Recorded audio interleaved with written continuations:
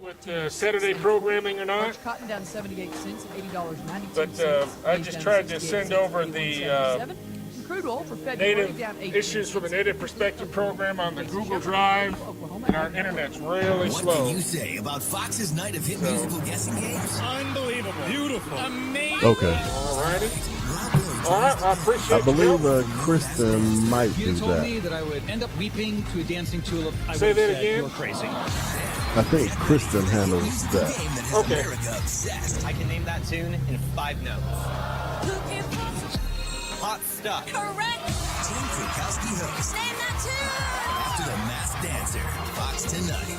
Wendy's Baconator is the ultimate bacon cheeseburger that puts all other cheeseburgers to cheeseburger shame. And now we're bringing that same big bacon energy to shake up and wake up your breakfast. All right. Talk to you later. Same bat time tomorrow. Fresh cracked egg, sausage, All right. cheese, and bacon. All right, have a good night. You can get a free breakfast Baconator You with too. purchase in the Wendy's app. So get some Wendy's and always be baconating. We got you. Offer available at participating U.S. Wendy's for a limited time during breakfast hours only. Offer must be redeemed via the app. Account registration required. Hey, Lawton Fort Sill, it's Kristen Rochelle right here on New Country. Done, you're good to 95. go. Don't forget to text your birthday Thank to you. our new text line, 580-498-5959. Make sure you get all your birthdays in before noon each day so we can get them out on the air by 4 and keep it tuned here to New Country 98.5. Moment Media takes pride in being community-centric. Does your church, organization, or civic group have an upcoming event? We want to know and we want to share it with our listening audience. Submit your information through the station website or at our Lawton office at 1525 Southeast Flower Mound Road. We'd love to hear from you and help promote your event. For more information, call 580-355-1050. That's 580-355-1050. This community calendar is brought to you by ServPro, helping to make water and fire damage like it never, ever happened. Nobody plays more New Country in cash than New Country 98.5.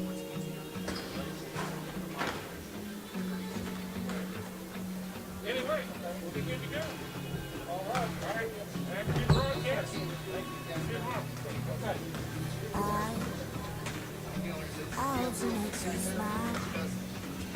The way you made me smile. Well, I hope they figure that out pretty quick. In the middle of a highway, driving alone, oh baby,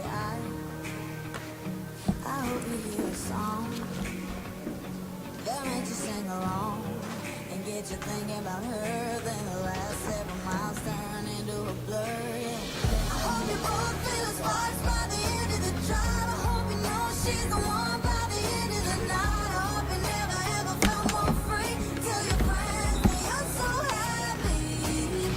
I hope she comes along and wrecks every one of your plans. I hope you spend your last dime to put a rock on her hand. I hope she's wilder than your wildest dreams. She's everything you're ever gonna need. And I hope she treats like you did on me. And I hope she cheats like you did on me. Yeah, baby, I hope she shows up in a 2 a.m. pic from a friend, hanging on to a guy. You just said him. I hope you stay up all night, all alone, waiting by the phone. And then she calls, and baby, I hope you work it out. Forgive and just about forgive, and take her on a first date again. And when you leave it for a kiss, I hope you both feel sparks by the end of the drive. I hope you know she's the one by the end of the night. I hope you never ever felt more free. Tell your friends that you're so happy. I hope she comes along and wrecks every one of your plans. I hope you spend your last time to put a rock on her hand. I hope she's wilder than your wildest dreams. She's everything you're ever gonna need. And then I hope she cheats like you did on me. And then I hope she cheats like you did on me. I hope a girl comes all the way around. I hope she makes you feel the same way about her that I feel about you right now. I hope we both feel the sparks by the end of the drive. I hope you know she's the one by the end of the night. I hope you never ever felt more free. Tell your friends that you're so happy.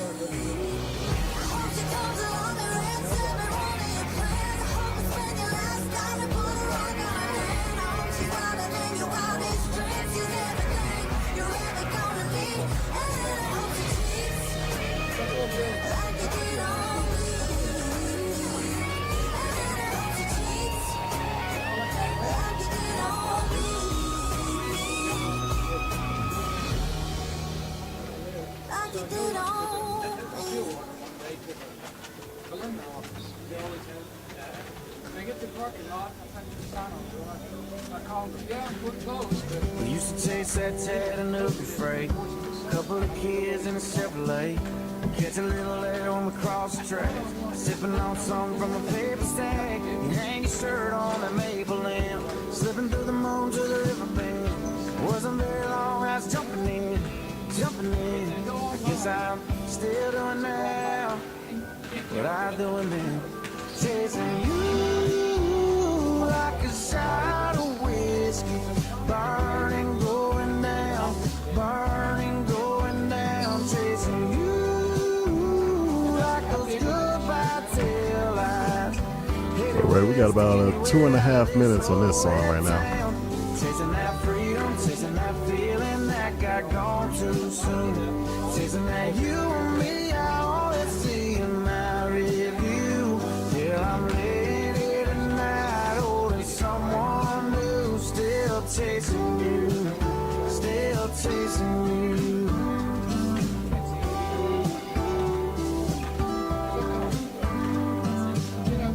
You always used to talk about LA. I heard you got as far as Santa Fe. Well, you know I tried to track you down. I only got as far as Guitar Town. Singing about a girl I used to know. Used to know that I haven't given up. I'm just on your radio. Chasing you like a shot of whiskey. Burning, going down. Burning, going down. Chasing you.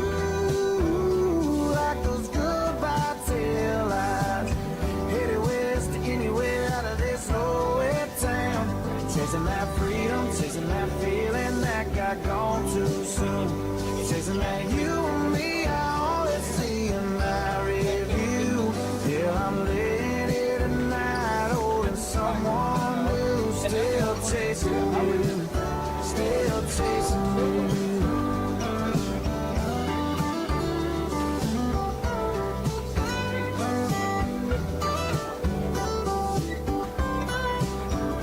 Chasing you like a shot of whiskey.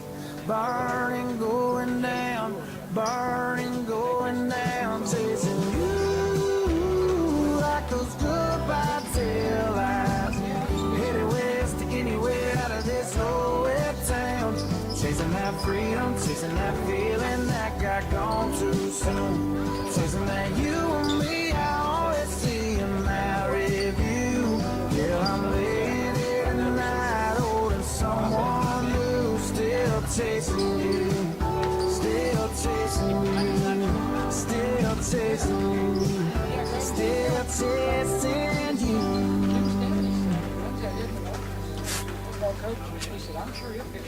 New Country 98.5. Evidently, you could say there's not much tradition. You could say this is Dexter family. Baby, I see them boys. I can't read the They always website. looking at you, I see a picture. but I ain't causing a scene. 'Cause girl, I'm the Hello? one that's with you. They can shoot you a wink, they can buy you a drink. Try to steal your Hello, hello. They can talk a big talk, they can walk a big walk, but I know you ain't going home with me. Girl, nobody, nobody, nobody gonna love you like I do. Yeah, nobody, nobody, nobody gonna love you like I do. I'ma love you till the good Lord comes back for me and you. Girl, nobody, nobody, nobody gonna love you like I do. I know how you like your coffee and how hot you like your bath. I know what makes you angry and what makes you laugh. I know the taste of your lips, every inch of your skin, the little things that turn you on. I know that look in your eyes when they look back at mine, say, baby, take me home. Girl, nobody knows.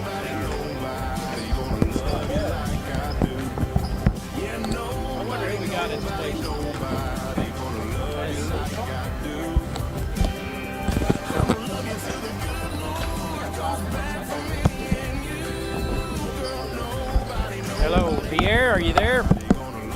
Yes, I'm here. Good deal. How you doing today? All right, and yourself? Doing well. There is on the clock 4 minutes and 55 seconds. So I guess whenever you get ready, we'll be ready to go on. All right, we got about 40 seconds left on this song. That'll be perfect. All right.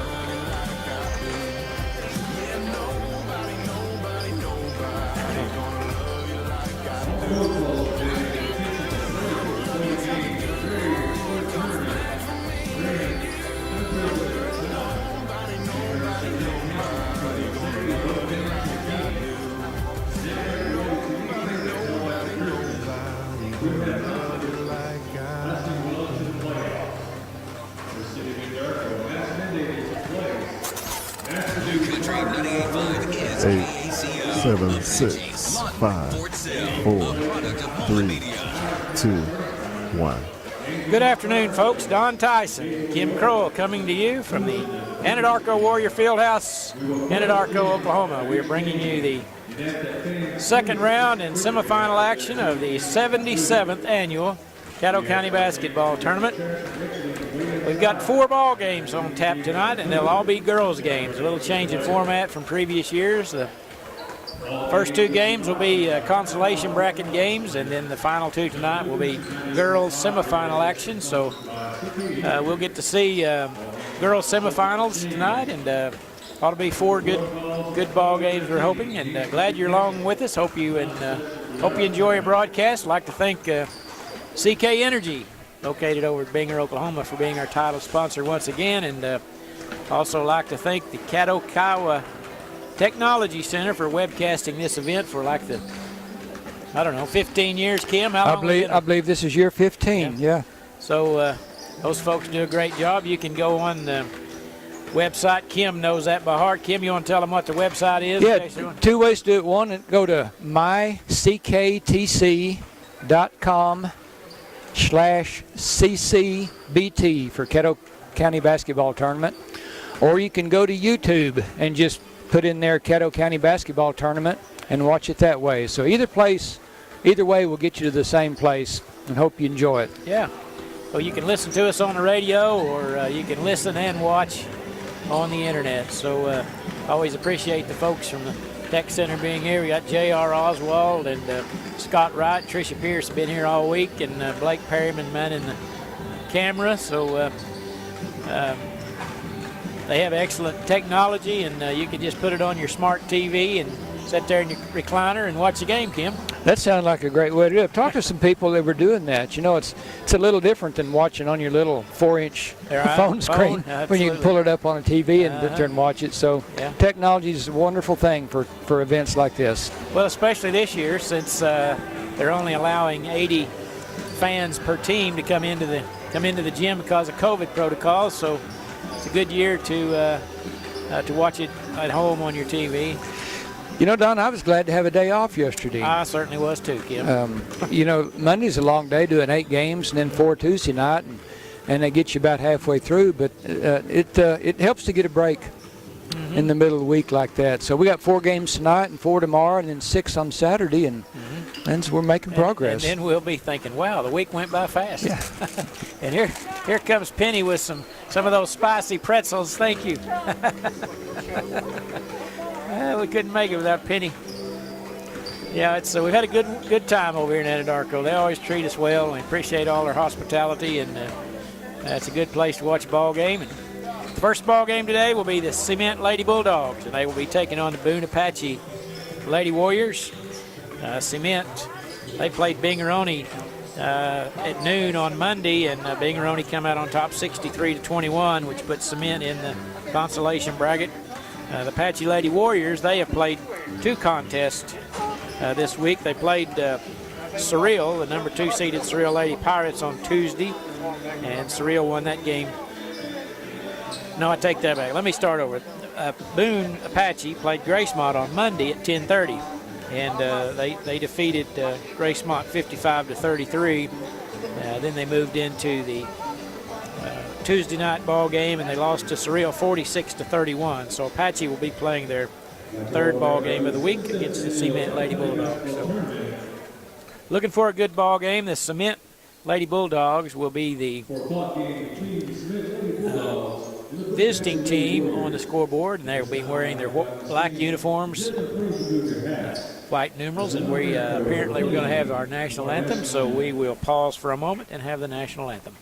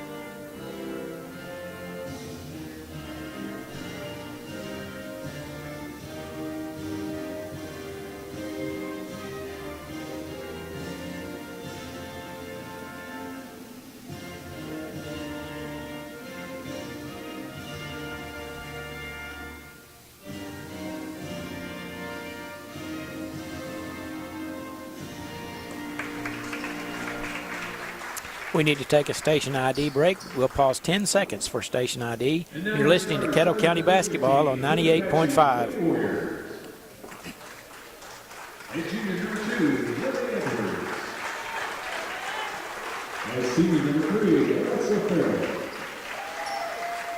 All right, starting lineups for the Apache Lady Warriors in their road black uniforms. They start at junior number 2, Lily Edwards. A senior number 3, Alexa Farrell. A senior number 10, Lauren Blackstar.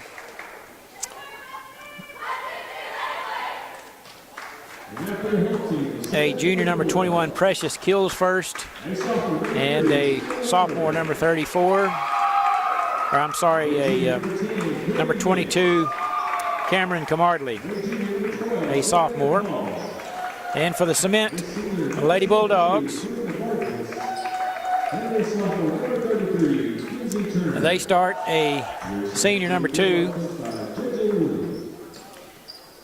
I'm sorry, a sophomore number 3, Emma Murray, a junior number 10, Bree Nix, a junior number 12, Savannah Call, a sophomore number 33, Kinsey Turner, and number 23, a senior, Serena Vargas. So we're about set to go. It will be Cement in the home white uniforms going right to left on your ready-go dial. Kim, you all set to go? I hope so. All right. Look forward to these games. Got some good ones coming up for you. All girls tonight. There you go. Tap is controlled by the Lady Bulldogs of Cement. And Bree Nix is going to start off with a 16-foot jumper. Won't go. Putback's no good. Bree Nix is there. Her shot's blocked. Bulldogs still have it. They've had four cracks there. 3 cracks at it so far, and they'll have another. Bree Nix way out front. Pass the ball to the Kinsey Turner. She tries to dump it down low to Savannah Call, and the pass is too tall and out of bounds, so it'll be turned over to the Lady Warriors. Pretty good crowd for 4 o'clock. On the other side, anyway, there's several that are filling in on our side. So ought to be pretty good crowds tonight. Huh? Yep. There's a basket by Lauren Blackstar about 15 feet off the left edge. But, yeah, 4 o'clock games are hard to get to. Yeah, when you work till 5 especially. Yeah. might call in sick at the take off early, I guess. Yeah. Cement's got the ball in the front court. That's Bree Nix. Guarded out there by Lily Edwards. They dump it down low to Vargas. Along the baseline to Call. A little 14-footer won't go. Kills first with the rebound. And Apache hurries it down the floor. Camardley over to Blackstar. They swing it around the perimeter to Farrell holding. Cement in a 1-2-2 zone to start the ball game. Lily Edwards thought about a 3. Dribbles inside the 3-point arc. Little 17-footer's no good. And a rebound by Vargas. Nix on the handle into the front court. Between the legs dribble. Being guarded by Lily Edwards. Dribbles to the top of the key. Now she'll back it out near the center circle. There's a cutting Emma Murray down the left side of the lane, and they fed her the ball, and she's fouled on the shot. She'll go to the line to shoot 2. And the foul is going to be charged to Precious Kills first, her first.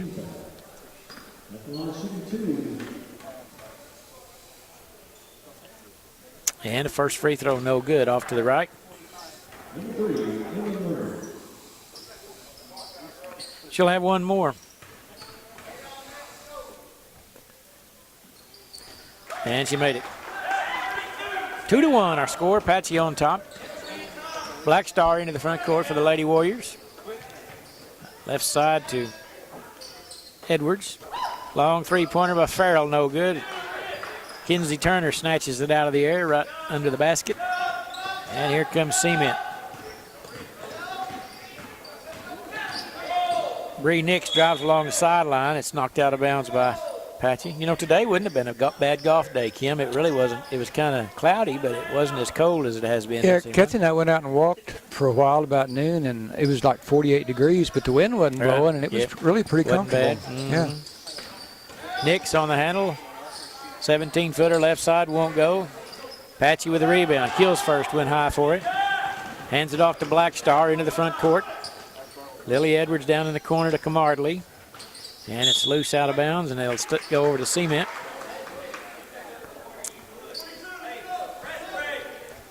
.5:29 in the opening period. Apache on top 2-1. We're playing in the consolation bracket. Press in the backcourt by the Lady Warriors pays off right off the bat, and there's a turnover. Black Star over to, I believe that's Edwards, and her shot's no good, but she's fouled. Yeah, Vargas picks up her first foul. So Lily Edwards, the junior guard for the Lady Warriors, will be shooting 2. And she makes the first. 3-1 our score. Had an article in the paper today about the shot clock, Kim, about in high school basketball. What do you think about that? I like it. Yeah. Especially when you see somebody stand at the free throw line, at the half line holding the ball under their arm. We have not seen that in this tournament this week. It's don't want to see it. Yeah, I don't know that in the tournament so far that I've seen, shot clock wouldn't have been much use so far, but you never know what the future might hold. There's no good by Turner, and Apache with the rebound. Ball knocked away by Vargas, but it'll stay with Apache. Yeah, I understand the difficulty of it. They're expensive. They say it costs like $2,000 to $3,000 for the clocks, and then you got to have the electronics to go with it, and then you got to have somebody to run it every game. Right. And, I know there's a lot to it, and you're right. It hardly ever comes into play, but when you get those teams that want a 10-8 ball game, it's to me it's no fun. But right. What are any of the classes in? There's Vargas, or Precious Kills first, I should say, with a nice basket. Ball went around the rim, kind of teased her a little bit, and then fell in. 5-1 our score. And there's a turnover. Well, they're going to say it's going to stay with Cement as Apache got a hand on it. Yeah, I think it just reached for it and just tipped it a little bit on its way out. If they'd let it go, they'd have had it. Cement with the basketball. Bree Nix. Just got a note here that if she scores 15 points tonight, she'll have 1,000 in her career. That basket's made by Kinsey Turner. Makes it 5-3. Apache on top. Black Star with it, left wing, and they're going to call a travel on her as she slid her pivot foot. And we're going to have a timeout taken by Apache, and it will be a 30-second timeout. We'll take it with them. We'll be back right after this short break. This is Trey Piercy with Piercy Angus Cattle. We as a family would like to invite you to our annual bull sale on Monday, March 1st at noon at our sale facility near Eagley, Oklahoma. We will be offering 85 registered Angus bulls, which include 32-year-olds, 30 to 18-month-olds. I don't know. I got this. No, but I was just thinking I'd like to get one. It's like, yeah, if information or to request a number 87 gets 936 points tonight, he'll have 1,000 in his career. 5, 4, Yeah. 3, 2. 5-3 our score. 4:10 to play opening period. Apache on top. And it'll be Cement's basketball. And Bree Nix will bring it into the front court. There's a drive along the right side by Taylor Malone, who checked in for the Lady Bulldogs during a timeout. Bree Nix shot off the back iron, won't go. Bounds high up to the top of the backboard. She gets a rebound, puts it back in. Bree Nix for 2. Ties the game at 5. Black Star, left wing. One dribble over to Edwards. Now Alexa Farrell penetrates right side of the lane. Little running 6-footer's good by Alexa Farrell.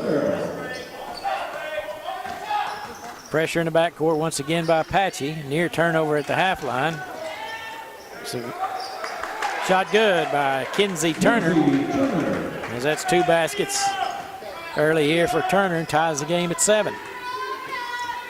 Black Star in the corner to Camardley. Out front to Lily Edwards. Back in the corner to Black Star. 3-pointer from the baseline won't fly. Nice rebound that time by Serena Vargas. Vargas has played a lot of good ball games over in the county tournament. She's a senior. There's a near steal by Apache as Alexa Farrell got her hand on it and poked it out of bounds. Checking in for Apache will be Taya and Maddie Vale. Replacing Keels first and Farrell. Skip pass over to Malone. Ball taken away by Apache. Now Maddie Vale racing it down the left side. Little hesitation dribble trying to get around Turner. Can't do it. Hands it off to Black Star right under the basket. Good. Lauren Black Star. Puts Apache back on top 9-7. Pressure in the backcourt. Bree Nix gets by Vale pretty handily. Running one-hander's good by Bree Nix. Tied again at 9. Good ball game so far, back and forth. Both teams trading baskets here. Farrell with it down in the corner to Black Star. Cement in a 1-2-2 zone. Apache's doing a pretty good job of moving around the perimeter. Trying to get the ball to Taya now at the high post. Over to Maddie Vale, the Black Star. There's Taya along the low block. Kicks it back out. Maddie Vale, left wing 3, no good. And we're going to have a foul on the rebound as I believe Camardley reached in there and got an elbow of Serena Vargas. And that'll be her first personal. Second team foul on Apache. As Bree Nix is going to be replaced by Savannah Call for Lady Bulldogs. You know, down through the whole tournament so far, it's been a low foul tournament. We haven't seen too many teams that, get to the bonus or it's real late in the game or something, but been pretty clean. Yes, it has. And as you say that, Camardley picks up her second, right? Yeah. The announcer's curse, isn't that what they call it? And there's a steal in the backcourt by Camardley. Kicks it over to Taya. Cross court to Taylor Wariakwe, who checked in a moment ago. To Taya on a low block. Has the ball poked away by Vargas. Good defense that time by Serena. Turns it back over to the Lady Bulldogs. Chance for Cement to take the lead. And there's a pass intercepted by Wariakwe. Good defense by Taylor. Taya has it along the baseline. Vargas on her. A couple of dribbles. Bounce out front to Black Star. Over to Wariakwe. In the corner to Camardley. Thought about a three-pointer. They closed out on her. She'll dribble around the defender. And she's going to be fouled on the shot. as Cameron Camardley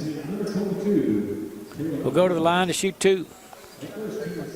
In a tie ball game at 9 with 47 seconds to play in opening period. Pretty fast-paced quarter, Kim. It has been, yeah, pretty clean. First free throw off the heel of the basket, no good.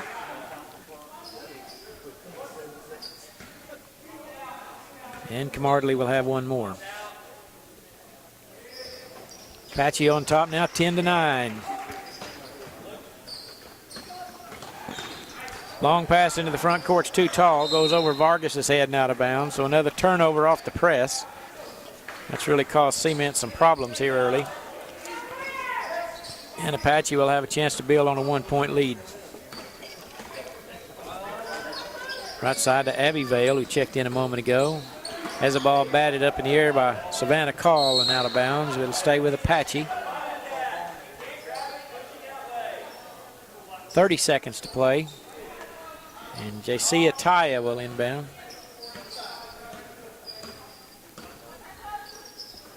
Over to Wariakwe, in the corner to Camardley.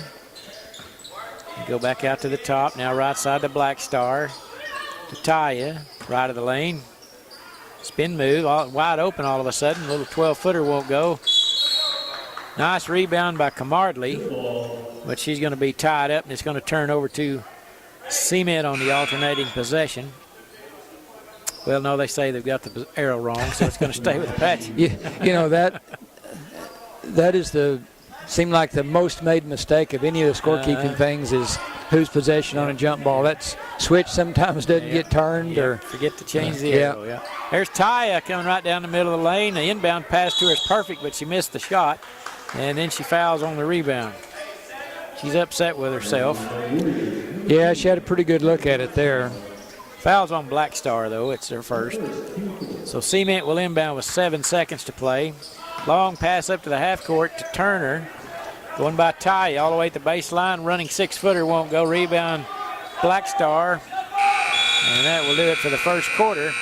After one, Apache 10, Cement 9. You're listening to Caddo County Basketball, brought to you by CK Energy on 98.5 KACO.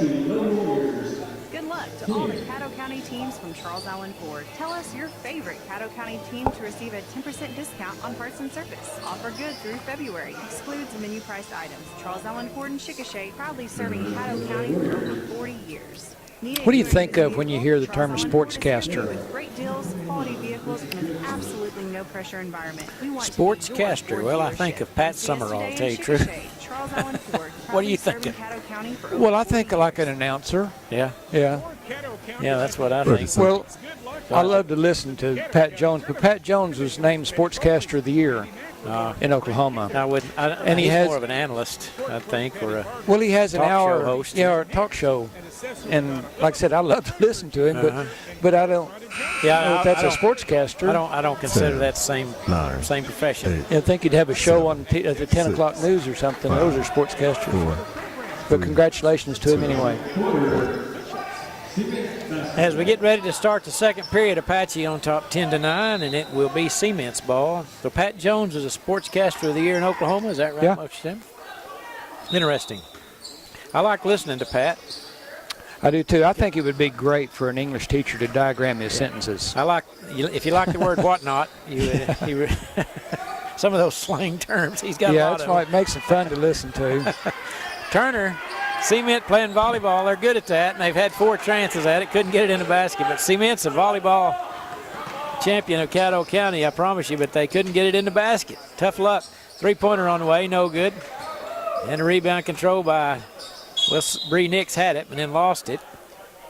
And they're going to say Apache poked it out of her hand, so it's going to stay with Cement. Pressure in the backcourt once again by the Lady Warriors. Been pretty effective. More token pressure this time. Nix gets a screen from Turner. Shot is blocked by Precious Kills first. Pass up ahead to Edwards. All the way up to Farrell now. Layup no good. Edwards there with a putback attempt's no good. And we're going to have a foul on the rebound. Both teams have had a bunch of little crip shots here in the last possession or two, Kim, and haven't had much success. Yeah, their momentum has been a little too much or something, but had a couple go off the back of the rim, but Need to make those. Those are good opportunities to get in there 3 or 4 feet. Fouls on Bree Nix are first. Apache with the basketball. Maddie Vale will try left wing three. Good. Maddie Vale for the first three-pointer of the game. Puts Apache on top by 4. Vargas dribbling in the backcourt, picks up her dribble, now to the center line to Murray, and she's going to be bumped and fouled by Maddie Vale. Well, no, they call it on Alexa Farrell. Yeah, her first. Well, Cement will inbound at the center line.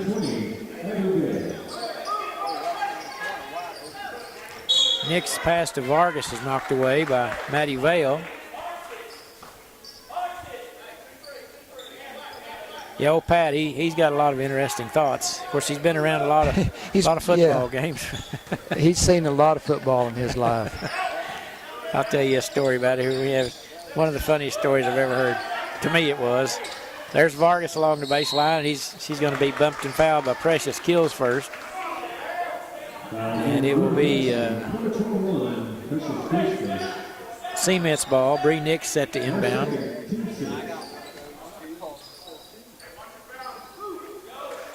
They lob it into Turner, little 8-footer left of the lane, and it's going to go out of bounds. It'll go over to Patch. I heard him talking one time. He was back when he was coaching at Oklahoma State, and the team wasn't that good that year, and they were playing in Norman, and OU had a really good team that year, and OSU had 2 first downs in the ball game, believe it or not. One of them come on a penalty, and Pat's telling this story. I'm not just making it up. Pat was telling the story, and it was really funny.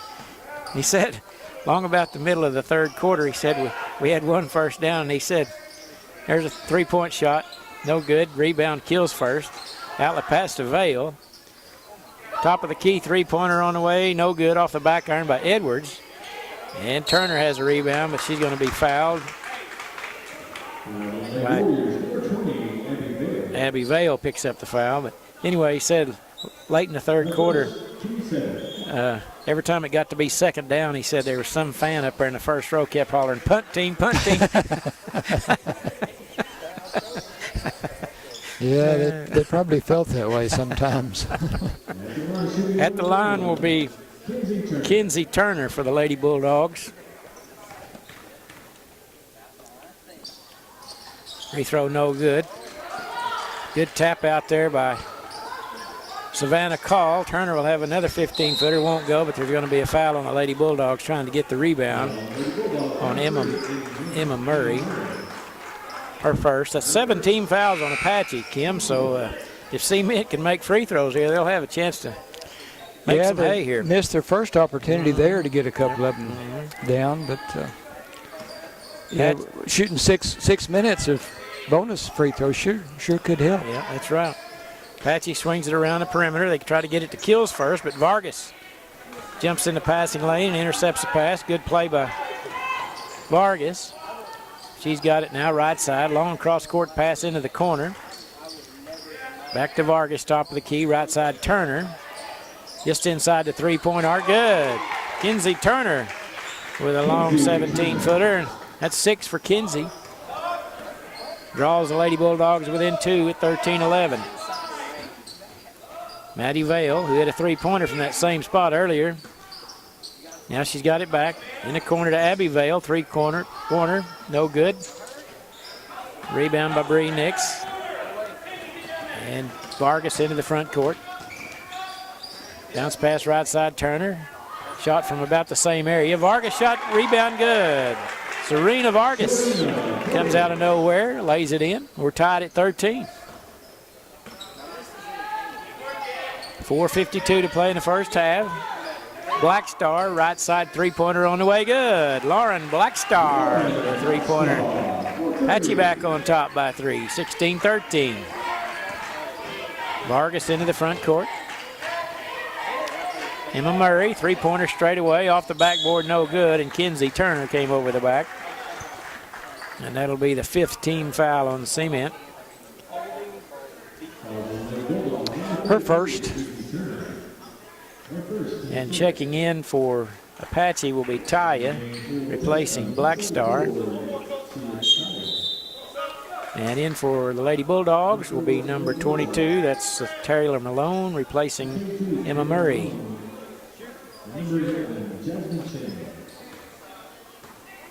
4:28 to play, second period. Vale left side. Dribbles into the paint, has it knocked away by Cement. There's a loose on the floor, and we're going to have a tie-up. And it's going to stay with Cement.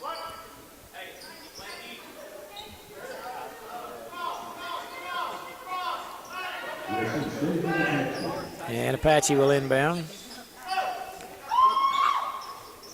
Three-pointer won't go by Edwards. Chases down her own rebound over to Maddie Vale, and she shuffled her feet. You know, she shot that from the side and got her own rebound at the top of the key. How do you do that? Well, you shoot three-pointers and get big bounces, and then just... Everybody stand and watch you. Yeah, I guess. I mean, that's a pretty neat effort on her part. Yeah, very. Yeah. Bree Nix with a behind-the-back dribble. That's a half line between the legs. And the ball is poked away, but Vargas comes out of there with it. Over to Taylor Malone. Her shot's no good. Vargas fouls on the rebound attempt, I think, as he went over the back of Taya. Or I believe, let's see, they're going to call the foul on, I couldn't tell, Kim. Was it number 20, I think, Abby Vale picked it up? Yes, she did, her second. All right. And at the line will be Serena Vargas. Free throw no good. Once again had an opportunity to do some scoring on the free throw line, unable to do it. There's a jump ball on the ball loose on the floor and picked up by a couple of players. It's going to be Cement's basketball as Bree Nix set the inbound. Nix has it. Three-pointer, baseline won't fly. Rebound controlled by Savannah Call. Gets it out to Bree Nix. Over to Vargas. Left wing three on the way. Raises off the front arm. Taylor Malone hustles into the corner to pick it up. Vargas' shot wouldn't go. Loose on the floor. Cement picks it up. There's a big scramble for it. And once again, another jump ball. If I had a nickel for every one of them, Kim, I'd be a rich man. Yeah, you would be. You didn't win the lottery last night, did you? I heard there was one winner. I'm here. Good answer. Yeah, one winner in Maryland. Oh, of course. Checking in for the Lady Bulldogs will be Emma Murray and Kinsey Turner. Replacing Vargas and Bree Nix. Maddie Vale with a nice move. And they say she was fouled as she went around her defender. Jasmine Chandler picked up the foul. I don't know what you could do with $500 million. I'll tell you that. Well, it'd take me 6 or 8 months to go through it, I'm pretty sure. I bet Kathy would have some plans for that. There's Maddie Vale weaving through traffic. Ball loose on the floor under the basket. And Turner had the ball, and the coach for Cement alertly called a timeout. It'll be a 30-second timeout. We'll take it with him. We'll be back right after this short break. Although the pandemic has postponed our trip to Washington, D.C., the Youth Tour Scholarship Program is alive and well. This year, the 4 winning high school juniors will receive $1,000 scholarships, and the 4 runners-up will receive $500 scholarships. The deadline for entry is February 18th. 9, Details can be found on our 7, website at 6, ckenergy.coop 4, about us, 3, community, youth 2, programs. 1. 3:07 to play in the first half. Been a good ball game, a close ball game. Yeah, it's been close. Seemed like one basket difference is about all there ever is. I mean, it was tied here at 13, and Apache makes a three-pointer to get that 3-point lead now, but it's been close all the way. I think biggest lead's been 4. I believe Apache had a 4-point lead a time or two. And it'll be Cement's basketball. Hustling into the front court's Taylor Malone. And the ball's taken away by Taya. Pass up ahead to Vale, 2-on-1. Gets it over to McDonald. Shot good, and she's fouled. Lily Edwards, I should say. Good fast break that time. Vale took it down the left side of the lane, and Edwards hustled down the right side. She passed it to her just at the right time. And Emma Murray picked up her second foul. and that puts Apache into the bonus situation too. So both teams will be shooting 1 and 1. Gives Apache a 6-point lead now, 19-13, as Nix and Vargas check back in for the Lady Bulldogs. Pressure in the backcourt by the Warriors. Bree Nix has no trouble. Dribbles right down the middle of the lane, all the way to the rim. Shot no good. Cement with a rebound. Right side Turner. To Vargas, back to Nix, way out front. Skip pass to Savannah Call. Vargas was bumped pretty hard, no call. Maintained possession of the ball. Apache's really picked up their intensity here, and there's an intercepted pass by Abby Vale. Good defense by Apache. As you can tell, they really had a little more energy that trip. Taya with it left side. Holding. Now she dribbles to the top of the key. Hands it off to Lily Edwards, and she'll set up the offense. Kind of a 1-3-1 setup for Apache. Left side Taya, left wing three on the way, off the front iron. Rebound controlled by Cement. 2 minutes to play in the first half. And Bree Nix into the front court. Gets a screen from Turner. Now to Turner, 15-footer at the free throw line, off the backboard, no good, a little strong. And the ball goes out of bounds off of Apache. And so it will go to Cement with 1:46 to play in the first half. Yeah, they kind of stretched their lead out. It's the biggest lead of the game at 6 points now. So. Yeah, that 3-point play on that fast break a while ago. Yeah. Doubled them up. Taya now, left side. In the corner to Abby Vale. Down low to Maddie Vale on the low block. Kicks it out to Abby. Now, Kills first had it blocked over to Taya. She's got it in the paint, heavy pressure. Little 8-footer wouldn't go. It hit everything but go in. Looked like some of my putts right there, Kill. Yeah. Roll around and out. Yeah. Bree Nix, crossover dribble, was poked away briefly. Gets it over to Vargas now. And there's going to be a foul charged on Apache number 2. That's Lily Edwards. With 1:09 to play. Her first. Serena Vargas. Cement's not shot it very well from the free throw line, Kim. They need to make some of these. And free throw no good off the back iron. I don't think they've made one yet. Foul on the rebound. They're 1 out of 4. 1 out of 4, okay. Kenzie Turner picked up the foul. That's her second. So we'll walk to the other end, and J.C. Ataya will be at the line shooting 1 in the bonus.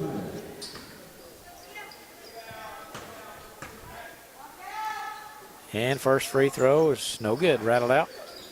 Vargas with the rebound.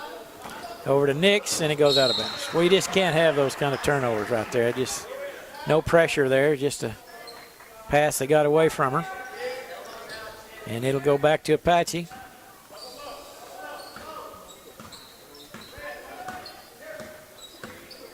Minute to play. Second period. Abby Vale has it, left wing. Down in the corner to Taya. Turner on her, dribbles along the baseline. Right in front of the basket's Kills first. Her shot won't go. Abby Vale with a rebound. Out to Maddie now. Three-pointer, that's Edwards, I should say. No good. Rebound Taya, put back no good. Hustle for the rebound. Bree Nix gets it, but she throws it right to Taya, or Kills first. 29 seconds to play. A lot of turnovers here lately by Cement. Taya, right wing three. No good. Well, it is good. What do I know? It hit the rim. I thought it was way off, and it hit the back. Had some spin on it. Hit the backboard and went in. Yeah, it went up above 2 or 3 feet and came right back down through it. So. 22-13 now. There's Turner with a nice drive. She got around her defender and laid it in with 6 seconds to play. 22-15, Apache on top.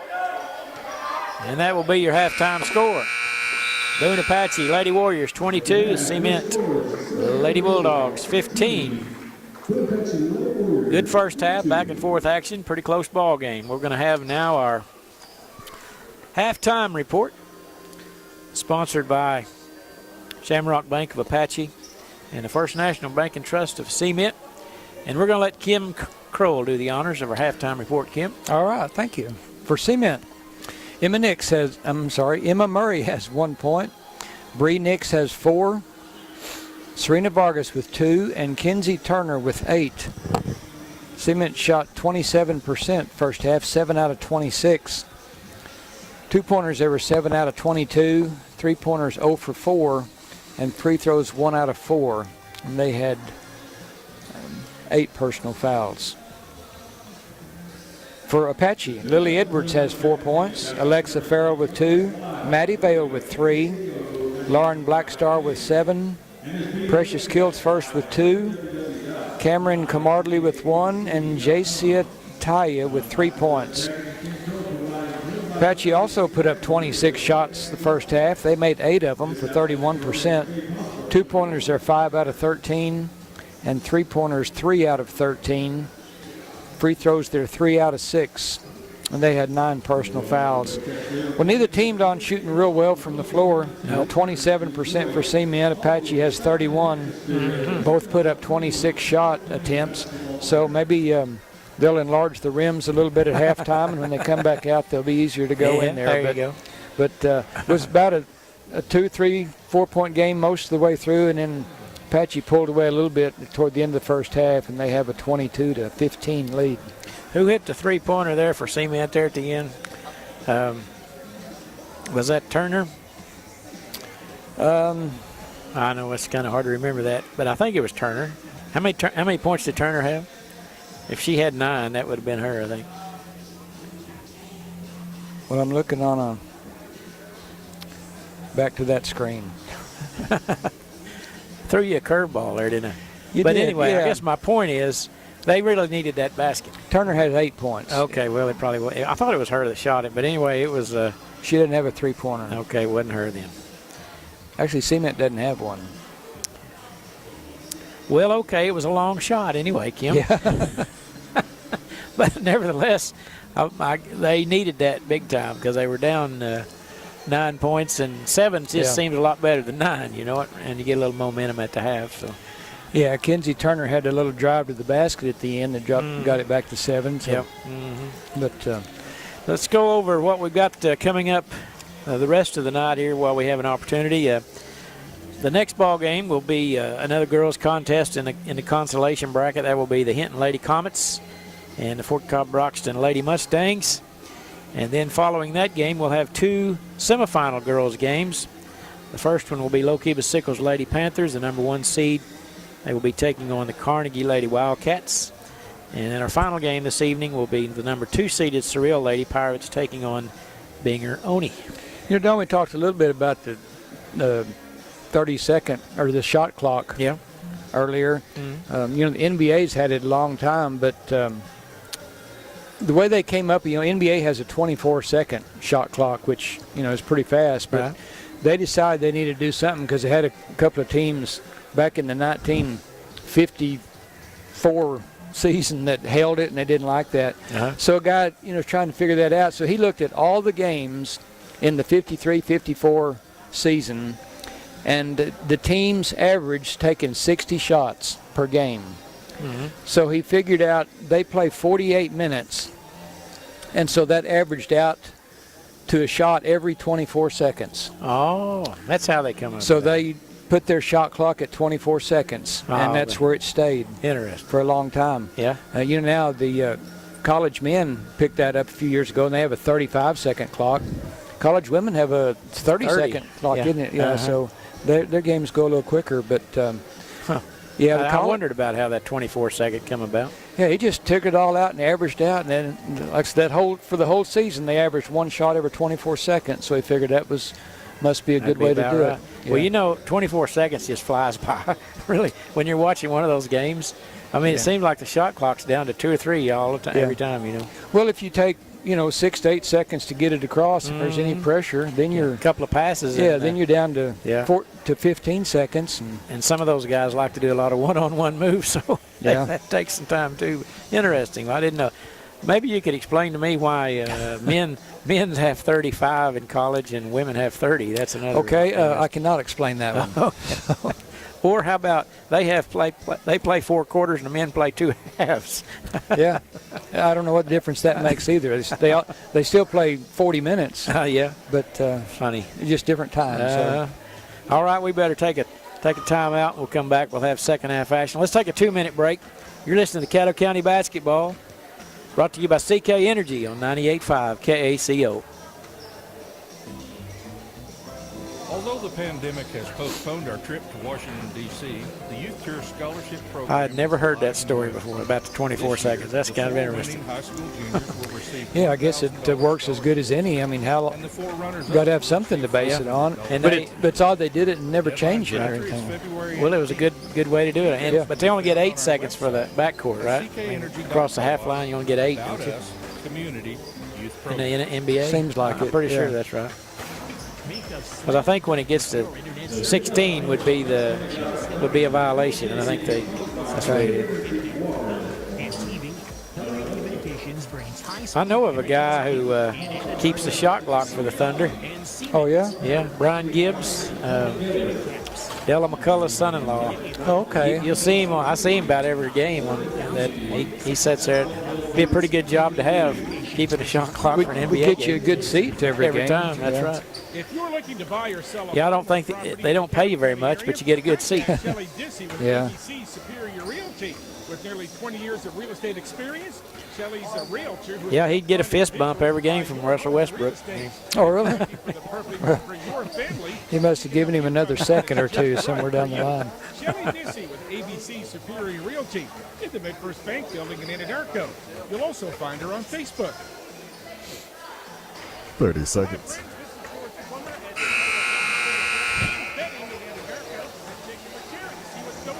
Tell you what, George, we've got furniture trucks coming in almost every day.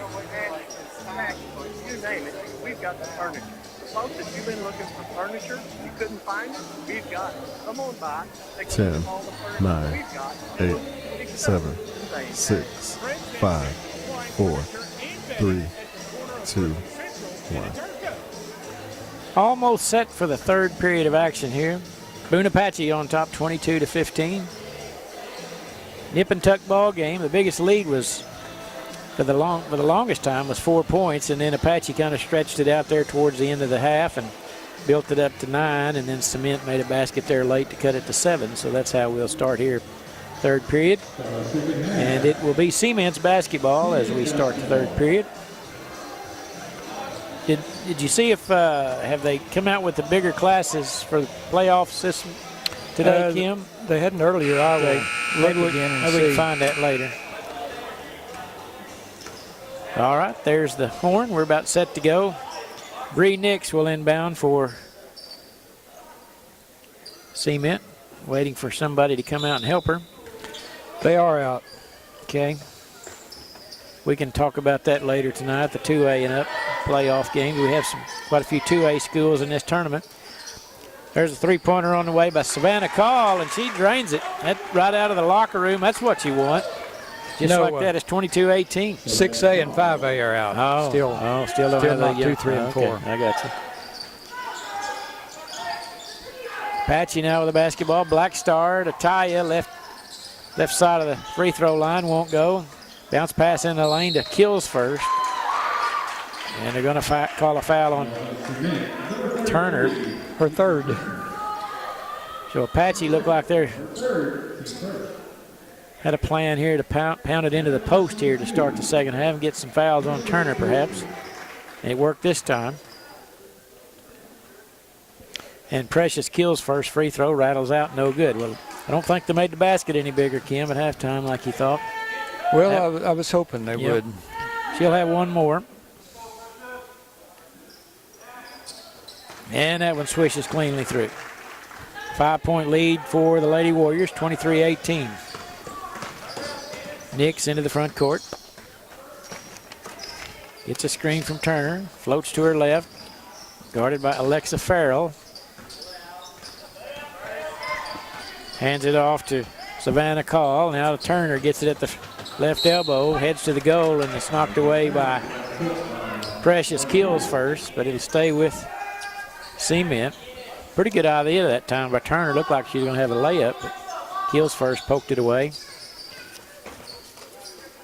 Vargas holding right side. Dribbles to her right, a couple of dribbles. Now kicks it out front to Turner. Got a mismatch there as Alexa Farrell guarding her. There's a Bree Nix, three-pointer. It won't go. Vargas's putback attempt won't go, and going to have a foul on the rebound. And the foul is going to be charged to Serena Vargas. Oftentimes that happens. You get a rebound and you miss it, and you foul trying to get the next rebound. Well, it's nice to see the aggressive play anyway, but it didn't pay off for her that time. That's her second personal. Precious kills first with kind of a hook shot, and it goes out of bounds over to Cement. Once again, Apache tried to get the ball down to the post players underneath the basket. A couple of trips in a row hadn't been too productive. Bree Nix in the corner to call. Her three-pointer won't go. Rebound, Lily Edwards. Pass up ahead to Farrell. Somehow she come up with it. She wasn't really looking for the ball, but she was able to retrieve it. Right wing three on the way, but Farrell is good. Alexa Farrell with a long three-pointer. Makes it 26-18, Apache. There's Vargas down the right side of the lane. Layup good, high off the backboard. Nice pass from Turner. Back to a 6-point ball game. 5:55 to play in the third.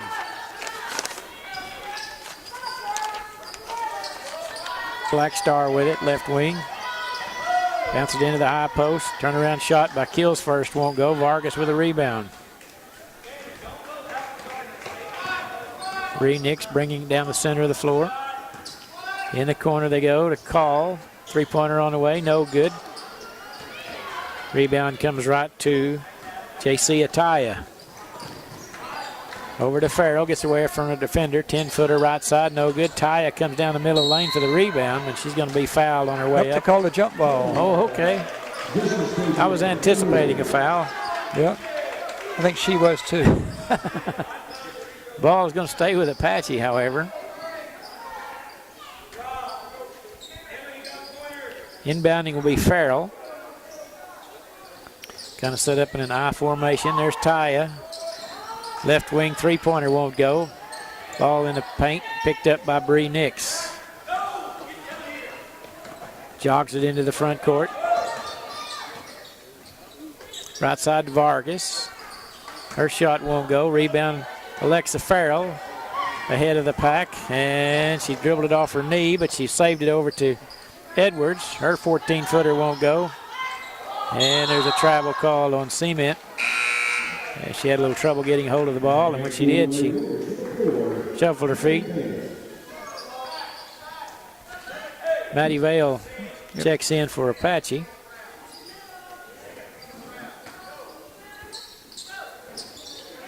There's Taya with it on the inbounds pass. Dribbles across top of the key. Over to Black Star right side. Vale, left wing three on the way, off the heel of the basket. And Bree Nix chases us down in the corner. Up ahead to Vargas. 4 on 5, 5 on 4, I should say. Bree Nix with it. One of the Apache girls' shoe come off. There's a three-pointer by Nix, won't go. And it goes out of bounds. They didn't work the power play that time very good, no, Kim. Had a one-person advantage and kind of let it slide. Checking in for Cement will be number 22. That's Taylor Malone replacing Jasmine Chandler. And in for Apache is Black Star, I believe, back in. She's got it top of the key. Over to Maddie Vale. Bounce past to Abby Vale. Now Maddie picks it back up over to Camardley. To Black Star. Right side, Alexa Farrell. Three-pointer won't go. Rattled out.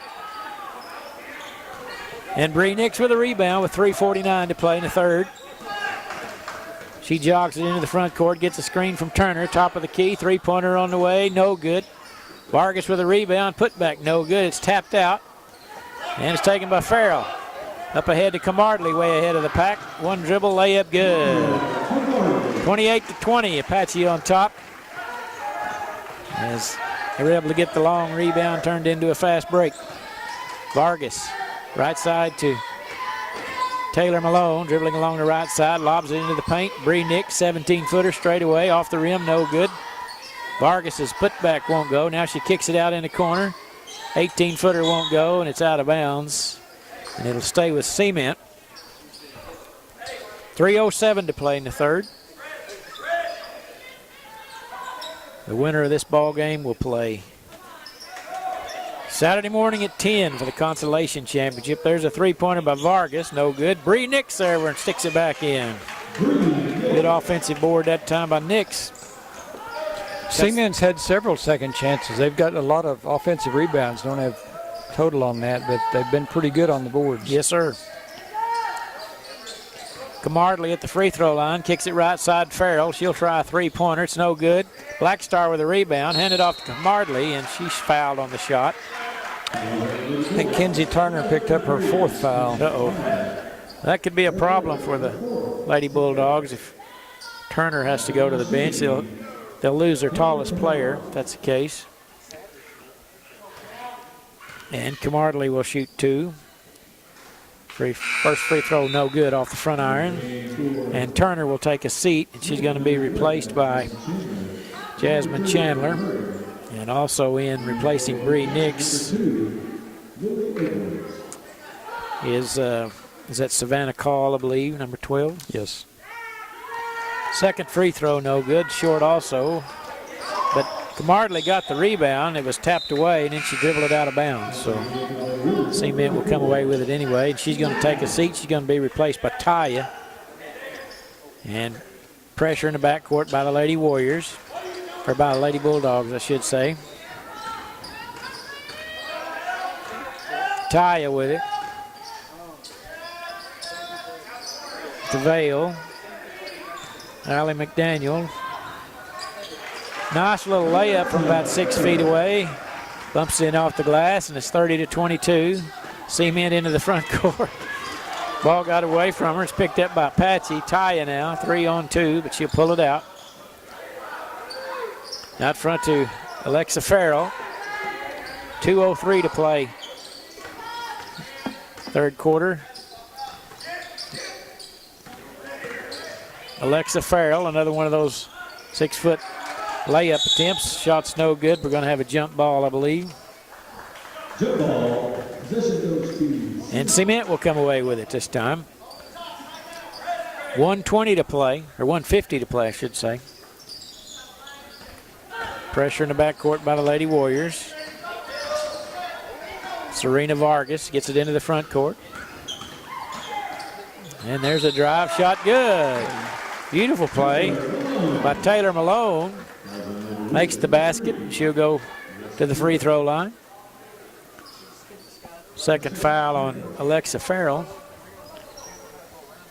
Yeah, that's Apache's first foul this half. Makes the game go by a lot quicker. It does. And a free throw, no good. Taya with a rebound. 6-point lead for the Lady Warriors. They led by 7 at the half. Here's Vale open over here on the left side. She's got it now. Go back to the top of the key, right side to Edwards. Down to Taya. Spin move, shot in the paint, won't go. And the ball is tapped and controlled by the Lady Bulldogs. And that will be Vargas bringing it into the front court. Long cross-court pass to Savannah Call. Three-pointer taken out of the air by Taya. Minute to play. Right side Farrell, right wing three on the way. No good off the backboard. There's a scrum underneath the basket, and it's going to be tied up. And it's going to stay with Cement. As Kills First and Black Star check in for Apache, replacing Farrell and Camardley. 45 seconds to play. Out front, Black Star. Down low now to Kills First. And she's going to be bumped on the forearm on her shot. So Precious will go to the line to shoot 2. Jasmine Chandler picks up her second foul.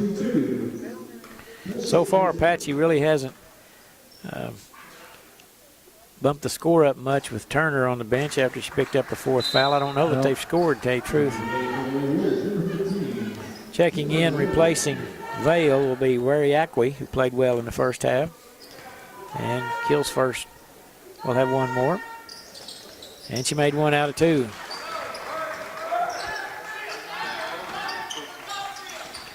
(31-24), 39 seconds to play. And the ball's loose, picked up, gonna have another jump ball. This time it'll stay with Apache. Or Cement, I'm sorry.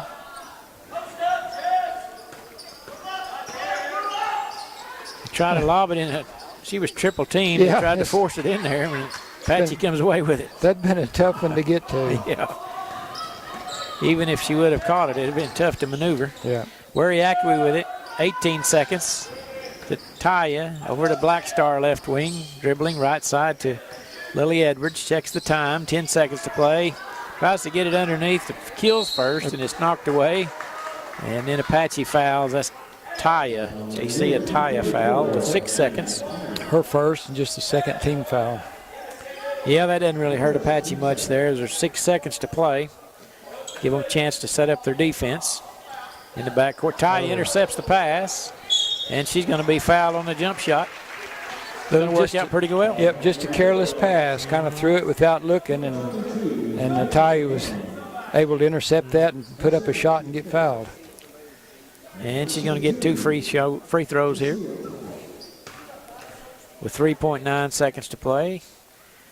Nice rotation on it. She drains it. 8-point lead for Apache now. That could, I mean, 8 points is quite a bit, but they had a chance of cutting it to 5 or 4 with that possession, and they turn it over, and now Apache can build on that 7-point lead they had. They could match their biggest lead right here, and she does. Back to a 9-point lead for Lady Warriors, and she intercepts the pass on the inbounds. Little 14-footer won't go, and that will do it. Your score after 3 periods of play: Boone-Apache 33, Cement 24. You're listening to the Caddo County Basketball, brought to you by CK Energy on 98.5 KACO.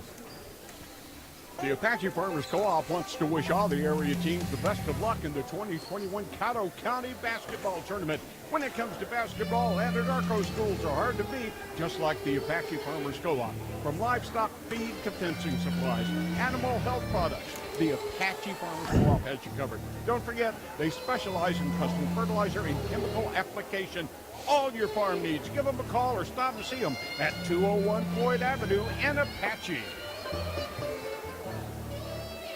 30 seconds. All right. Joining me, Southern Plains Medical Center's Hal Brock. Hal, tell everybody about what's happening at Southern Plains Medical Center. We've grown a lot over the last 4 years. We're up to 18 different medical specialties right here in Chickasha. No longer do you have to go out of market, wait 6 weeks for a dermatologist. We have one right here in Chickasha. Our quick care is still open 9, Friday, 8, 7 a.m. to 5 7, p.m. And we have 6, a great optometrist, 5, 4, 3, 2, since 1915. As we're set to start the 4th period of play, it'll be Apache's basketball with a 9-point lead, 33-24. Wariakwe set to inbound to Lily Edwards, and we're underway. 1-2-2 zone by Cement. They lob it down to Taya, bumps it off the glass for 2. It's a good way to start the quarter. Yeah, that was a good play setup. They'd drawn it. And we're going to have a stoppage. May have somebody lost a contact or something.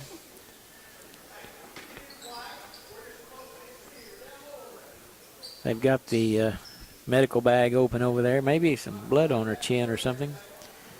And I think we're going to continue on here. It'll be Cement's ball. Inbounding will be Bree Nix. Yeah, they're going to bring Emma Murray back into the game. Attend to the young lady. Murray with it. Right side Nix. Right wing 3 on the way. No good. Black Star with a rebound. Passes up ahead to Taya in the front court. Left-handed layup is no good, but she's fouled. I didn't see much foul there. No. It's kind of like one of those obligatory calls when somebody's going to the basket and they're under pressure, maybe. I guess.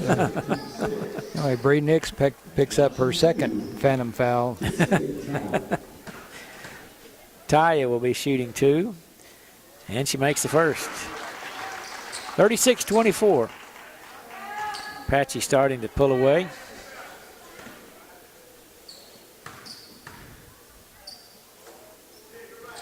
Pretty good foul shooter. She makes them both. Yeah. You know, Cement just is having a hard time scoring. They only scored 21 in their first game.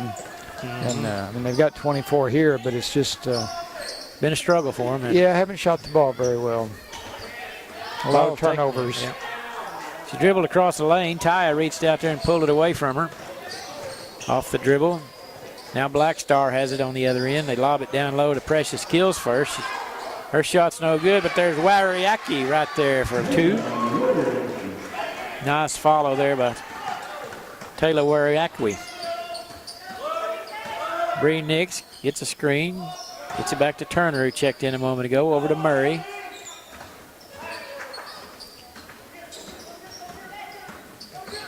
And that's Jasmine Chandler dribbling way out front. Gets it to Bree Nix.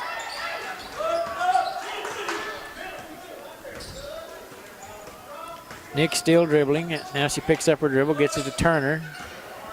And I thought she might have traveled, but they're going to call a foul on number 15, Taylor Wariaki. The first. And that's the third team foul on Apache. They lob it into Turner on the inbounds play, but Taya gets partially deflects it. And Apache comes away with it. Good defense that time by Taya.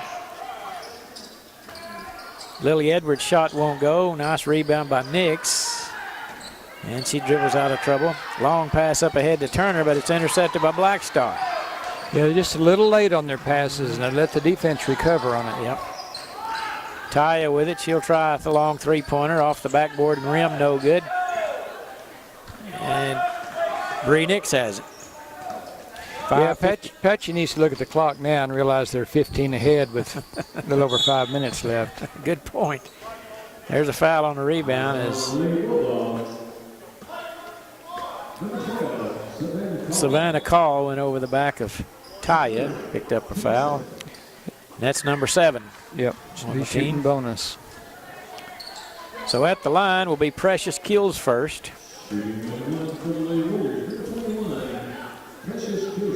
Junior forward for the Lady Warriors. Checking back in will be Vargas for the Lady Bulldogs, replacing Taylor Malone. No, I take that back. That's Jasmine Chandler. Yeah, that ponytail gets me every time, Kim. They do. I don't know what we're going to do about that. They need to make them play with a bun. Yeah, that would be the answer. And there's going to be the 5th foul on Kinsey Turner as she went over the back, I think. Well, no, you talked to him about that?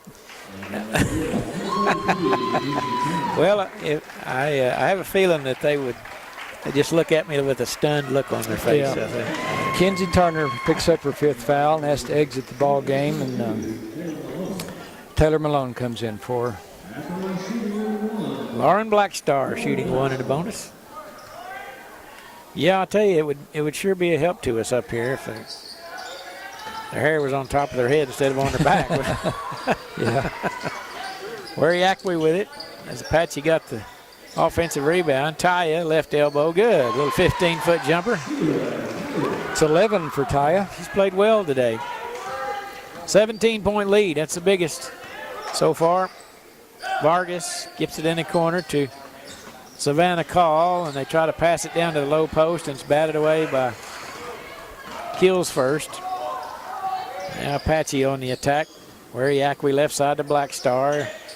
Tries to get it down to Kills first, and Vargas jumps around, and pass wasn't really exactly on target. Vargas got it. There's Bree Nix, 15-footer at the free throw line, makes it. Bree Nix. It's 8 for Nix. She's getting closer to that 1,000-point barrier, you know it? That should be, what, 993? I believe so. She's 7 away. Probably going to be next week before she's able to get that. If they don't win this, come back and win this one. Three-pointer on the way by Blackstar is good. Lauren Blackstar just left of center. And it's 44-26. There's Nix. Dribbles into paint. Little scoop shot's good. Well, she might get it tonight, Kim. Yep. Needs 5 more. 44-28. 4:11 to play. Pressure in the backcourt by Cement. Taya gets it down in the corner to Wariakwe. One dribble, picks it up, now in the corner. Edwards steps into a 3, no good. Rebound Murray. And Bree Nix will cross the timeline. Dribbles up to the top of the key, gets a screen. Wariakwe closed out on her. There's a three-pointer by Vargas, no good. Wariakwe with a rebound. I tell you, Wariakwe's played well. She's a hard. She hustles hard on defense and handles the ball real well. Taya with it. Right side to Blackstar. Wariakwe left side now to Lily Edwards. I think Apache looked at the scoreboard, Kim. They're playing a little more methodical now. Yeah. No hurry to shoot. 3:13 to play. That 30-second clock would have gone off. Yeah. By now. There's a pass too tall, and we're going to have 5 substitutions come in for the Lady Warriors. We got Maddie Vale, Abby Vale, Camardley. Number 23 is Brennan Price. And there's one more, I believe. 22 is out there, Camardley. Can't see the other number. Alexa Farrell. Alexa Farrell, okay, that's the one in it. Vargas with it to Bree Nix. Right wing 3, no good. It's along the baseline, picked up by Cement. Get another offensive rebound for them. They've had quite a few of those. And there's a drive by Taylor Malone, but she's going to be fouled on her way to the basket. Yeah, I think Abby Vale picked up her 3rd foul. It's going to be just the 4th team foul, though. So Cement will inbound underneath their basket. Nix gets it into Vargas. Vargas wasn't looking and went right by her and out of bounds. Vargas was kind of looking at her defender, and the referee handed her Nix the ball, and she passed it in, and they weren't expecting it to be that quick. Turned over to Apache.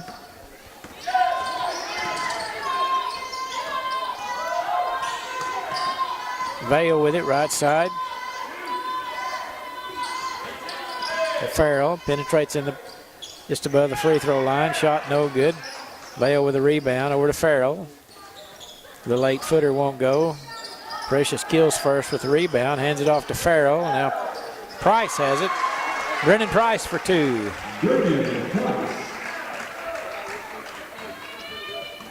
Makes it 46-28 with 2:05 to play. Nix on the drive. Around her defender. She lays it in for 2. She needs a 3-pointer now. Yep. Pressure in the backcourt by the Lady Bulldogs. Not too much. Into the front court comes Farrell. Kicks it to Vale right side. Under heavy pressure over to Abby Vale. Little 17-footer left side won't go. Vargas with the rebound. Over to Bree Nix. 3-pointer would give her 1,000 for her career. Nix dribbles to the top of the key. Right side to Vargas. 1:27 to play. Dribbled it off her leg, checks it down, and we're going to have a foul on Camardley, I believe. And that will be the 5th team foul on Apache, so Cement will inbound.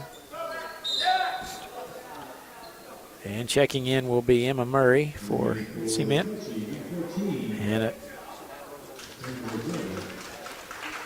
And checking in for Apache, we got a bunch of new girls. Abby Craig, number 14, Karina Rosette. Number 30 is Chelsea Cosaccioni. Bree Nix's 3-pointer's no good and deflected out of bounds. And it'll stay with the Lady Bulldogs. Nix to inbound. She lobs it out front to Vargas. To Murray at the free throw line. Her shot's blocked by Abby Craig on good defense. And there's going to be a foul on number 25, Lexi Thompson, for Apache. With 1:08 to play in the ball game. And Inbounding will be Bree Nix again with 108. Deja vu, it seems like we've had this play several times here recently. Nix looking for someone to get open under the basket. She finally finds Jasmine Chandler. Her shot's no good. There's Nix in the paint. Little 12-footer, no good. Oh. Rolled off the rim. I thought we were going to have a three-point play attempt right there. Instead, she'll go to the line to shoot 2 with a minute to go. She's sitting on 997 points in her career. Brennan Price picks up her first foul. And free throw's good by Nix. He'll have one more. Let's see. Checking in will be number 12, Savannah Call. And Nix, free throw good.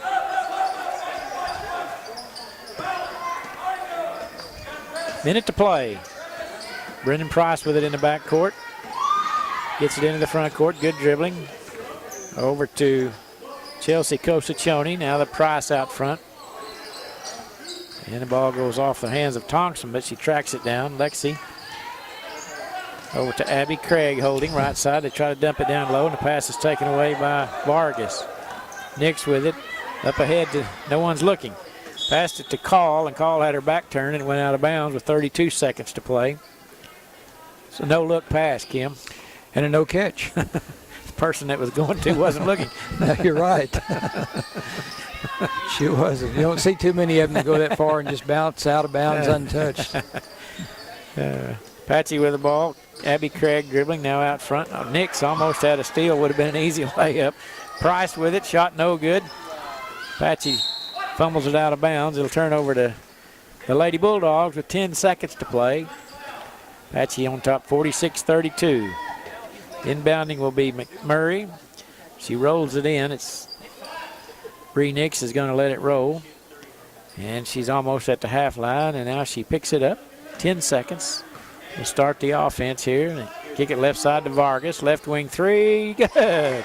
That's the way to do it. It is, Serena yeah. Vargas. And that will be your ball game. The Boone-Apache Lady Warriors 46. Cement the Lady Bulldogs 35. So congratulations to Apache as they advance to the consolation finals, which will be played Saturday morning at 10 a.m. It's time now for our post-game report brought to you by the Shamrock Bank of Apache, First National Bank of Cement. And we'll bring in Kim Kroll here for his report. All right. Give us the stats, Kim. Let's look at scoring for Cement. Emma Murray had 1 point on 0 for 2 shooting. She was 0 for 1 on 2s and 0 for 1 on 3s, but 1 out of 2 free throws. Bree Nix had 14, 6 out of 18 from the field, 6 of 11 two-pointers, 0 for 7 three-pointers, 2 for 2 free throws. As we mentioned earlier, she needed 15 points to reach 1,000. She got 14 tonight, so. Have to save it for another night. Huh? Yeah, her next basket's going to be a big one, though. Yep. Savannah Call had 3 points, 1 out of 6 shooting, 0 for 3 on 2s, 1 for 3 on three-pointers. Jasmine Chandler was 0 for 1 from the field on a two-pointer. Taylor Malone had 2 points, 1 out of 2 shooting on two-pointers, 0 for 1 free throws. Serena Vargas had 7 points. She was 3 out of 13 shooting, 2 of 8 on two-pointers, 1 out of 5 three-pointers, and 0 for 1 free throws.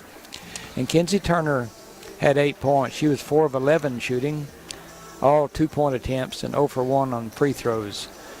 Cement shot 28% from the floor, 15 out of 53.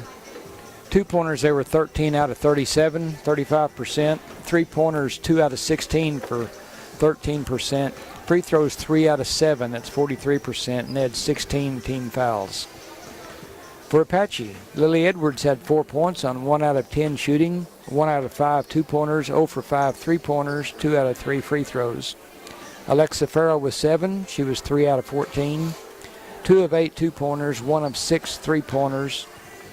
Maddie Vale had 3 points, 1 out of 3 shooting, all 3-point attempts. Lauren Blackstar, 10 points. She was 4 out of 6, 2 for 2 on 2s, 2 for 4 on three-pointers, and 0 for 1 free throw. Taylor Wariak, had 2 points and 1 out of 1 shooting. Precious Kiltsford had 4 points. She was 1 out of 5 from the field, all 2-point attempts, and 2 out of 5 free throws. Cameron Camartley with 3 points, 1 out of 1 from the field, and 1 out of 1 free throws. Brennan Price with 2 points, 1 out of 2 shooting, both 2-point attempts.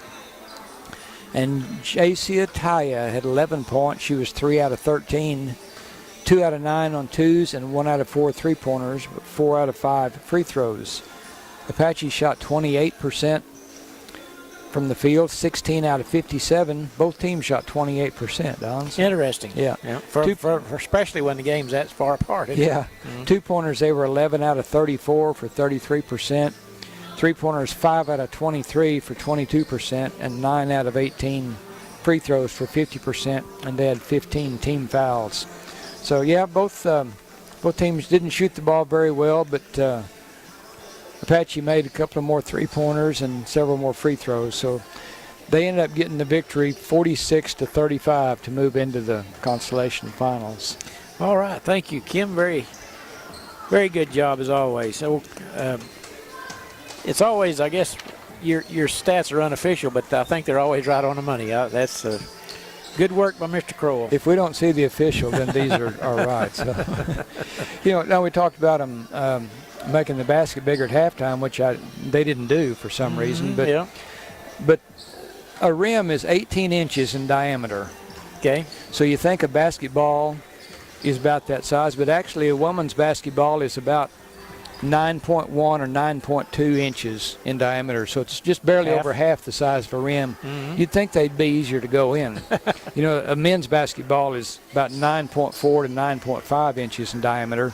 So either one of them are just barely over half the size of the rim, or the diameter of the rim. So, it looks like it'd go in a lot easier than that. Problem is it's 10 foot off the ground. Well, that too, and on 3-pointers, it's 19 feet 9 inches from from where you stand to shoot it. So, but we looked at, talked a little bit about the size of this court. It's 94 by 50, which is actually a college size court. Most high school courts standard size are 84 by 50, and that's just makes it a lot more. Now you said college courts. What is the NBA the same as a college? I think so. Okay. Yeah. All right.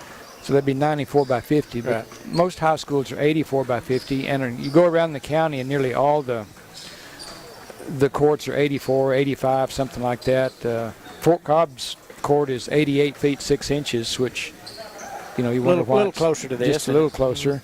But a few years ago, I went back and measured the old Oney court, and later on in years, they took out a couple of row of bleachers and took the stage out at one end to make it bigger. But when I played on it, it was 72 by 39. 72 feet long. Wow. Yeah, there were about 3 feet between the circles. Wow. Wow. The midcourt circle and the other circle on each end.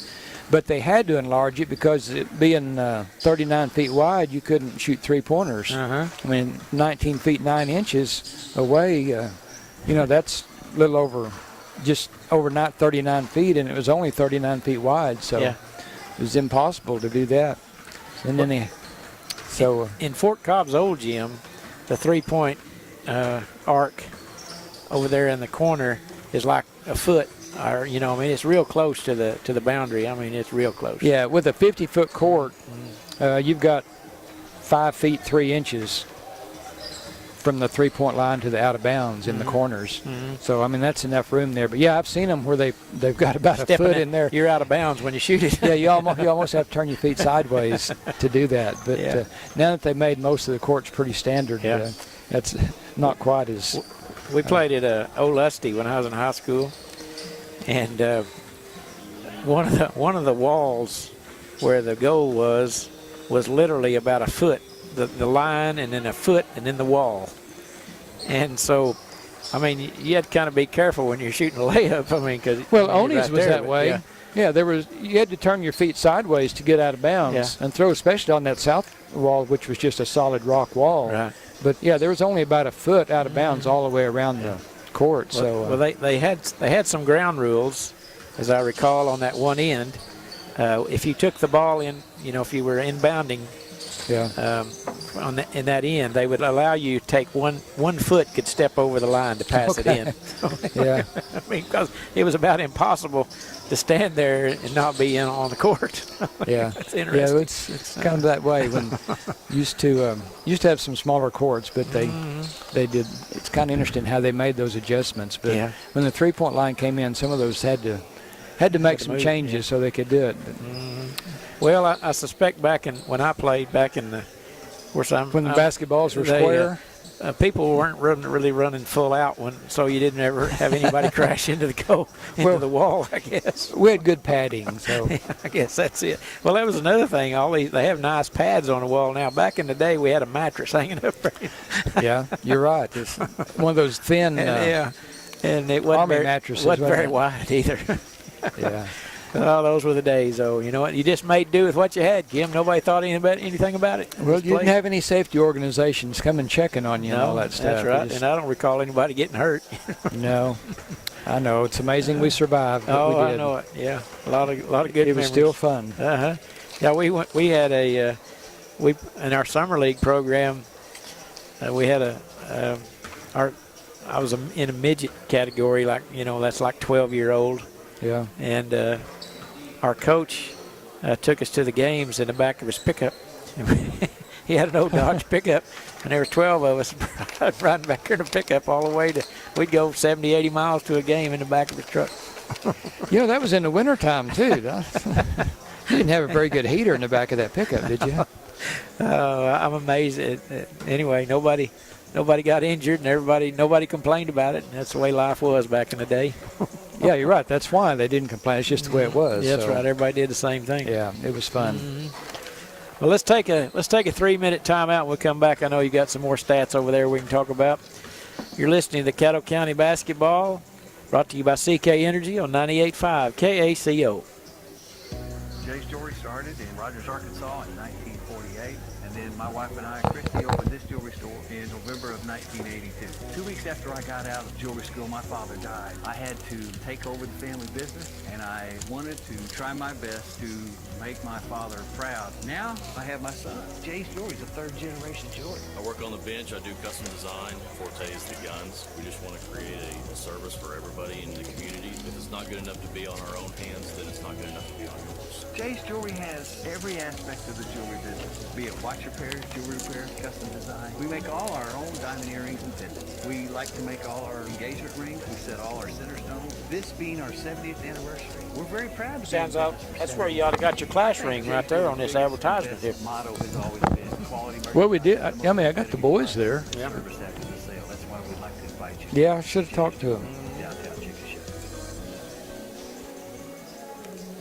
The Apache Farmers Co-op wants to wish all the area teams the best of luck in the 2021 Caddo County Basketball Tournament. When it comes to basketball, Anadarko schools are hard to beat, just like the Apache Farmers Co-op. From livestock feed to fencing supplies, animal health products, the Apache Farmers Co-op has you covered. Don't forget, they specialize in custom fertilizer and chemical application. All your farm needs. Give them a call or stop and see them at 201 Floyd Avenue in Apache. This is Trey Piercy with Piercy Angus Cattle. We as a family would like to invite you to our annual bull sale on Monday, March 1st at noon at our sale facility near Eakley, Oklahoma. We will be offering 85 registered Angus bulls, which include 32-year-olds, 30 18-month-olds, and 25 yearlings, as well as special lots of registered females. For more information or to request a sale, someone sent me a text on another statement of what you've heard at basketball games.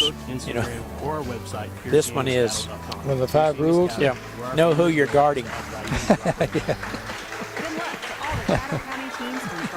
It always helps. Your favorite Caddo County team to receive a 10% discount on parts and service. Offer good through February. Excludes menu priced items. Charles Allen Ford in Chickasha, proudly serving Caddo County for over 40 years. What? Need a new or used vehicle? Charles Allen Ford is here for you with great deals, quality vehicles, and an absolutely no pressure environment. We want to be your Ford dealership. Come see us today in Chickasha. Charles Allen Ford, proudly serving Caddo County for over 40 years. Sports, academics, and extracurricular activities are a big part of our children's growth. Senator Darcy X encourages students and student athletes to do their best in all their activities and urges parents to take an active role. 30 seconds. All right. If there is an issue with the state capitol you'd like to discuss, contact Senator Yeck by calling 405-521-5545. State Senator Darcy Yeck says good luck to all the teams in the Caddo County Tournament. 10, 9, 8. New Country 7, 98.5 6, is KACO, 5, Apache, 4, Lawton, Fort 3, Sill, a product of Moment Media. Welcome back to Anadarko. Don Tyson, Kim Crowell here with you. About set to go for the second consolation game of the day. This will be the Fort Cobb-Broxton Lady Mustangs taking on the Hinton Lady Comets. This will be a rematch of a game that was played at the Hinton tournament right after the Christmas break. Fort Cobb and Hinton played over in the Hinton tournament, and Fort Cobb came out on top in that game by 1 point. As I recall, Hinton hit a three-pointer. Fort Cobb had a 4-point lead, and Hinton hit a three-pointer right at the buzzer to cut it to 1. So anticipating a good close matchup here today between these two Caddo County schools. Hinton located in the northern part of the county, a 2A school, and Fort Cobb down more in the center, a Class A school. Should be a good ball game. I'd like to take this opportunity to thank some of our sponsors for helping us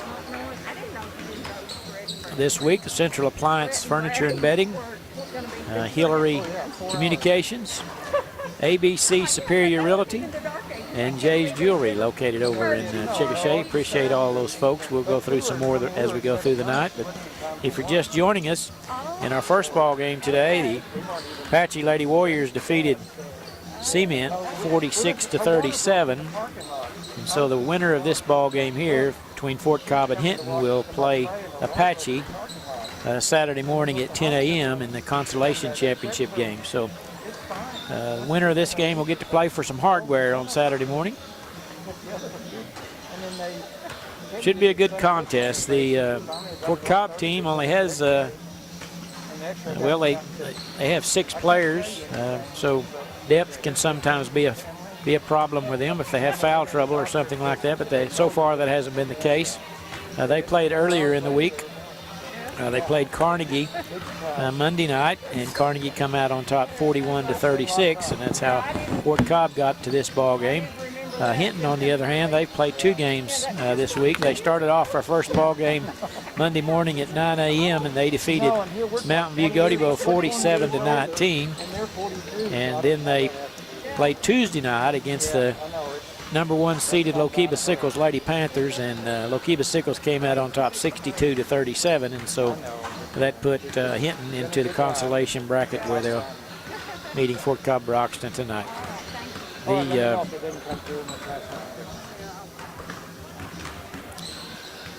The next couple of ball games after this one, we'll have semifinal action tonight. Normally, as a general rule, all years past, we would have on Friday nights you would have 2 girls semifinal games and 2 boys semifinal games. But this year, due to the protocol, COVID protocols, they've changed up the format a little bit. So the first 2 games today were consolation games, and then the last 2 games tonight will be girls semifinals. After this ball game at 7 o'clock, we will have the number 1 seeded Lookeba-Sickles Lady Panthers. They will be taking on Carnegie Lady Wildcats. And then in the nightcap tonight, we'll have the number 2 seed Cyril Lady Pirates taking on Binger-Oney. So we've got 3 ball games left tonight, and they will be their starting times. They will start in the time listed in your programs. They as we talked about earlier in the week, that after each ball game, the fans are asked to leave, and they take the time to sanitize the gymnasium. All the folks are sitting down in the lower section, the lower bleacher area of the arena, and so when they leave, the cleaning crew comes in and sanitizes the gymnasium, and so they take the time to start the next ball game when it's actually scheduled. So you don't get ahead of schedule, so you don't have to worry about missing your ball game or what have you, but they will start on time. We're about set to go. Both teams have gathered around their respective coaches. The Lady Mustangs in the road royal blue uniforms with white numerals. They are gathered around first-year coach Kelsey Shumpert. The Hinton Lady Comets are the home team on the scoreboard, and they have their home white uniforms on with red numerals and with some black trim.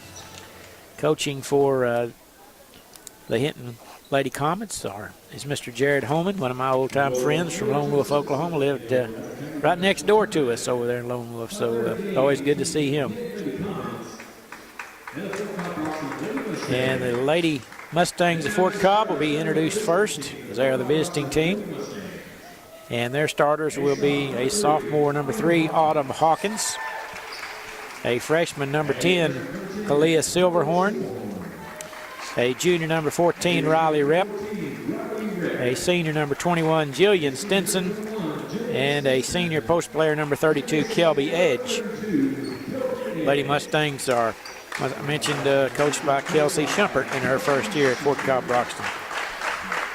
For the Lady Comets of Hinton, they start a freshman, 00, Hannah Devani,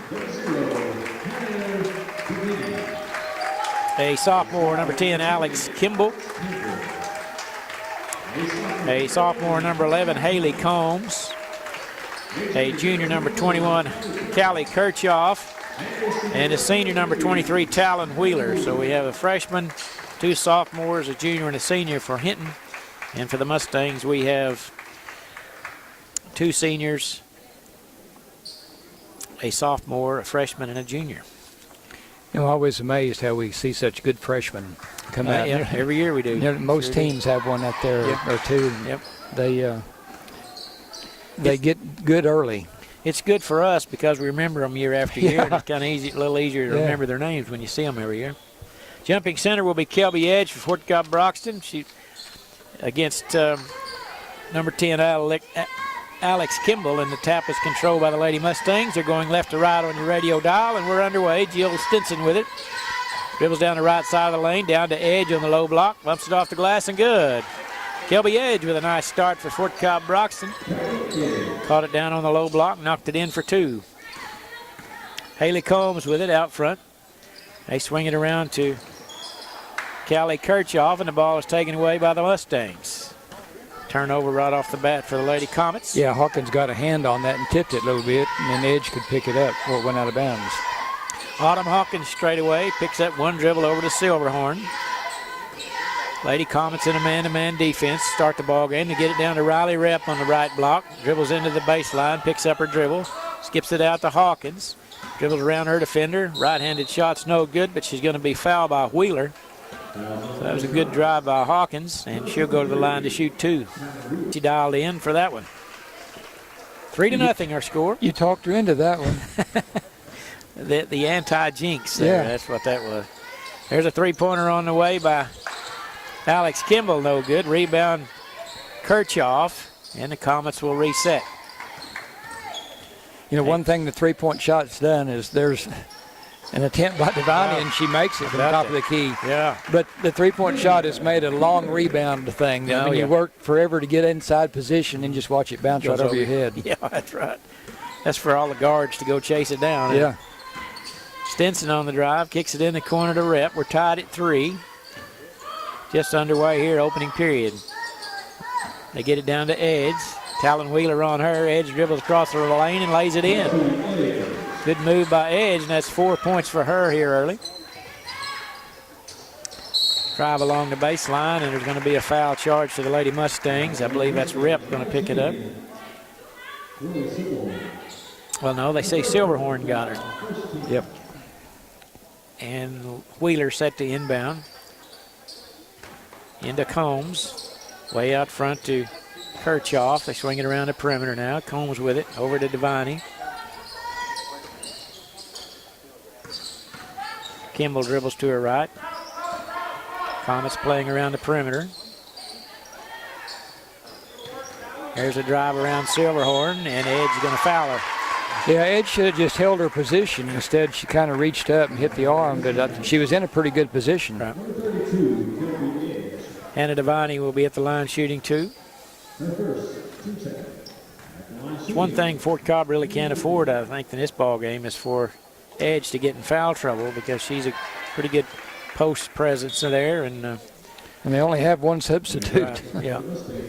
So they will have, as Zoe Brown checks in for Silverhorn, they would be Hinton would have a definite height advantage if Edge, when Edge goes to the bench. Yeah. Missed them both. And a rebound, Fort Cobb. Stinson into the front court. Top of the key at the free throw, right of the lane. Drives all the way down. Shot no good. Hit the bottom of the rim. And we're going to have a tie-up as Edge and Talon Wheeler playing a little tug-of-war there. You know, when Stinson made that drive, I watched her take the whole drive and dribble, and she never looked up until she got to where she thought she was on the floor, and when she looked up, she was too far under the basket to have a shot at it. Yeah, so. That's a good point. She never did really locate the basket, did she? 5:29 to play, opening period. Mustangs on top 5-3. There's a drive by Kirchhoff. Now she pulled it back out to Wheeler. Edge creeps out on her. Wheeler can kind of shoot that three-pointer, so you kind of got to be wary of that. Now she'll drive against Edge, and the shot's no good. I'm sure they'd like to get another foul on Edge here early in the ball game. Instead, they go over to the left side rep. Left wing three won't go. Stinson hustles in for the rebound, but she stepped on the baseline. Tough luck that time for Jillian. Good hustle. And we're going to have a whistle on timeout. Taken by Coach Homan. It'll be a 30-second timeout. We'll be back right after this short break. You know, I talked to some friends of mine in the Panhandle today. Oh, yeah? And they had been to a ball game already, like a 10:30 game, I think, this morning, and watched the grandson play, and then have granddaughters playing too. But anyway, they said they might be listening, so if they are, hello to 10, Lloyd and Jackie 9, out there. Hope they're enjoying 8, the ball game. 7, but hope they are. They get some road trips 5, out there. 4, Heard a lot of good things about 2, them. 1. Yeah. 5:01 to play, opening period. Fort Cobb on top 5-3. Yeah, I guess everybody's playing county tournaments across the state probably. Well, actually, Hooker was playing the other day. They were playing in a tournament at Woodward. Okay. And so they're playing tournaments, but not county Not out county, there. but just a tournament, yeah. And then they were in a tournament at Shattuck. So. And there's a pass off of the leg of Alex Kimball, and it goes out of bounds. If you go in the Oklahoman, and they're a day late now because they don't print it early enough, but it's like a full page of tournament scores. Everybody's playing tournaments this week. Jill Stinson with the basketball. She gets to Edge just above the free throw line. Dumps it down low to Rep underneath the basket. And her shot's deflected by Alex Kimball. And here comes the Lady Comets. Long pass up ahead to Combs. Layup's no good, but she's fouled. As they were able to get behind the Lady Mustang defense that time, and Zoe Brown had to foul her to keep her from scoring. You know, Hooker's in 2A, but they've got another good boys team this year. They're playing real well and highly rated. And, you know, last year they were on their way to the state tournament to play in the state tournament when the pandemic hit, and they called it off, and right before their ball game. Right. Now, what grade is the grandson in? I think he's a sophomore. She makes them both 5-5, our score. What is Hooker rated this year? Yeah, they should be way up there high because they're got a good ball club. Yeah. Stinson with it. Bounce pass over to Brown. Cross court to Rep, now to Autumn Hawkins. Drives around her defender at the free throw line. Kicks it to Brown, who almost lost it. Gets control of it. Floating out front, trying to get to Edge. Bounce pass down to the blow. Now straightaway Rep. Three-pointer on the way off the heel of the basket. And a rebound control by Callie Kirchhoff. Pretty good look that time. Good offensive set for the Mustangs. He just couldn't get the shot in. And now the Comets. Haley Combs out front to Kirchhoff. Over to Devaney. Swing it right side now to Combs. And now dribbling at the top of the key, Kirchhoff. Right side they go. Down in the corner to Kimball. Comets being pretty patient this trip. Sure as I say that, someone will shoot, I'm sure. There's a drive into paint by Kirchhoff through the lane. And they're doing very deliberate. Mustangs in a man-to-man defense. Not able to shake free yet. Pretty quick ball movement by the Comets. So far, nothing's really opened up this trip. 3 minutes to play, opening period. Devaney with it way out front. They dump it into the paint. Now in the corner, three-pointer on the way by Combs. Goes across the basket and ricochets off one of the Comets and is picked up by Edge. And Coach Shumpert's going to take a 30-second timeout. We'll be back right after this short break.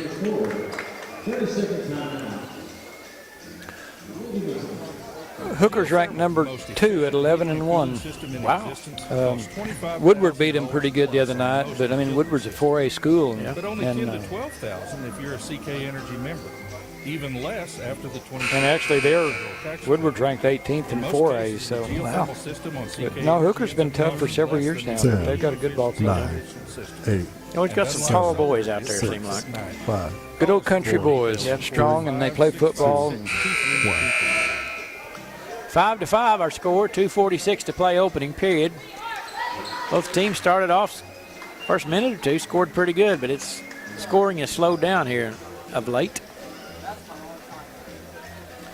As Sweet Georgia Brown plays on the old Harlem Globetrotter theme song. You know, the Harlem Globetrotters started in like the 1920s.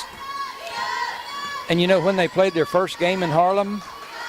Actually, it was all late around 1950, I think. Really? Actually, the Globetrotters were from Chicago. Oh, was that right? That's where they started, yeah. I don't know how they got the Harlem name. Yeah, sounds good, I guess. Yeah. They try to get it to Edge, and the pass is too tall, and it's taken away by Wheeler, and she'll try shot left of the lane, no good. Kind of a hook shot from way out, no good. And Stinson has the ball now. Into the front court. The Harlem Globetrotters are from Chicago. I did not know that. I used to like old Metal Ark and Curly Neal and Geese Osby and all those guys on ABC. Marcus Haynes, Sports. Actually from Oklahoma. Yeah. Stinson on a drive right in front of the basket, hit the rim and fell away. Here come the Lady Comets. Metal Ark was always my favorite. Yeah, mine too. They came to Oklahoma City one time. I went to the Myriad. Yeah, and took our kids down there to watch them, and I was sorely disappointed when Metal Ark wasn't there. Oh, I got to see him one time. They had a different team than what I saw on TV. Yeah, but they had the same tricks. You got the traveling squad, didn't you? Yeah, B team. Yeah, but it was a lot of fun. There's a pass down on the low block. Edge stops that. Now Devaney three-pointer. It won't go, and Stinson takes it away from Kimball with 1:13 to play. They played all over the world and a million games, and they always seemed like that was their first one. Yeah. Felt sorry for the Washington Generals. They had a rough life. There's had a lousy record, didn't they? Yeah. It was kind of comical to watch them whenever they were running one of them set plays, and the Generals just following along. Yeah, the weave out front. Running around behind them. Yeah. Autumn Hawkins on the low block, turn around, good shot move. Good. Beautiful play, little drop step by Autumn Hawkins, and puts Fort Cobb on top 7-5 with 38 seconds to play. Wheeler with it in the corner. Out front to Combs, dribbles in the paint, over to Devaney, left wing three on the way, off the heel of the basket, Edge there for the rebound. 24 seconds to play. Stinson, the senior guard for the Mustangs, into the front court. Gets a screen from Edge. Hawkins, one dribble, 17-footer, left side, rattles out. 7 seconds to play. Here comes Hinton. Talon Wheeler across the front timeline over to Combs. Three-pointer, no good, and that will do it. After 1 period of play, Fort Cobb-Broxton Lady Mustangs 7, Hinton 5. You're listening to the Caddo County Basketball, brought to you by CK Energy on 98.5 KACO. Geothermal, the most efficient heating and cooling system in existence, costs $25,000 plus on most utility systems, but only $10,000 to $12,000 if you're a CK Energy member. Even less after the 26% federal tax credit. Well, that's pretty cool. The geothermal system on CK Energy ends up costing less than even medium efficiency conventional systems. And unlike solar, well, you got a fan out there, Kim. Good deal. Call us for more details at 405-656-2322. 30 seconds. Caddo County elected officials say good luck to all the teams in the Caddo County Tournament. Commissioners Benny Foley, Randy McLemore, and Brent Kinder. Sheriff Spencer Davis. Court Clerk Patty Barger, and Jason Hicks. And Assessor LaDonna Phillips, Treasurer Judy Dozier, and Clerk Rhonda Johnson. They encourage all students to get 10, 9, 8, 7, 6, 5, 4, 3, 2, 1. We've got a low-scoring game here in the first quarter, Kim, but it's a close game, 7-5. You know it is. It's been pretty exciting. They've run pretty good plays, and just not shooting well enough. But it's they're both playing hard in a competitive game. It's been enjoyable to watch. Fort Cobb's ball to start the second period. Stinson with it, had it poked away briefly by Combs, but she picks it up. Mustangs kind of in a 1-4 offensive set. Rep gets it away from her defender. Shot good, and she's fouled. That's a pretty good offensive play there by Riley Rep as she had the ball on the right elbow and made a good quick move, got by her defender, and was able to knock it in and pick up the foul. She just kind of waited for everybody to clear out and go the other way, and then she just wheeled right around. Makes the free throw, 10-5. Fort Cobb's got them doubled up. Just underway here, second period. Kirchhoff with it, left side to Wheeler, dribbles out to the top of the key. They swing it around the perimeter into the corner. Kirchhoff dribbling now out front. Zoe Brown on her. To Combs. And once again, the Comets like to pass the ball around the perimeter. As Edge is patrolling the paint, there's a three-pointer, no good by the Comets, and the ball is taken out of the air by Rep with a good rebound. And Fort Cobb will set up the offense. They get it to Edge, high post, looking for a cutter. Now over to Stinson, right wing three on the way, good. Jillian Stinson with a big basket on the right side. Makes it a 13-5 ball game. Here comes Wheeler, all the way to the baseline, and she's going to be bumped and fouled by Stinson. You kind of had her in a good position there, headed to the baseline. There really wasn't much you can do in that position, and she bumped her. Kind of bailed her out. Checking in will be Devani, replacing, I believe that's Kirchhoff. Yeah. And Wheeler set to inbound. Lobs it way out front to Combs. Over to Alyssa Gomez, who checked in at the quarter break. Wheeler drives around Stinson, double teamed along the baseline, and that's where she steps on the line. Yeah, good defense. That rule we talked about the other night, don't let them drive the baseline, came into play there, and they got position, and she didn't have anywhere to go. Yep. Yeah, two of them double teamed her down there and put up a pretty good wall. Yeah, what was that? Don't give up the baseline, follow your shot, don't reach. Larry Pycott, there's a three-pointer by Hawkins straight away off double screen there. And Autumn Hawkins drains the three. And it's 16-5, Fort Cobb on top. Yeah, I forget the other one. There's Wheeler, left-handed hook shot, That's good tough, through the lane. bucket. Beautiful basket by Talon Wheeler. Yeah, I believe it was don't give up the baseline, don't reach. Don't pick up your dribble. Don't pick up your dribble. Follow your shot. Maybe somebody can help us out with some more. Rep with it now, top of the key, picks up her dribble. Over to Hawkins. Mustangs have hit 2 3-pointers in a row the last 2 trips. Hawkins penetrates in the paint. Little 8-footer off the glass, no good. Got her own rebound. Put back is good. Autumn Hawkins with a nice play. Makes it 18-7. So on a pretty good run right now. And there's a shot blocked by Edge underneath the basket, but Comets are able to retrieve it. Wheeler with it. Out front to Devani. Right side they go to Gomez, top of the key. Fort Cobb's playing a little more aggressive defense than they did in their game the other night. Good. No question about that. Devani's shot's no good. Edge there with a nice rebound. Had her girl blocked out. And we're going to have a timeout taken by the Fort Cobb-Broxton Lady Mustangs. It'll be a 30-second timeout. We'll be back right after this short break. Make a slam dunk with internet service provider. Choose Hillary Communications. your local solution for internet, phone, and TV. Hillary Communications brings high-speed internet to you in Anadarko, Cyril, and Siemens. No phone required, no data caps. Sign up 10, today by calling 9, 8, 580-529-5000 7, or 6, visit 5, hillfarm.net. 4, Hillary 3, Communications wishes good 2, luck to all the 1. teams at the Caddo County Tournament. Have the opportunity to thank some more of our sponsors while we have the chance. The Southern Plains Medical Clinic of Anadarko, the Apache Farmers Co-op, and State Senator Darcy Yeck. Thanks for those folks for helping us with our broadcast this week. Certainly appreciate them. We do. Hard to be here without them. That's right.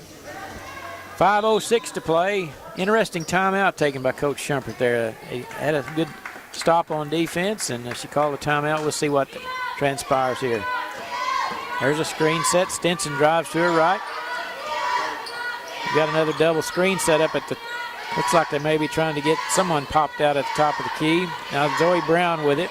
Yeah, Edge has a pretty good height advantage inside, but after the first couple of possessions, they haven't done much with that. Yeah, she scored the first 2 baskets before Cobb. Stinson on the drive, kicks it left corner. Edge, a little 12-footer along the baseline, drains it. Good call there, Kim. 20-7 now. That's 6 on the night for Edge. Good shooting touch there. Devani holding out front. They get it down low. They haven't, and there's a block by Edge. I was going to say they haven't really challenged her lately, and then they did, and then Edge blocked the shot. So she picked up that early foul, but so far, and another block. She's had 2 or 3 blocks today, and that'll kind of keep you from challenging her when you do that a couple times. Yeah, 2 good blocks on that possession. Silverhorn will check in, replacing Edge. I think maybe Coach is getting a little nervous about possibly another foul here. Well, she just has 1, but yeah. You don't want to pick up another one, then kind of can domino effect on you. I think she's maybe saying something. It's okay to go block that, but go straight up. Don't bring that arm down and swing at it. Devani drives around Brown off the glass, no good. Rebound Comets. Oh, she double dribbled and got by with it. Yep. Referee must have blinked. Same as if she didn't. And they go right to work on the post after Edge takes a seat. Comets missed the shot, but they get the rebound. Cross court pass to Gomez. 3:26 to play. Devani now going against Brown. Brown doing a good job staying in front of her. Devani likes to drive.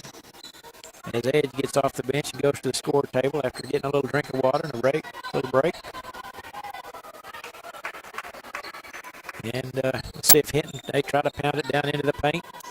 Can't do anything. Good job by Rep. 3-pointer on the way. No good by Combs, and it goes out of bounds off of the Comets. So good defensive stand that time. And Edge will replace Rep, and Talon Wheeler will come in, and she replaces Alyssa Gomez for the Comets. With 3:01 to play in the half, Mustangs on top 20-7. Silverhorn into the front court. She's going to run the point now for a while. Picks up her dribble, gets it off to Zoe Brown right side. Dribbles to the top of the key, floating out front. Brown's a pretty good ball handler. She really doesn't look to score much, but she handled the ball pretty well. Hawkins now with it. Dribbling way out front. Mustangs trying to be patient here. With a 13-point lead. Brown almost lost it. Good defense out there by Kimball, but they finally get it over to Edge. As Comets have really picked up their defensive intensity. Silverhorn now gets it. As they're really harassing out near the center line. Over to Brown. 3-pointer right side. Good. Zoe Brown. I just got through saying she doesn't look to score much. Maybe she should. That was a beautiful shot. 23-7. Nothing but net on that one. Good shot. Inside they go to Combs against Edge. They pass it back out to Wheeler. Cross court pass to Combs. Drives in. Another block by Kelby Edge. Outstanding defensive work today. As that's 3 blocks in about the last 3 shots under the basket. She's going to go out to set a screen. Silverhorn goes to the left of her. Bounce pass on the pick and roll to Edge, but they take it away. Wheeler does a good job. Picked her pocket all the way down against Silverhorn, and her shots short, but Silverhorn fouled her, they say. Yeah, Silverhorn had good position and didn't really need to foul because it's going to be a tough shot. Yeah, it sure was. And then she reached in and got the foul. And Wheeler will be at the line shooting too. It's Silverhorn's second foul. Mustangs had a pretty good pick and roll going there, but Edge had a little distance to go with the ball in her hand, and Wheeler took it away, and she makes the free throw. And checking in for the Lady Comets, replacing Kimball, will be Alyssa Gomez for the Lady Comets. 23-8 our score. Wheeler will have one more free throw. Left-hander swishes it. 23-9. Silverhorn will bring it into the front court for the Lady Mustangs. She's taken there at the half line by Kirchhoff. They get it over to Edge, way out away from the basket. Gets it back to Stinson left side. It's like they're running some sort of like a shuffle. I think they call that shuffle play, and Burns clock pretty good. There Stinson drives in the paint. Right-handed hook shot's no good. Zoe Brown able to retrieve it through the lane. Good hustle there. Minute to play here in the half. Hawkins holding out front. Backs it out to the center circle. Over to Edge left side. Wheeler comes out to take her. Stinson gets away from her man over to Edge. Little 15-footer left side won't go, and it'll go out of bounds. She made one from that distance a moment ago down on the baseline, but that one was off the mark. Yeah, Stinson probably had a better opportunity to shoot that. She'd lost her defender out attempting to steal the pass and went in unguarded, and defender came over a little bit, and she kicked it to Edge, but she was still pretty open. Yep. Stinson with a nice defensive work. Jumps around her player and intercepts the pass with 30 seconds to play. Mustangs have an opportunity to run out the clock if they choose to. Edge holding way out near the top of the key. Over to Stinson. Checks the clock. 18 seconds to play. Under heavy pressure. Going to get a 5-second call if she doesn't dribble. She finally gets it over to Edge now with 10 seconds to Hawkins. Three-pointer right of center. Off the iron. No good. Rebound Hinton. 5 seconds to play. Kirchhoff crossing the timeline. Shot is no good off the heel of the basket. Your halftime score, the Fort Cobb-Broxton Lady Mustangs 23 and the Hinton Lady Comets 9. Good first half there by Fort Cobb, especially in that second quarter as they outscored them 16-4, Kim. So yeah, pretty good half. Started to pull away a little bit there, and they made some good offensive moves. All right. Of course, Edge blocking 3 shots, 3 out of 4 or 5 shots down there. Made a big difference too. It's time to have our Ouachita Valley Bank of Fort Cobb and the Legacy Bank of Hinton halftime report brought to you by Kim Kroll. Kim? All right, for Hinton, Hannah Devine has 3 points, Haley Combs with 2, and Talon Wheeler with 4. Hinton shooting just 10.5% from the floor, 2 out of 19. 2-pointers are 1 out of 9. 3-pointers are 1 out of 10. So tough shooting so far for Hinton, but free throws they do have 4 out of 6. They only have 2 personal fouls, so it was clean first half foul-wise. For Fort Cobb-Broxton, Zoe Brown has 3 points, Autumn Hawkins with 8, Riley Rep with 3, Jillian Stinson with 3, and Kelby Edge with 6. Fort Cobb shot 47% first half, 9 out of 19. 2-pointers there were 6 out of 13, 3-pointers 3 out of 6, and free throws 2 out of 3. And they have 4 team fouls, Silverhorn with 2, nobody else with more than 1. So both teams put up 19 shots. Hinton makes 2, Fort Cobb makes 9. So there's the big difference. Yeah. Fort Cobb has a 23-9 lead. Like Don said, it was a 16-4 second quarter, so they kind of stretched it out a little bit. And maybe Hinton will get a little better shooting the third quarter and get back in it a little bit. So been a tough shooting night for them so far, but pretty good defensive game, but we'll see what happens. But again, Fort Cobb leads 23-9 at half. All right, thank you, Kim. Great job. I was impressed with Kelby Edge, and the whole half actually on both ends of the floor. She scored well, but those block shots that gets in the team's head whenever they you get 2 or 3 of them blocked, you kind of hesitate to go in there so much. Yeah, she's got a pretty good size advantage in there, and it seemed like they just went in and challenged her, and she came away okay with it. Didn't pick up any fouls on any of those, so worked out pretty good for them so far. I've got another text message from someone about the things that you hear at a basketball game. This is one that we haven't. Hands up and move your feet. So I've heard that a lot. Move your feet. Yeah, play defense with your feet. Yeah, that's right. So thanks, folks, for sending those things in to us. I've heard them all my life, and then you get up and you start talking about them. You can't remember them all. So anyway, appreciate everybody. Too many things to remember when you play, and you can't think of all those. And here's Tricia Pierce bringing us some homemade cookies. So from Jamie Massey. Thank you, Jamie. Ritzy Rolos. That sounds delicious. Thank you. I can't hardly wait to eat some. Well, I'm going to tell you what. Jamie realizes that she's been to enough ball games that you need a snack during them. She asked me today if it would be okay, and I said, sure. Oh, absolutely. Yeah. Well, that was a pretty easy answer. Jimmy, Steve, and Kathy Massey. Yeah. Enjoy the whole thing. They're just so blessed.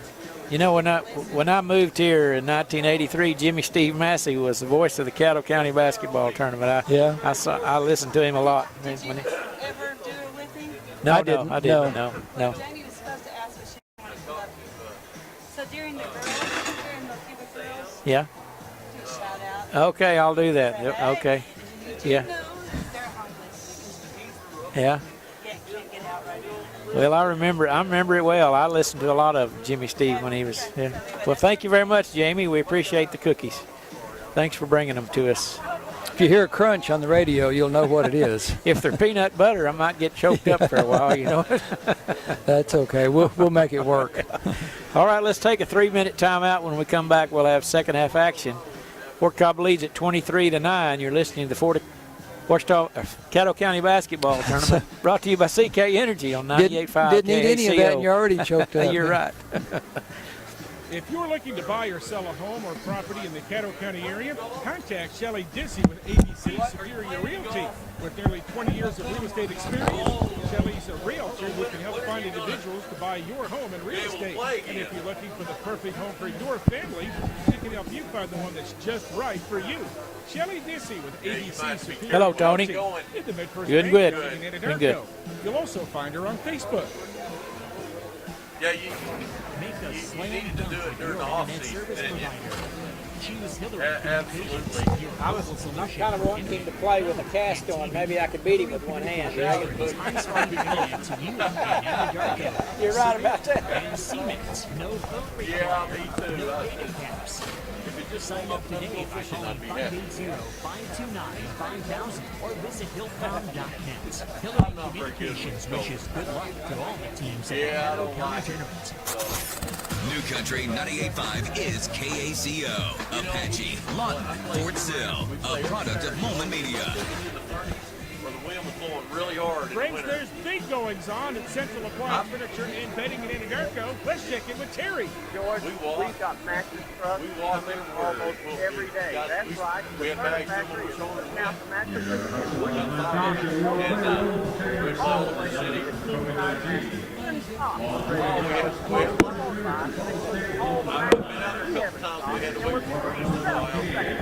That's Central Appliance Furniture and Bedding, corner of First and Central. The Apache Farmers Co-op wants to wish all the area teams the best of luck in the 2021 Caddo County Basketball Tournament. When it comes to basketball, Anadarko schools are hard to beat, just like the Apache Farmers Co-op. From livestock feed to fencing supplies, animal health products, the Apache Farmers Co-op has you covered. Don't forget, they specialize in custom fertilizer and chemical application. All your farm needs. Give them a call or stop and see them at 201 Floyd Avenue in Apache.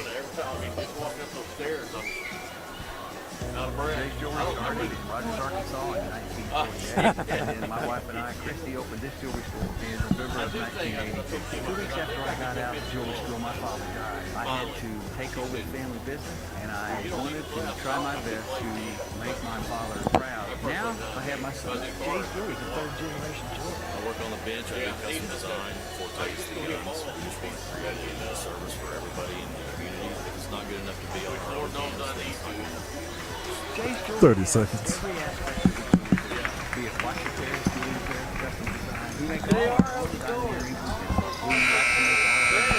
They got that set up all right. Yeah, it's good. They did a good job. They sure did. Yep. I kind of like it better up here and down there. Yeah. 10, 9, 8, Yeah, 7, right. 6, 5, 4, Probably wouldn't have done 3, that. 2, 1. Welcome back to Anadarko, folks. We're about set to go for the second half of action. Both teams have come out of the locker room. Fort Cobb, I guess it'll be Hinton's basketball here as we start the third period of play. Comets are still gathered around Coach Homan, and the Mustangs have taken the floor, and we're about set to go. Had a nice conversation with the Caddo Technology Center Superintendent Tony Hancock, who came over to visit. We appreciate Tech Center and all their hard work here webcasting this event again, and appreciate their involvement in this Caddo County tournament each year. Left wing left wing three-pointer no good by Binger-Oney. Battle for the rebound, and there's a foul going to be on edge. As couldn't quite corral the rebound, and the Comets were able to. Callie Kirchhoff was able to get a hold of it, and the edge fouled her. That'll be her second personal. Yeah, it's just so hard to go straight up. She always wants to kind of put those arms over there to make sure you get a little extra in that block, and got called for the foul that time. Right out of the gate, she got her second, and the first free throw no good by Kirchhoff. I'm sure Hinton would probably like to continue to try to take it in there to edge and maybe pick up her third. But see if they couldn't get where she won't block so many shots if she get 2 or 3 or another foul or two. Edge into the Stinson into the front court for the Mustangs. She made 1 out of 2. It's 23-10. Rep has it on the left elbow. One dribble to the center of out to edge. Holding. Oh, there's Stinson cutting back door. Layup is good. Beautiful play as they were overplaying Stinson. You know, I thought of that a while ago at the end of the half. Hinton was really overplaying on the defense. It looks like a back door would be perfect for it. But it was that time, yep, wasn't it? They made it work. Yep. And there's a good defensive play on the other end as they dribbled in, and the edge did a good job of staying away from the contact, and the shot was no good. There's Rep with it now in the corner to edge along the baseline with 7 minutes to play here in the third. Fort Cobb seems a little more active tonight on their offense than they did in their first game. You're right about that, I think. Edge passes to Silverhorn. Left wing three won't go. Ball loose on the baseline, and it's going to go off of Fort Cobb, they say, over to Hinton. Yeah, it seems like they've got a lot more energy today, Kim. I think you're right about that. Of course, having a 15-point lead makes you have a little more energy. Yeah, that probably has something to do with it. A little more exciting. Three-pointer on the way, rattled out halfway down by Combs. And Stinson gets the loose ball on the floor. Off to Silverhorn. She'll walk the ball into the front court. Lady Comets in that man-to-man defense. They played throughout. Silverhorn picks up her dribble, finds edge right side, just to the right of the lane. Over to Riley Rep, left wing. Dribbles to the top of the key, picks up her dribble at the free throw line to edge in the corner. Holding high over her head. Now to Stinson, who likes to drive. Hinton's really aggressive with their man-to-man defense. They are. Over to Hawkins, left wing three, no good. Off the front iron. Silverhorn tapped it, but it went right to the Comets, and there's a pass up ahead to Combs. Left-handed layup good. Haley Combs. She got out in front of the pack. Got a breakaway on it. Coach Shumpert's not real happy with the effort. It'll be a full timeout. We'll be back right after the 60-second break. There's big goings on at Central Appliance Furniture and Bedding in Anadarko. Let's check in with Terry. George, we've got mattress trucks coming almost every day. That's right. The Serta factory is putting out the mattresses, and we've got them. Folks, we've got from the twin all the way up to the king-size mattress in stock, ready to go. Folks, come on by. Take a look at all the mattresses we have in stock, and we'll get you yourself the same day. That's Central Appliance Furniture and Bedding, corner of 1st and Central, Anadarko. The Apache Farmers Co-op wants to wish all the area teams the best of luck in the 2021 Caddo County Basketball Tournament. When it comes to basketball, Anadarko schools are hard to beat, just like the Apache Farmers Co-op. From livestock feed to fencing supplies, animal health products, the Apache Farmers Co-op has you covered. Don't forget, they specialize in custom fertilizer 10, and chemical 9, application. 8, All your farm needs. 7, Give them a call or 6, stop to see them 5, at 201 Floyd 4, Avenue in 3, Apache. 2, 1. It'll be Fort Cobb's ball out of the timeout as Coach Shumpert was a little upset at the easy basket they just gave up, and she had a little do-better talk, Kim, there in the timeout. I bet it works. Silverhorn crossing the timeline. Picks up her dribble, and the ball is tapped away by Devani, or not by Gomez, I should say, but Rep picks it up. Near turnover that time. Good work by Gomez. Now Edge holding. Little turnaround jumper in the lane. Left-handed shot's good by Kelby Edge. Makes it 27-12. In the corners, Combs. Once again, the Comets go around the perimeter. Gomez, left side to Combs, driving against Rep. Now she'll circle back out front. Gomez. Wheeler passes down low. Now it's out front to Kirchhoff. Her three-pointer's no good, and it goes off of Fort Cobb, they say. It'll stay with Hinton. Wheeler set to inbound along the baseline. Still holding. Lobs it out front. That's Kimbo with it. Now she over to Gomez. Mustangs still playing that man-to-man defense. They played it throughout so far, doing a good job. They get the ball to the post. Now out front to Gomez. Kind of fumble the pass. Right side to Callie Kirchhoff. Top of the key. Goes by Hawkins. Kicks it out in the corner to Gomez. Three-pointer off the rim, no good. Edge high for the rebound. Good box out that time by Edge. Hands the ball off to Silverhorn. Winner of this game will play Saturday morning at 10 o'clock for the consolation finals. Stinson with it in the paint. Kicks it to Hawkins. Now to Edge along baseline. Way out at three-point mark. Pass out front to Silverhorn. Halfway through the third period. Hawkins with it. Lob pass into Edge. Went across the lane to Rep, who drives in the paint. And she's going to travel before she could get stopped. Turnover to the Comets. Checking in will be Zoe Brown, replacing Silverhorn for Fort Cobb-Broxton. I'd like to thank some more of our sponsors, the Piercy Cattle Company, Caddo County elected officials, and the Apache Market. Also like to say thank you again to CK Energy for being our title sponsor in the tournament. Yeah, appreciate it. You bet. Hopefully we want to visit with some of the CK guys before the week's over. They'll be by and we'll talk to them and see what's going on. Some of the latest things. Of course, they may be out working on the electric line, so we'll just keep everybody's power going. Yeah. You know, I heard a lineman was telling me last week that they were sure praying they didn't get an ice storm because of all the linemen, seriously, that they were out with COVID. And, you know, it could be a problem if, you know, if something were to happen. There's a shot by Edge, no good, and putback's no good, but she's foul. But, you know, a lot of things you don't think about sometimes. But, you know, ice storms are pretty common in this part of the state. And he said it could be, you know, of course they may be over it by now. But anyway, you hope nothing like that happens. COVID has caused a lot of problems for a lot of people. It really has. It comes into play a lot more than we realize. Free throw good by Edge. What has she got tonight? How many, Kim? That's 9. 9? Yep. 4 field goals and a...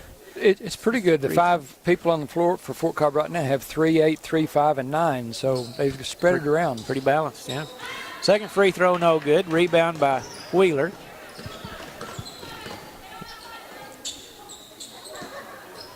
(28-12), 16-point advantage for Fort Cobb-Broxton. Hinton's just having a tough shooting night. They really are. There's a nice offensive rebound and putback, but it's no good. Hawkins and Haley Combs get tied up together, and it'll go to Fort Cobb.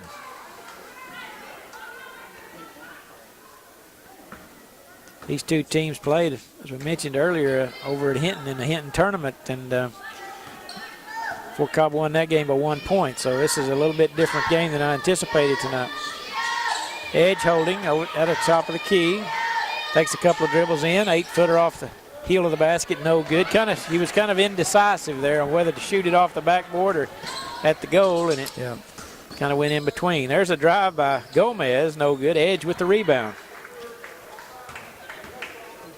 Edge picked up her second foul just out of the gate of the third quarter, and we played about 5 more minutes and she hadn't picked up her third, so that's a good thing for Fort Cobb. There's Stinson on a drive, and she's going to be fouled before she could get the shot away.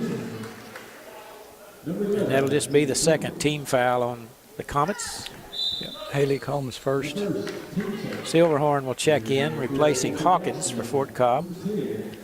And Riley Rep will inbound.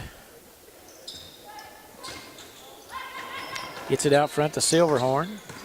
Dribbles in the lane, little 8-foot runner, good.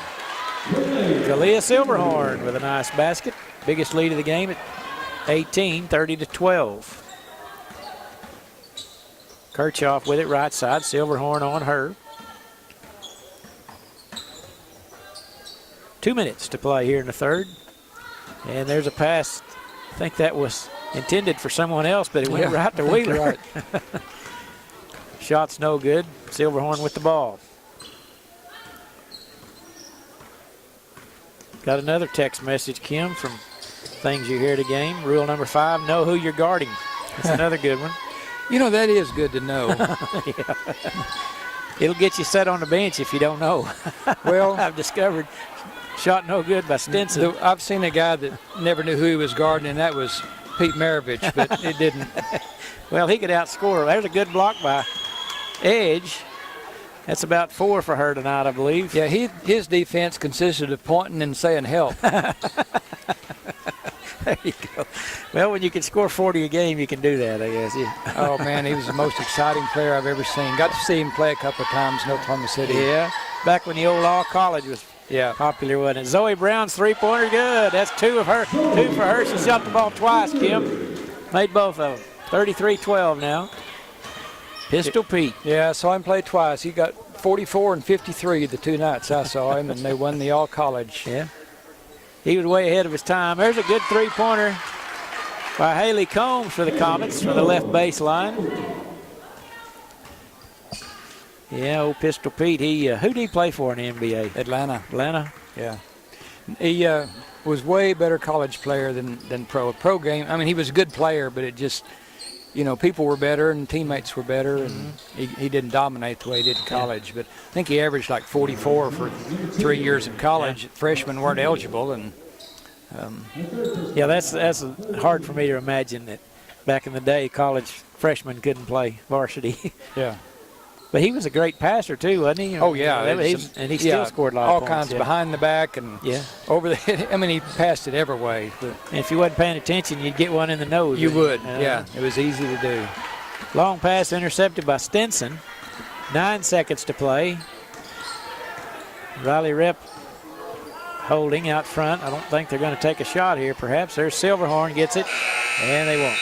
After 3 quarters of play, Fort Cobb-Broxton 33, Hinton Comets 15. You're listening to Caddo County Basketball, brought to you by CK Energy, 98.5 KACO.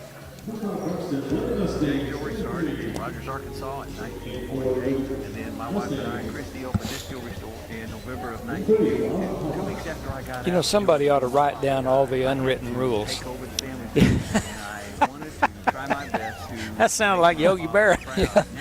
It does, doesn't it?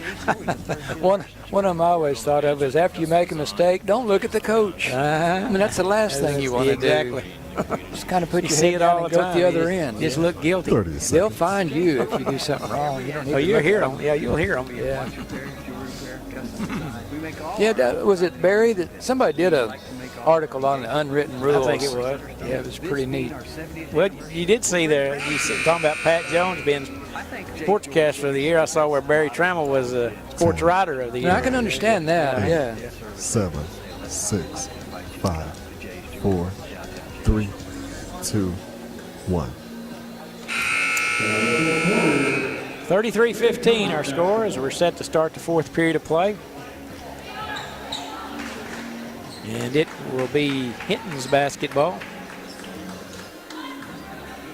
Yeah, that last one was sent to us by Beverly Henderson. So thanks to Bev for helping us out with the know who you're guarding. That's. Wonder how that came up. Most of these we hear people have heard in their lifetime and experienced them probably. Exactly. Devaney left wing 3 on the way, skips across the rim. Ball loose on the baseline. It goes off Fort Cobb.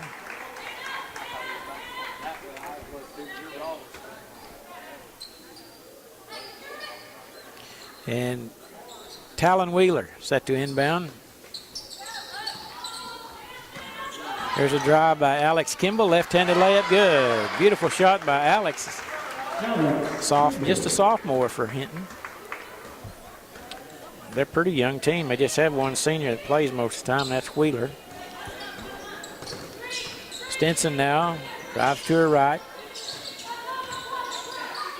Set up a play to get Zoe Brown cutting to the basket. Couldn't get it to her, so now Edge has it just above the free throw line. Trying to get a backdoor cut to Stinson, and Callie Kirchhoff, or Haley Combs shuts that off, I should say. Now over to Hawkins, way out front. Guarded closely by Alex Kimball, drives right of the lane, kicks it out to Silverhorn at the right elbow, back to Hawkins. Mustangs being pretty patient here, which they should be with a big lead in the late fourth quarter. Zoe Brown handling out front. Mustangs just running people across the lane over and over, and they're trying to get someone loose. And it doesn't hurt anything just to run the ball, run the clock, you know. It's kind of like in a football game. Sometimes it's not a bad deal to punt, you know. Hawkins, just don't turn it over. Here's dribbles into paint, hands it off to Edge, layup good. Beautiful play by Hawkins as she drew the defenders, dropped it off to Edge for the 2. Now Gomez with it. Left side to Devaney holding. Now to the post to Alex Kimball. Kicks it in the corner. 3-pointer on the way. Rattled out. It's halfway down. And Edge with a rebound. Tough luck that time for Combs. And Silverhorn into the front court. Gets a screen from Edge, and she dribbles to her right. Double team. Picks up her dribble, and Talon Wheeler takes it away from her. Talon had a little height advantage over and just reached over and took the ball away. And there's a drive by Combs, and it's loose, and Hawkins knocked it out of bounds. And Callie Kirchhoff will replace Devaney for the Lady Comets, and Riley Rep will come in to replace Kalia Silverhorn for the Lady Mustangs. 5:39 to play in the ball game. Well, Cobb has to kind of do some shuffling around on their substitutions. They only have one sub, so there's a 3-pointer won't go, so you kind of got to give them all a rest every now and then. And Stinson into the front court. Crossover dribble. Stinson's a pretty good 3-point shooter. She likes to drive. Lob pass down to Zoe Brown. Edge had it poked away from her from behind. And the ball is loose on the floor, and it's out of bounds off of Hinton, they say. Is kind of both of them reaching and just happened to, went off both of them, but just went off hers last. But Hinton's played really good defense tonight. They just haven't shot the ball well enough to get back in the game. That's right. Yeah, you hold a team to, a 35 here, middle of the fourth quarter, you've done a pretty good job. Yeah, and Fort Cobb hadn't had any easy baskets. No, that's right. There's Edge, has it right of the lane, faces the basket. In the paint, left-handed shot, no good. Got her own rebound, and she's going to be fouled on the putback. And Kelby Edge will be at the line.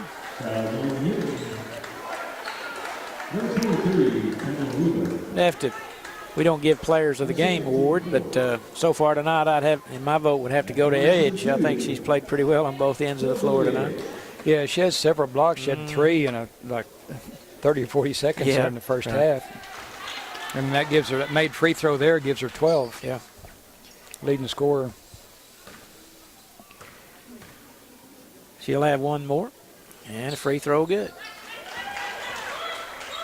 20-point lead for Fort Cobb. 4:40 to play in the ball game. And the ball is knocked away by Autumn Hawkins on good defense. It'll stay with the Lady Comets.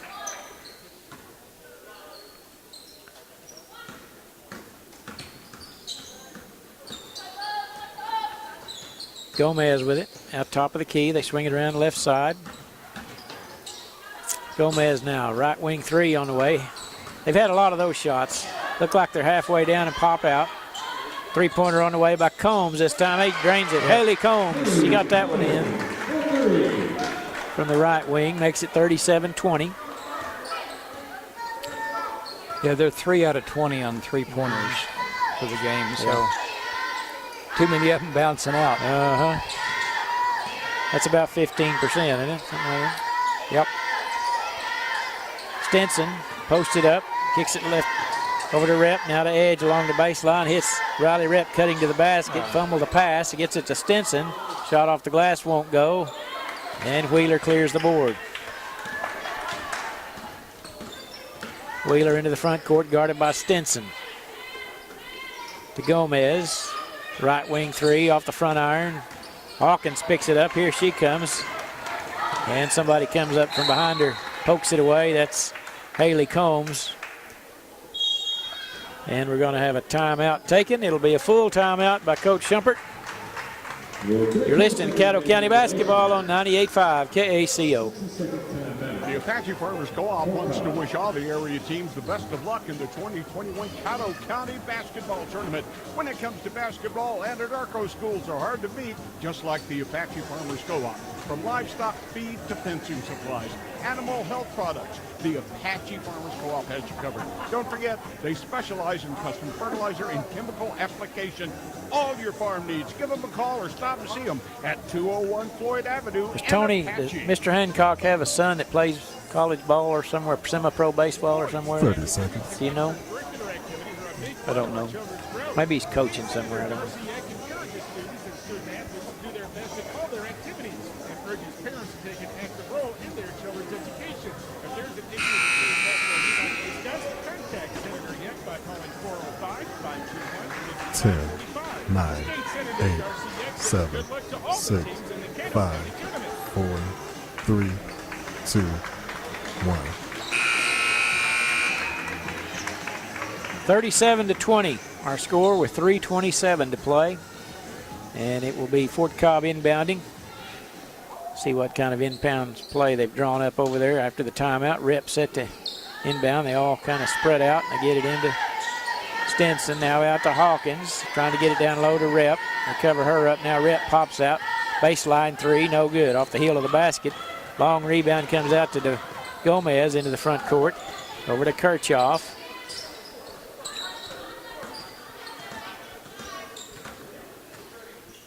Kirchhoff dribbles in the paint, shot over Edge, no good. And there's going to be a foul on the shot. I believe Zoe Brown caught her on the forearm. And at the line, shooting two. Riley Rep picked up the foul. Her first, second team foul. Alex Kimball shooting two for the Lady Comets. And she swishes the first. Silverhorn checking back in for Hawkins for Fort Cobb.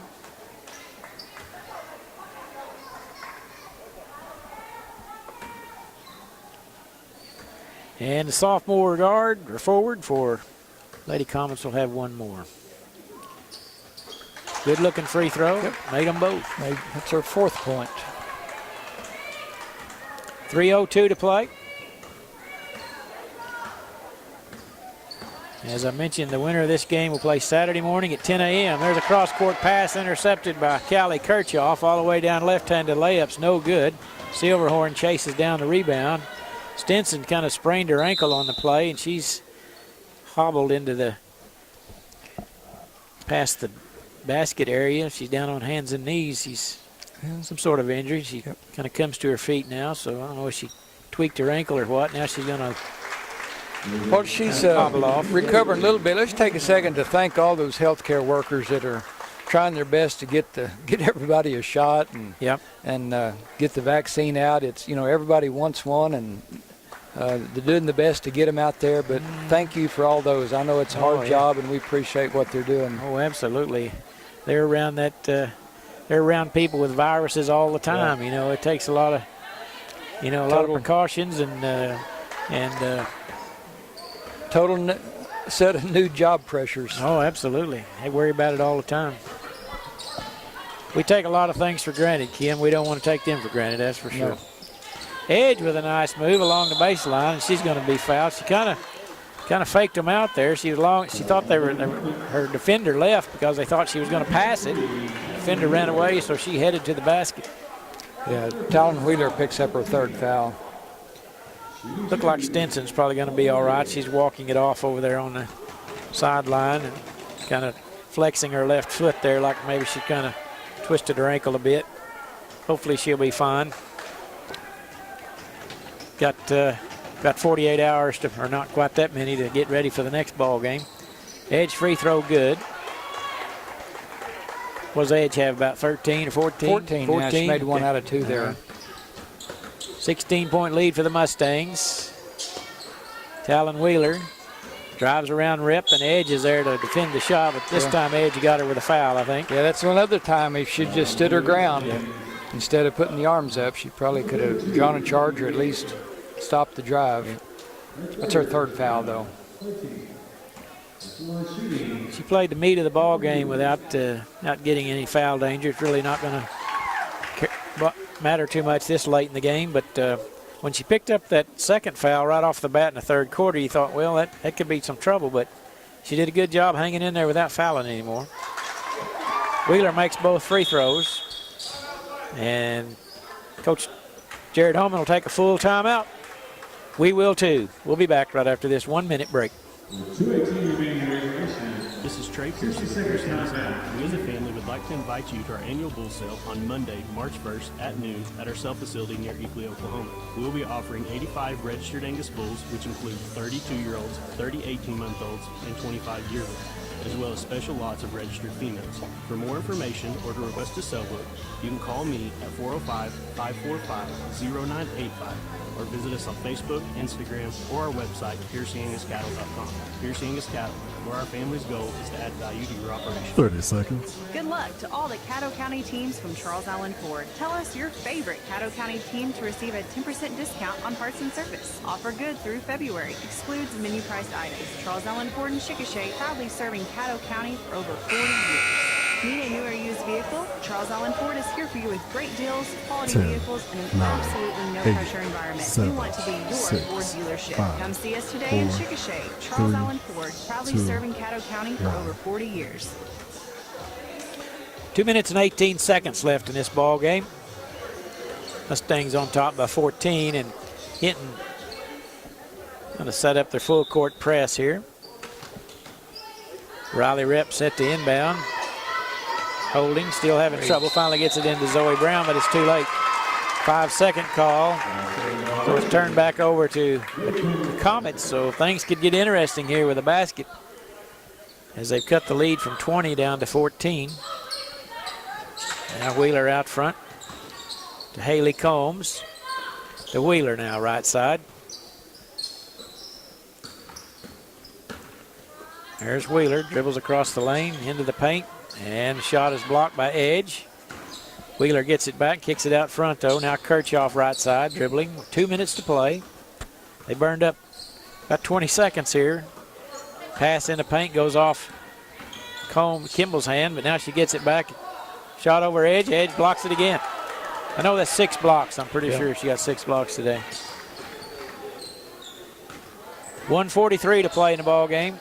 That was a big stand right there. If Hinton could have scored a 3 or so, it could have gotten interesting. There's a foul on Wheeler as she tries to take it away from. It'll be her fourth. Edge. 16 fouled, so Fort Cobb will be shooting bonus shots after the next foul. Or on the next foul. Rep to inbound along the sideline. Bounce pass in is intercepted by Wheeler.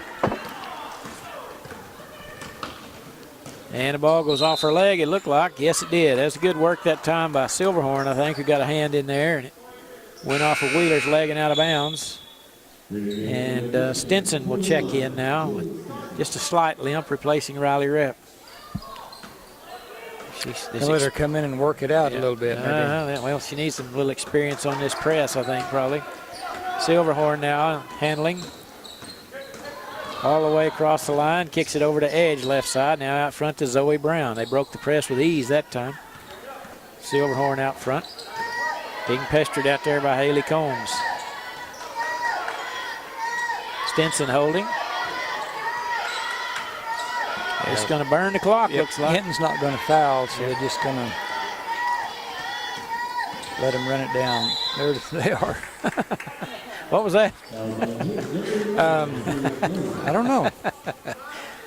Foul, let's see. The foul's going to be charged to Haley Combs. That was announcer jinx again, wasn't it, Kim?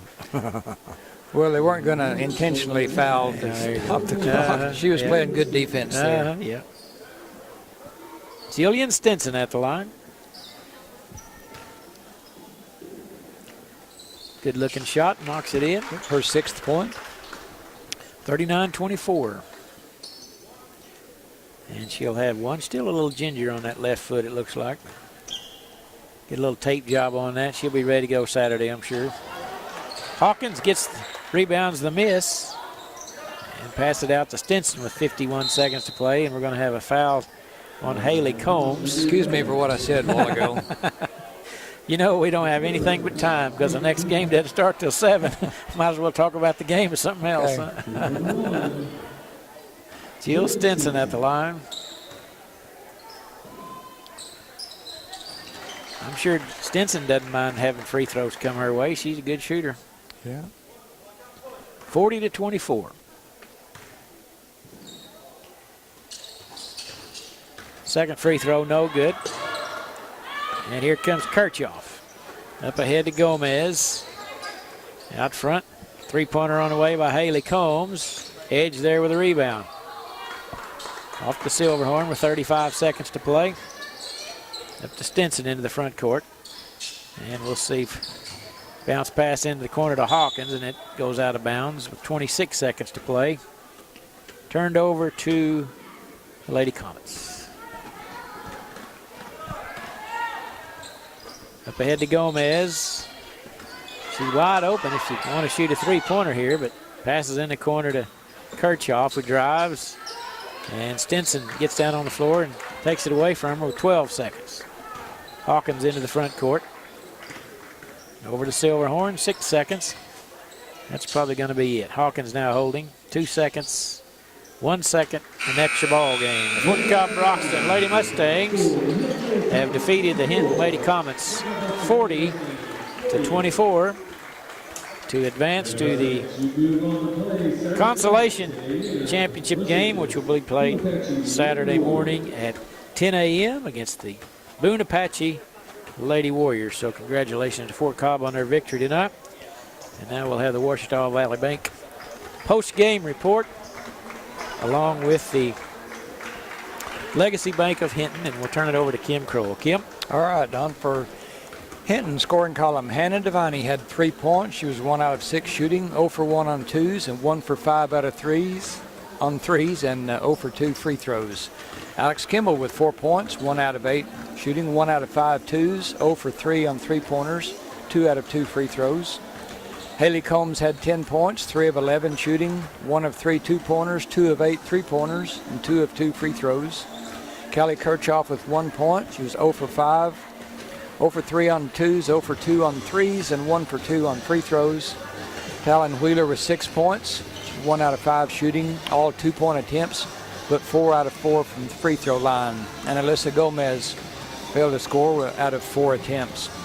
Hinton shoots 15% for the game, 6 out of 39. That's easily the fewest field goals we've had in a ball game so far, six of them. 2-pointers, they were 3 out of 17. 3-pointers, they were 3 out of 22. And free throws, 9 out of 12, and had 10 personal fouls. For Fort Cobb-Broxton, Zoe Brown was 6 points. She was 2 for 2 from the field, both 3-pointers. Autumn Hawkins had 8 points, 3 out of 7 from the field, 2 out of 4 on 2-pointers, 1 out of 3 3-pointers, and 1 out of 2 free throws. Kalia Silverhorn with 2 points, 1 out of 2 from the field, 1 out of 1 2-pointers, 0 for 1 threes. Riley Rep with 3 points, 1 out of 5 shooting, 1 out of 2 on 2-pointers, 0 for 3 on 3-pointers, and 1 out of 1 free throws. Jillian Stinson with 7. She was 2 out of 7 shooting, 1 out of 6 2-pointers, 1 of 1 3-pointers, and 2 of 4 free throws.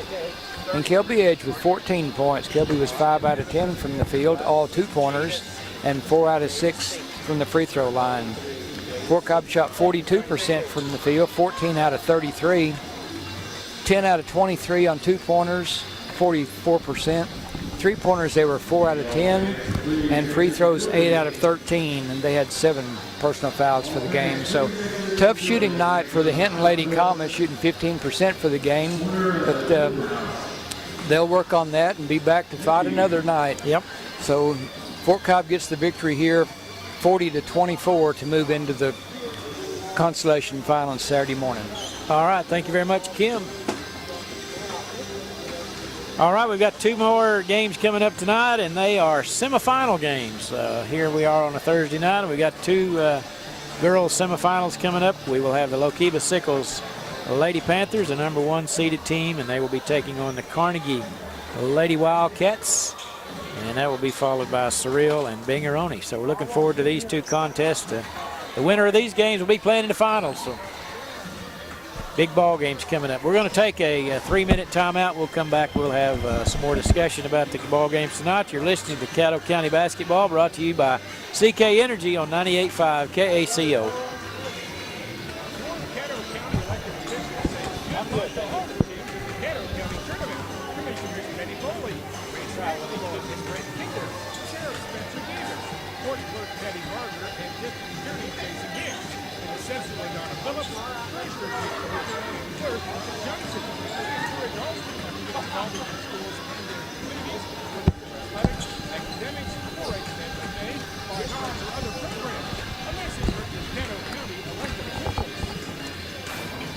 Slam dunk with your internet service provider.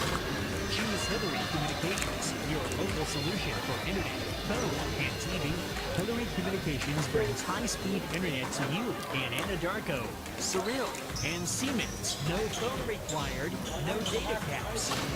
Sign up today by calling 580-529-5000 or visit Hillcom.net. Hillary Communications wishes good luck to all the teams at the Caddo County Tournament.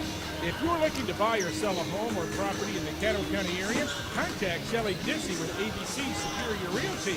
With nearly 20 years of real estate experience, Shelley's a realtor who can help find individuals to buy your home in real estate. And if you're looking for the perfect home for your family, she can help you find the one that's just right for you. Shelley Dissy with ABC Superior Realty in the MidFirst Bank Building in Anadarko. You'll also find her on Facebook.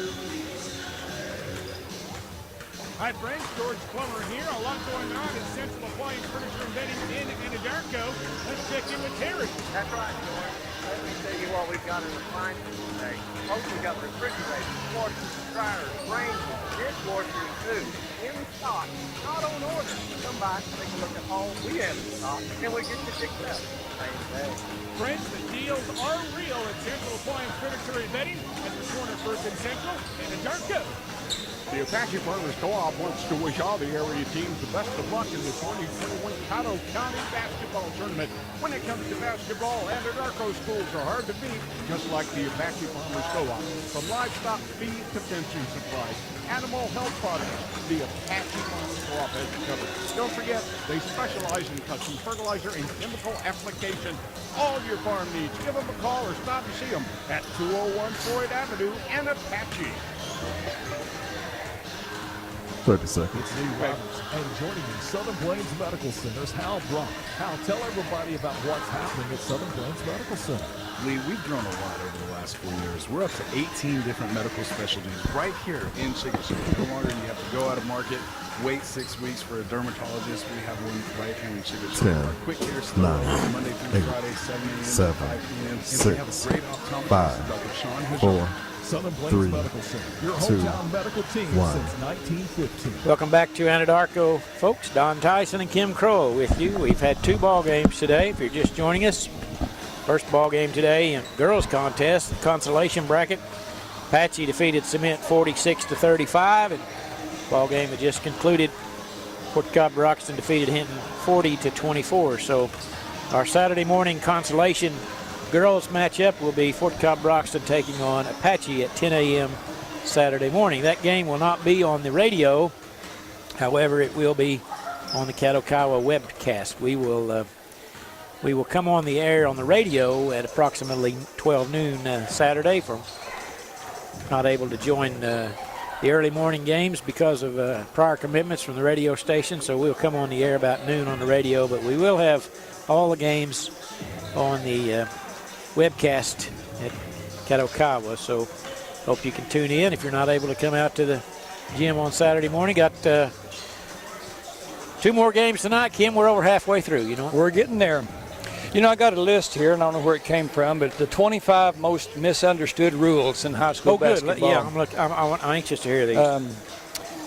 You know, a few of those, like that we always see, a high dribble is always legal as long as the dribbler's hand stays on top of the ball and it doesn't come to rest in his hand. I bet you 93.7% of the fans don't know that rule. Yeah. I tell you, Mr. Crowell can come up with more unusual factoids than anybody I've ever heard. Yeah. Okay. A kicked ball must be ruled intentional to be ruled a violation. So just bouncing it off a foot, leg out of bounds doesn't count. I think that's never called that way. Do you think? That's missed a lot. Yeah. It's a jump ball. We know when the ball lodges on or in the basket support. But if it happens during a free throw or a throw-in, it's just a violation and a turnover. Really? Yeah. On a free throw. I guess free throw. Yeah, I knew that. Yeah. Okay, striking the ball handler or shooter on the hand while holding the ball is not a foul, no matter how noisy or how much it hurts. The hand is part of the ball. Do you ever see that one called that way? Yes. Okay. Certainly have. The sides, top, and bottom of a rectangular backboard are in bounds. Okay, knew that one. Let's see what else. A player may always recover his or her fumbled ball. A fumble is not a dribble, and any steps taken during recovery are not traveling, regardless of progress made or advantage gained. Running while fumbling is not traveling. That's another thing that will get the fans off their seat. Yeah, it is. We don't have to worry about basket interference usually. A defensive player does not have to be stationary when taking a charge if they have obtained a legal guarding position initially. And then basketball is not a non-contact sport. Incidental contact often does occur, and contact which does not create an advantage or disadvantage situation may be ignored, unless it's my son or daughter. That reminded me of another thing I hear a lot at basketball games. Call it on both ends. Have you ever heard that one? Oh, a million times. Yeah. Yeah, that's popular. Yeah. We're gonna have 3 officials for this game. Oh well, good. I guess we're in the semifinals, so we gotta pull out all the stops. That's good. Got any more of those? It is legal for a player to rebound or catch his or her own air ball, provided the official deems the shot was a legitimate try. Okay, here's one. There is no such thing as over the back. There must be contact resulting in advantage. Do not put a tall player at a disadvantage merely for being tall. Okay, I agree with that. But as long as you don't touch them, you can go over their back. Oh yeah, jump over them and get it. Yeah. I've never found a player short enough that I could do that. But I've had it done to me a few times. Yeah, me too. And it's so frustrating. It's yeah. Can't coach height. They know what they say. That's it. Yeah. Or can't teach height. I don't know. Yep. That's right. That's a few of the 25. So. Well, there's baseball probably has 1 million of those. Well, baseball has more unwritten rules than any sport. Yeah. Can't step on a foul line when you walk it on the field. Is that the way it is? Well, that you don't steal second if you got a 12-run lead or 5-run rule after the 7th inning or something like that. Yeah, that's the unwritten rules of baseball. They do have a lot, don't they? Yeah. Interesting. There are a lot of rules. I discovered a long time ago. I tried my hand at officiating basketball games one year. Oh, yeah? And you know what? I can sit in the stands, and the game just flows so smoothly, and you never see anything unusual, and you know exactly who the ball went out on, and it's just easy. It's easy to see up here. And as soon as I put that whistle on and I got it on the court, it was just a blur. Even the simplest calls. Anyway, it was so bad that sometimes I would blow when the ball would go out of bounds, and I'd blow my whistle, and I would just wait for somebody to go out of bounds, and then I could hand on the ball. Thank you. Yeah, they know who it went out on, don't they?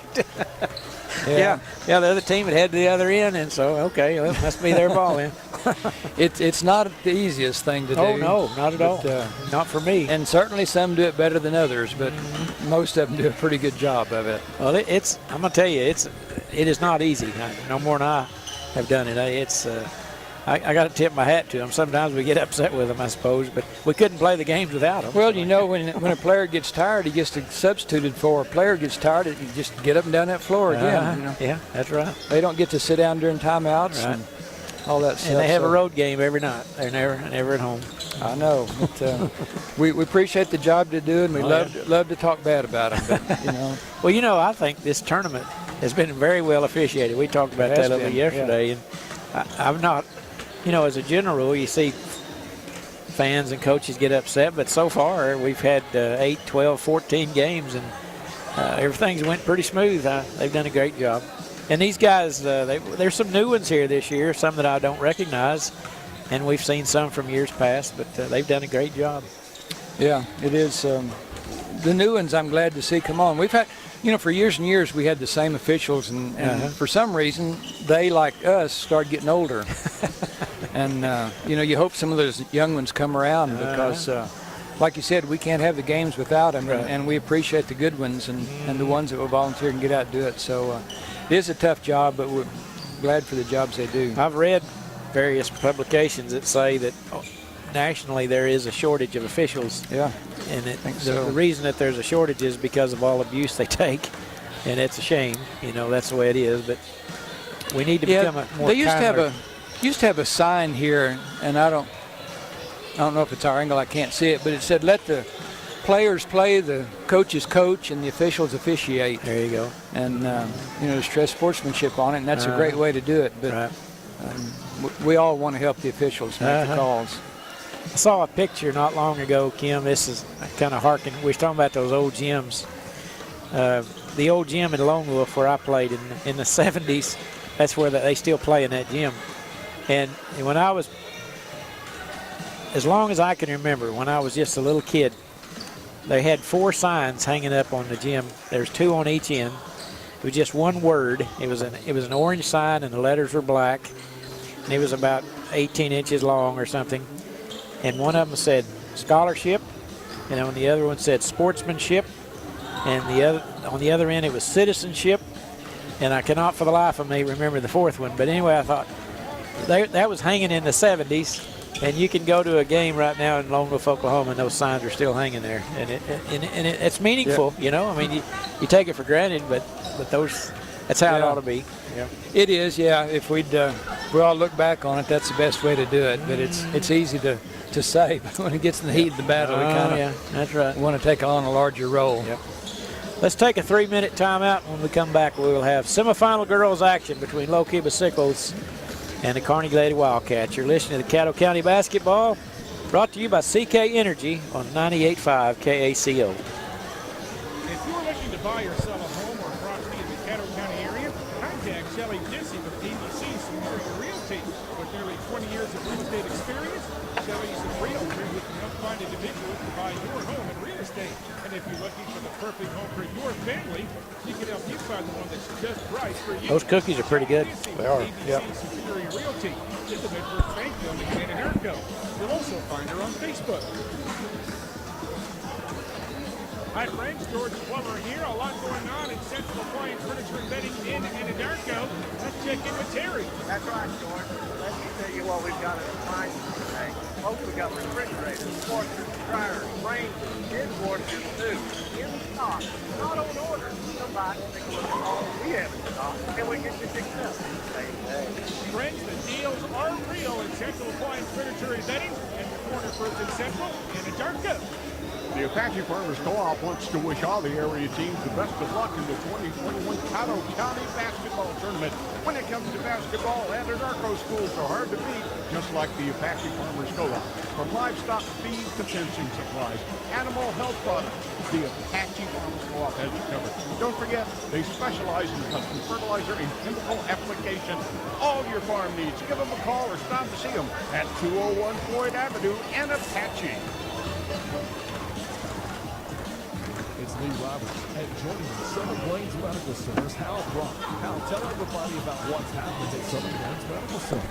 Lee, we've grown a lot over the last 4 years. We're up to 18 different medical specialties right here in Chickasha. No longer do you have to go out of market, wait 6 weeks for a dermatologist. We have one right here in Chickasha.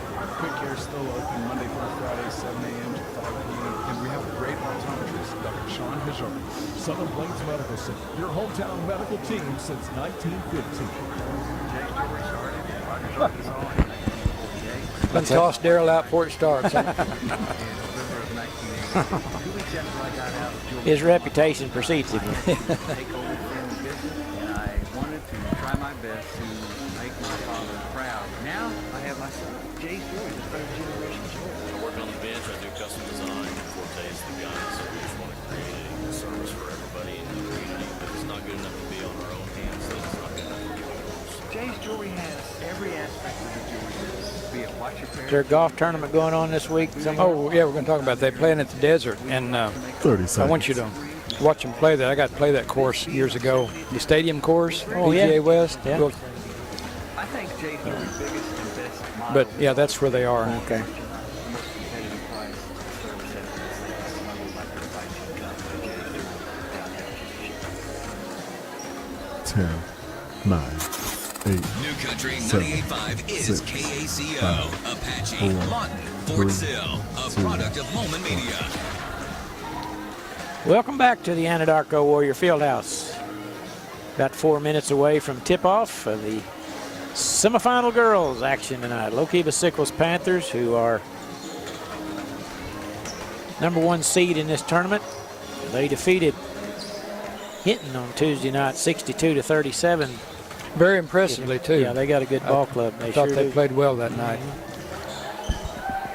What do you want to talk about, Kim, before we start the game? Oh, I You got was just some- going to say the guys are playing in the tournament in Palm Springs this Okay. weekend. Oh, yeah, okay. It's a neat course. You might, if you get a chance to see some of it. All We'll right. have to record it because we'll be over here all the time they're playing. But Let's have to watch Sunday afternoon. Yeah. Is that La Quinta? Is that where they're- Yeah, it okay. is. All right. It's like playing in a dome out there. It's always warm temperatures and sunny and no wind. That would be nice. It would be. The Carnegie Lady Wildcats, they are the opponent for the Lookeba-Sickles girls tonight, and they played Fort Cobb-Broxton on Monday evening, and they defeated Fort Cobb 41-36 to arrive in this semifinal ball game. 2A school or not 2A, Carnegie's A now. They've been 2A forever, and they dropped to A this year. Yeah. Hard for us to get used to. Lookeba-Sickles Class B school. They went to the state tournament last season. This year they're coached by Lance Scales. The Carnegie Lady Wildcats under the direction of David Rosenberg. And I might go ahead and hopefully Jamie Massey is on the air now. We want to give a shout out to Jamie. I'll tell you, these cookies that were sent up here by her were very tasty. I appreciate that very much. And you know, that family's got a long history with the county tournament. They've played in it, and then they've had kids and grandkids, and they've all been good players and all been good people too. Jimmy Steve Massey, we talked about that earlier, that he was the voice of the Caddo County tournament for a number of years. When I moved to Caddo County, I remember listening to Jimmy Steve on the radio, KRPT back in the day, doing all the games, and he did it all by himself, and kept stats and all that stuff, and did a great job, and hope he's listening. If he is, we say hope they're good safe evening. and well and enjoying the tournament. That's right. Thanks for joining us. Lookeba-Sickles girls are ranked number 4 now at 10 and they're 10-2 before this week, so I guess they're 11-2 now. But behind Lomega, Leedy, and Varnum. Well, there's some blue bloods of Class B girls basketball right there. Yeah, and going down to Kiowa, Hammond, Duke, Pittsburgh, and then Cyril at number 9. So, you know, those are kind of like the top 10 in NCAA football. You know, in year 2030, I can probably name 8 out of the top 10 in the ratings. Yeah, most likely. You can kind of go, you know, girls basketball. There's programs just tend to be good year after year. Lomega's probably won, what, 14 or 15 state titles? I don't know, a bunch of them. All right, the players are exiting the court area. They're going over to their respective bench areas, and they're going to introduce the starters here in just a moment. The Lady Wildcats from Carnegie will be the visiting team on the scoreboard, and they will be wearing their red uniforms with white numerals. And the Lookeba-Sickles Lady Panthers will be the home team, wearing their home white uniforms with black numerals and looks like some red trim. So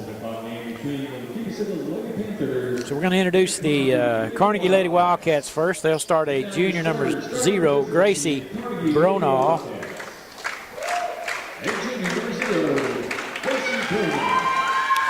A senior number 4, Kennedy Keesaw.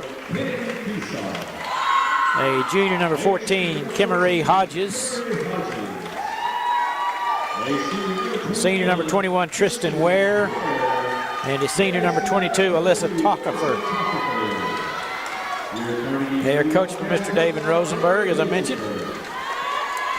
So they start Bronaugh, Keesaw, Hodges, Ware, and Tockefer. For the Lookeba-Sickles Lady Panthers, they started junior number 14, Mallory Brown. A senior number 15, Riley Redacy. A sophomore number 22, Abigail Machaney. A junior number 23, Allie Harvey. And a senior number 42, Keely Cox. So we have on the floor for the Lady Panthers, Brown, Redacy, Machaney, Harvey, and Cox. Coach for the Lookeba-Sickles team is Lance Scales. Teams are going to huddle around their coaches briefly, and we're about set to go. For girls semifinal action, the winner of this ball game will play in the championship game Saturday night. So a lot riding on the game, Kim. There is, and it's a lot different this year because of the schedule and how they're playing all girls tonight. They win tonight, they get a day off before the finals, and usually semifinal Friday night is that. So then they have to turn right around and play the finals Friday night or Saturday night. So they get a day off this time. Carnegie has taken the floor. Now here come the Lady Panthers. Panthers will be going right to left on your radio dial as we start the action today. It will be jumping center Tristan Ware for Carnegie and Abigail Machaney for the Lady Panthers. And the referee points away. The ball's in the air, and the tap is controlled by the Lady Panthers. That's Mallory Brown with it into the front court. They swing it around to Machaney, out front to Riley Redacy. Carnegie in a 2-3 zone. Long cross-court pass to Redacy. Bounce pass down low. Now they kick it out. Cox had it, kicked it out front. Allie Harvey penetrates in the paint. Little running one-hander's no good, but there's a traveling call. Turn it over to Carnegie. And they're going to have it on the sideline, and Lookeba-Sickles is going to come out in a 2-2-1 press, as they like to put some pressure on you. Guards have got to handle the ball well. Bronaugh with it in the backcourt over to Keesaw. And they break the press without much difficulty. Keesaw with it right side. Redacy on her, still holding. Lady Panthers in a man-to-man defense, very tight. Every defender's right on their girl. There's Bronaugh circling back out front. Out front to Keesaw. Dribbling to her right, down in the corner to Tristan Tockefer, or Alyssa Tockefer, and we got a Whistle and a turnover on the Lady Wildcats. Started to pass it, and teammate got covered up, and she took a little hop and didn't have anywhere else to go with it. We've played a minute, and each team's had a turnover. Redacy dribbles to her right. Lob pass underneath the basket to Mashaney. Kicked it along the baseline and had to save it into the Wildcats. And Tockefer comes away with it over to Bronaugh. Into the front court. Bronaugh with it out front. Bounce pass to Kimmery Hodges right side. Heavy pressure by the Lady. And that ball is going to go into backcourt, so that's 2 straight turnovers for the Lady Wildcats as the Lookeba-Sickles really applies the pressure. Redacy into the front court. Top of the key, left side Mashaney. Skip pass to Allie Harvey, right side, holding it high over her head. Over to Mallory Brown, kicks in the paint, shot no good. And the rebound is by Keesaw. Dribbles across the timeline, and the ball is bounced up pretty high. And Harvey gets it to Mashaney, back to Harvey, underneath the basket. Layup is good. First basket of the ball game goes to Allie Harvey. And the Panthers come out in that, once again, in that 2-2-1 press. Keesaw still in the backcourt, dribbles up to the timeline and stops. Just over the timeline now to Bronaugh. Harvey pokes it away from her, but it goes over to Kimmery Hodges. Now they'll set up the offense. Been pretty helter-skelter now on the offensive end. Ever since every time they get it in there into the floor, there's a jump ball, but it'll stay with Carnegie. All of Lookeba-Sickles girls are good defenders, and as a team, they play great team defense too. But Carnegie's having a hard time getting any kind of shot now with the defensive pressure they're getting. You're right about that. They are really applying the pressure, not just on the ball, but even on the non-ball players. Sickles denying the passes. They're doing a good job on each person. There's a near steal by Cox. Carnegie just, at the moment, not really in any offensive set, mainly just trying to maintain possession of the ball. Keesaw gets it in the corner to Hofker. Over to Keesaw in the lane. Little jumper good. Little 8-footer. Good play that time by the Wildcats, and we're tied at 2. Over to Mallory Brown. Drives around Tockefer. Shot no good. Ball loose on the floor. Cox picks it up. Rally Redacy's 3-pointers off the heel of the basket. Right to Mallory Brown. Her shot's no good. Cox for the rebound. Put back is good. But the 4th attempt made it 3 offensive rebounds, and they made it pay. Good work by the Lady Panthers that time, and they lead it 4-2. Pressure, and Cox, I believe, is going to pick up a foul as she bumped into Kennedy Keesaw trying to intercept the pass. They're just relentless on the pressure. Oh, I think he called the wrong one, but whatever. Yeah, that's Coach Scales is. Well, it looked like Cox had the steal and got bumped behind, and yet they called the foul on Cox. Yeah. And there's a stumble by Bronaugh, and it goes out of bounds, and it'll turn over to Lookeba-Sickles. That's 3 turnovers already on Carnegie in the first 3.5 minutes. Rally Redacy jogs it into the front court. Right side to Mallory Brown. Skip pass to Mashaney. Shot over Tockefer won't go, but she's going to go to the line to shoot 2. Nice little jumper. You know, Mashaney was the MVP of the tournament last year. She had a really good tournament. Yeah, she was a freshman last year. Huh? Yeah, had a great finals game. Free throw no good. They've got a good ball club, and they've got some depth. I noticed that the other night when they played. They can bring in 2 or 3 substitutes, and you don't even notice. All good players. Second free throw is good. Makes it 5-2. Let's see if Carnegie can solve this press here. They're passing side to side, and they throw it into the front court. Allie Harvey takes it away. Up ahead to Mallory Brown. A left-handed shot. Good. Went around the rim a time or 2. 7-2 now. Now Bronaugh dribbles to her left. Back to Keesaw. Now into the front court to Tockefer. Back to Keesaw. Straightaway three on the way. Good. Kennedy Keesaw. She's got them all so far for Carnegie. Makes it 7-5. It's going to be a quick timeout by Carnegie. We'll take it with them. We'll be back after this 30-second break. It's a full one. That's okay. The Apache Farmers Co-op wants to wish all the area teams the best of luck in the 2021 Caddo County Basketball Tournament. When it comes to basketball, Anadarko schools are hard to beat, just like the Apache Farmers Co-op. From livestock feed to fencing supplies, animal health products, the Apache Farmers Co-op has you covered. Don't forget, they specialize in custom fertilizer and chemical 10, application. 9, All your farm 8, needs. Give them a call 7, or stop and see 6, them at 201 5, Floyd Avenue 4, and Apache. 3, 2, 1.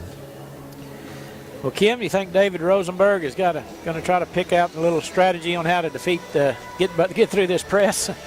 You know, I've got him for 5 turnovers now, and Lookeba-Sickles with 1. And as many turnovers as they had and mistakes they made, they're down 2 points. Yeah. You know, that 3-point basket just is a huge difference maker. And that one that Keesaw just made got him right back in the game. So Right. little momentum shift for them. Yeah, that's a good point. As ragged as it's been, they're only down 2, so you're right about that. 3:47 to play, opening period. Teams taking the floor, and it will be Lookeba-Sickles basketball.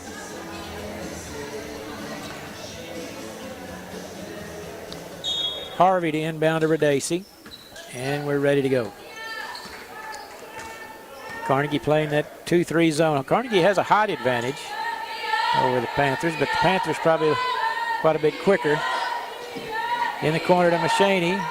Little 12-foot jumper's good. Well, that's a good-looking shot right there along the baseline. Yeah, they'd set up a back screen to take the defender out, and it was open in the corner. They get the ball into the front court. Looked a little more steady that time as Carnegie did, getting it into the front court. Bronaugh. And it's going to be an offensive foul as she ran right into Keely Cox, who had position established.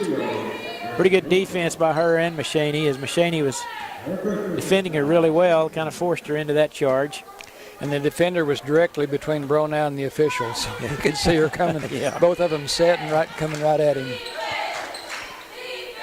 Right side to Mallory Brown. Bounce pass in the paint to Harvey, and she's going to be bumped and fouled. Tristan Ware picks up her first foul. Third team foul.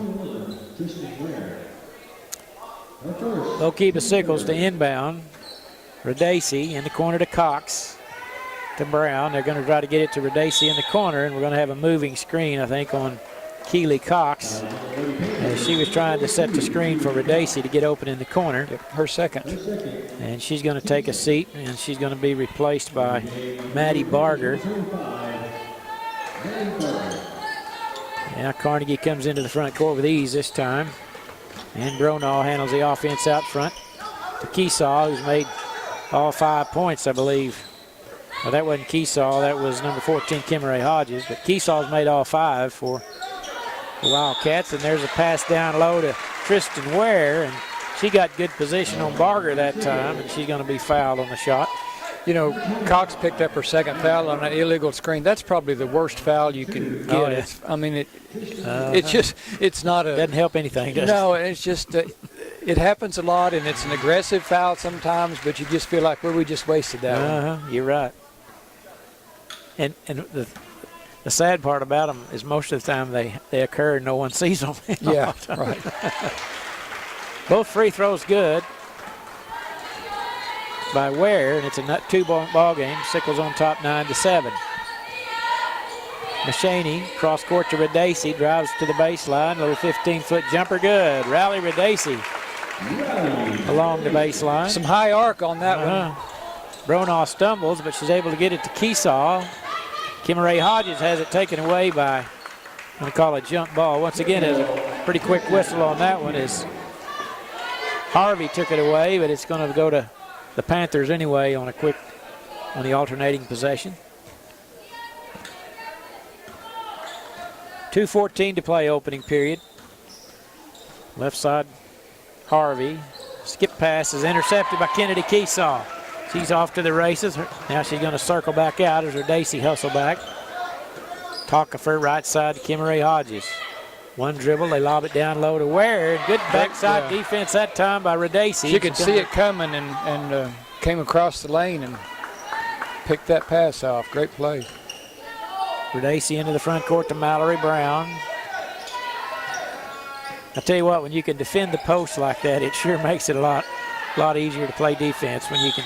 You can keep that pass from coming in there, yeah. Yeah, you front the post and they try to lob over it. You come from the other side and defend that. It's a big help. Yep. Basketball stays with the Panthers. 1:33 to play. Brown, top of the key to Machaney, right side Radacey. A lot of movement. There's a pass intercepted by Kimmeray Hodges. Doesn't have the number, so she'll back out. Keesaw, straightaway three on the way, off the back iron, no good. Off the backboard. And Machaney brings it into the front court quickly. And they're going to call her for traveling as she picked up her dribble in heavy traffic. Checking in for Carnegie will be number 25, Meadow Chalapaw, and number 33, Jada Sink for Carnegie. Replacing Takafer and Tristan Ware. Give them a little breather here at the end of the quarter. Carnegie having trouble. They get it to Keesaw, right side. Now we go to Chalapaw, baseline three, no good. Skipped across the rim, and they're going to have a foul charge to Kimmeray Hodges as she went over the top of Mallory Brown. And checking in, replacing Machaney for the Lady Panthers will be Angie Sandoval. And in for Carnegie will be Isabel Rush, replacing Kimmeray Hodges. Less than a minute to play, opening period. Panthers on top 11-7. Riley Radacey, point guard, kicks it left to Mallory Brown. Now back to Radacey, to Harvey. Bounce pass through the lane. Basket good by Angie Sandoval. Kind of a difficult pass to handle, but Sandoval was able to get it, put it in the basket. 13-7, biggest lead of the game now. 28 seconds to play. Keesaw, right wing three. No, I thought it had the right angle, but it just was a little long. You know, they pull out, they do some subs here with about a minute left in the quarter, and then they get a minute timeout break at the quarter, so they get them a little bit of rest. Right. You know, you see that a lot in colleges because they'll take them out before the media timeout. The media timeouts are 4 minutes long. Yeah, that's right. So if you you get a good 5-minute break, and it's almost like a halftime. Makes a big difference, you bet. Mallory Brown has it, 8 seconds to play. Dribbling down to the baseline. Pass over to Barger, layup good. That's the way to work the clock as Maddie Barger lays it in. And after one period of play, the Lookeba-Sickles Lady Panthers 15, Carnegie 7. You're listening to the Caddo County Basketball, brought to you by CK Energy on 98.5 KACO. Jay Jewelry started in Rogers, Arkansas in 1948. And then my wife and I, Christy, opened this jewelry store in November of 1982. 2 weeks after I got out of the jewelry store, my father died. I had to take over the family business, and I wanted to try my best to make my father proud. Now I have my son, Jay Jewelry, the third generation jewelry. I work on the bench, I do custom design, fortes the guns. We just want to create a service for everybody. And it's not good enough to be on our own hands, so it's not good enough for everybody else. Jay's Jewelry has 30 seconds. Be it watch repairs, jewelry repairs, custom design. We make all our own diamond earrings and pins. We like to make all our own all our center stones. This being our 70th anniversary, we're very proud to be in business for 70 years. I think Jay's Jewelry's biggest and best motto has always been quality. 10, 9, 8, 7, 6, 5, 4, 3, 2, 1. The Lookeba-Sickles kind of pulled away there at the end of the first quarter there, Kim. It was a pretty good battle, and then all of a sudden the Panthers have built an 8-point lead. Yeah, it was 7-5, and we were talking about that, and then they kind of pulled away and went on an 8-2 run to end the quarter. It'll be Carnegie's basketball to start the second period. Keesaw gets it into Bronaugh in the backcourt. Mallory Brown on her. Panthers still in that tight man-to-man. Lots of pressure, and there's a travel call on Bronaugh as Mallory Brown is just out there harassing him. force you into a turnover. I tell you what, the Lady Panthers look like they're going to make a lot of noise in Class B basketball this year. They got a good ball club. No question about that. Yeah, everybody can play. Barger with it in the corner. Sandoval, there's Radacey. Goes through the legs of, right through the wicket. Yep, great hustle by Sandoval. Harvey, though, to get it out by the half-court line without it going across. Sandoval right side. Radacey over to Mallory Brown, 17-footer, straight away good. That's a good-looking shot right there by Mallory Brown. Defender took a chance on getting the pass and missed it, and it just left her that opening. 10-point lead for the Lady Panthers. There's a steal by Radacey. Pass in front of the basket to Brown. No, off the front, no good. Rebound, Keesaw. Now Bronaugh has it, still in the backcourt. Still pressure being applied by the Lady Panthers. Now Bronaugh, left side to Isabel Rush. Back to Bronaugh. There's a backdoor cut by Keesaw. Nice pass by Bronaugh, and she lays it in for two. That's the way to play. When they're overplaying you like that, the backdoor sometimes is the answer. Yep, that worked just like they hoped it would. Yeah, I'm sure they practiced that. There's a pass into Barger in the paint. Left-handed shot, no good. Rebound, Keesaw is playing well today, and there's going to be a foul on Barger, I believe, or on Sandoval. Barger kind of rushed that shot a little bit, never really got settled enough, and it didn't have enough control when she shot it. Mashaney in for Harvey, and number 2 is Camden Stocking coming in, replacing Radacey. Keesaw into the front court. Over to Bronaugh. Bronaugh dribbles just inside the paint. She's going to be fouled by Angie Sandoval, I believe. That should be 2, I believe, Kim, if I'm not mistaken. 5th team foul. Bronaugh will inbound for the Lady Wildcats as Harvey checks back in. Replacing Sandoval. Bronaugh gets it into Keesaw. She dribbles around her defender, jumps it over to Tockelfer. Her shot's no good. Pretty good pass. Rebound, Mallory Brown. Pass is too tall. It goes over Stocking's head. Out of bounds. Turned back over to Carnegie. 5:58 to play, second period. Pressure in the backcourt once again, every trip. Jada Sink with it, lobs it over to Bronaugh out near the center line. Dribbles to her left, and the ball is poked away, but she's fouled.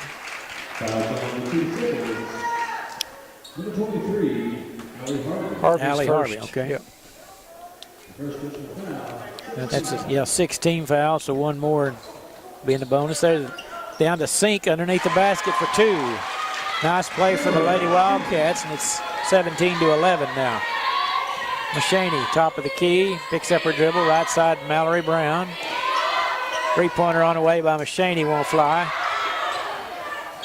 Or that was Harvey, I'm sorry. And the 2 and the 3 get confused when there's a ponytail in between sometimes, Kim. Those single numbers, it covers the whole thing. They look remarkably alike from this distance with that ponytail. They're going to have a timeout taken. It'll be a 30-second timeout. We'll be back right after this 30-second break. The Apache Farmers Co-op wants to wish all the area teams the best of luck in the 2021 Caddo County Basketball Tournament. When it comes to basketball, Anadarko schools are hard to beat, just like the Apache Farmers Co-op. From livestock feed to fencing supplies, animal health products, the Apache Farmers Co-op has you covered. Don't forget, they specialize in custom fertilizer and chemical application. All your farms. Jada Sinks, number 33. At 201 Floyd Avenue and Apache. 2, 1. 5:26 to play, second period.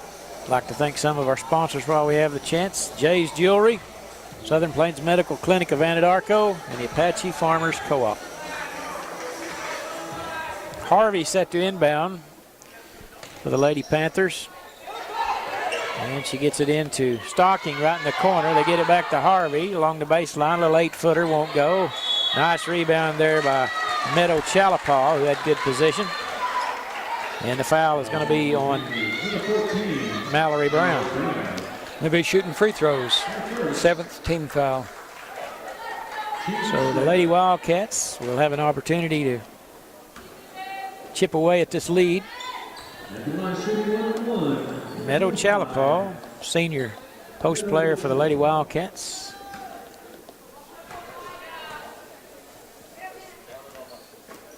Off the back iron, a little strong. Rebound, Harvey into the front court.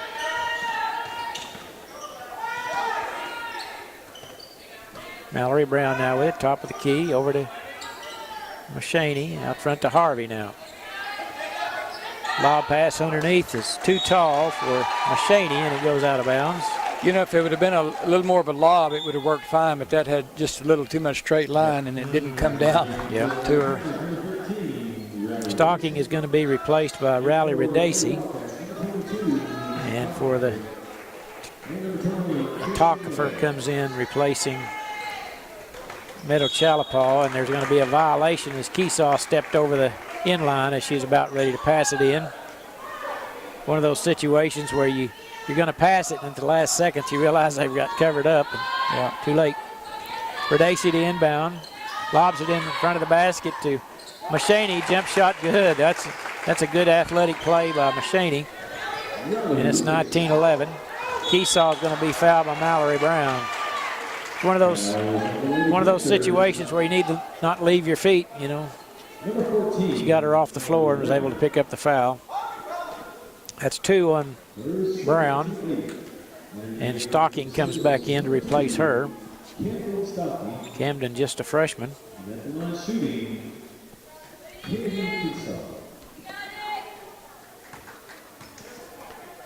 And Keesaw's free throws off the back iron. No good. They've got to the bonus situation and haven't been able to take advantage of either chance. Left side, Riley Redacy. Top of the key to Machaney. Dribbles to her right. Picks up her dribble, gives it over to Harvey. Now back to Machaney. Riley Redacy. Carnegie's doing a pretty good job defensively. They are, yeah. They're not making any easy passes on it. That's right. They're Panthers are having a difficult time with this zone, and there's an intercepted pass by Keesaw. Good anticipation there. Out front, Bronaugh. And she's going to have it poked away by Machaney and out of bounds. It'll stay with Carnegie with 4:06 to play in the half. Hodges set the inbound. A lob pass underneath. Beautiful play to Tristan Ware. It went to Tockefer in the corner. And a beautiful play to Ware for the easy 2, and it's 19-13. Now, they've practiced that a few times. Panthers now with the ball. Barger, high post, right side of Stocking. Now Redacy, three-pointer. Good. Riley Redacy. That's the first time she shot the ball today, I'm pretty sure. Nothing but net on that one. 22-13. That's big momentum shift there, and there's a turnover. Pass underneath, knocked away, but Machaney has it back. Left-handed shot's good. Makes it look so easy. Pressure once again in the backcourt. It seemed like they picked up their intensity here after Carnegie kind of cut away into that lead a little bit.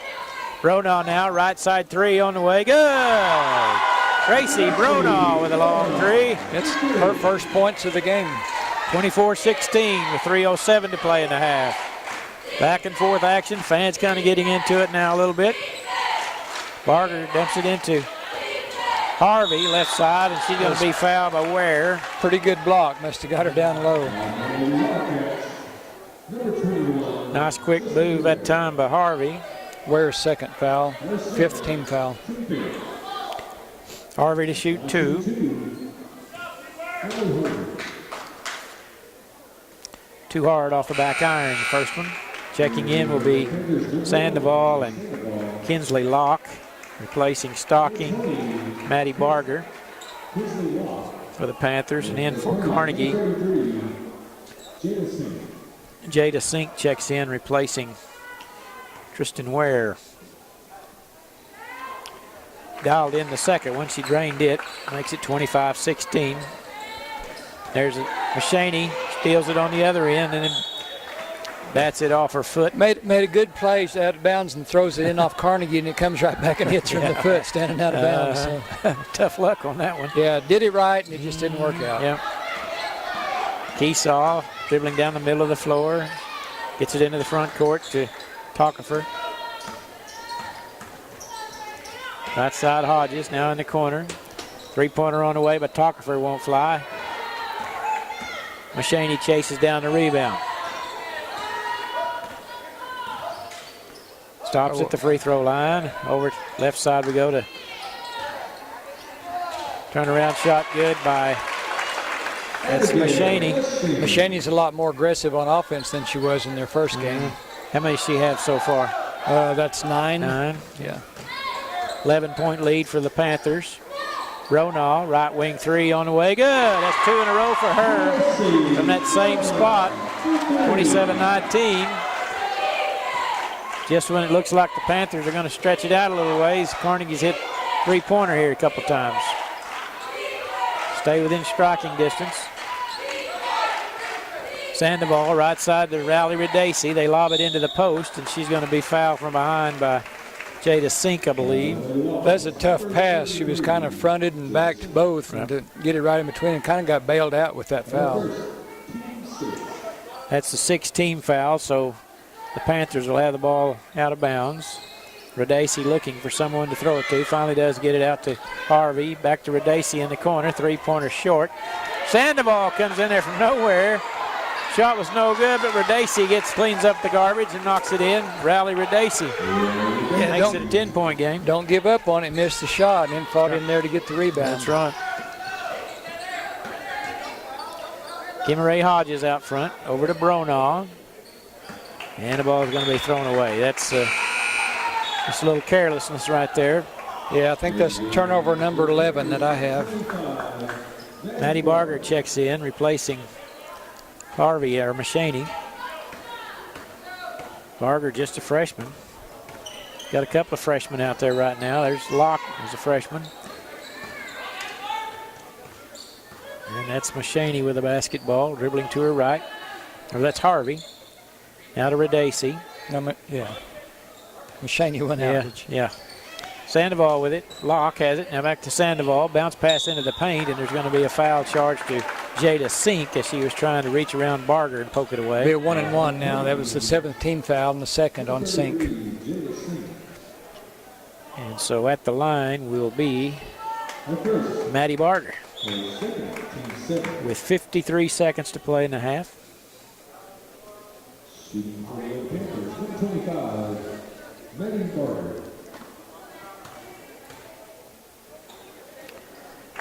She makes the first. Panthers are going to be good for several years, Kim. They've got a lot of pretty young teams. Got a few seniors, but they also have some freshmen that can play pretty well. The programs just kind of reload, don't they, and just keep coming. Yep. Second free throw is no good. It goes out of bounds off of Panthers.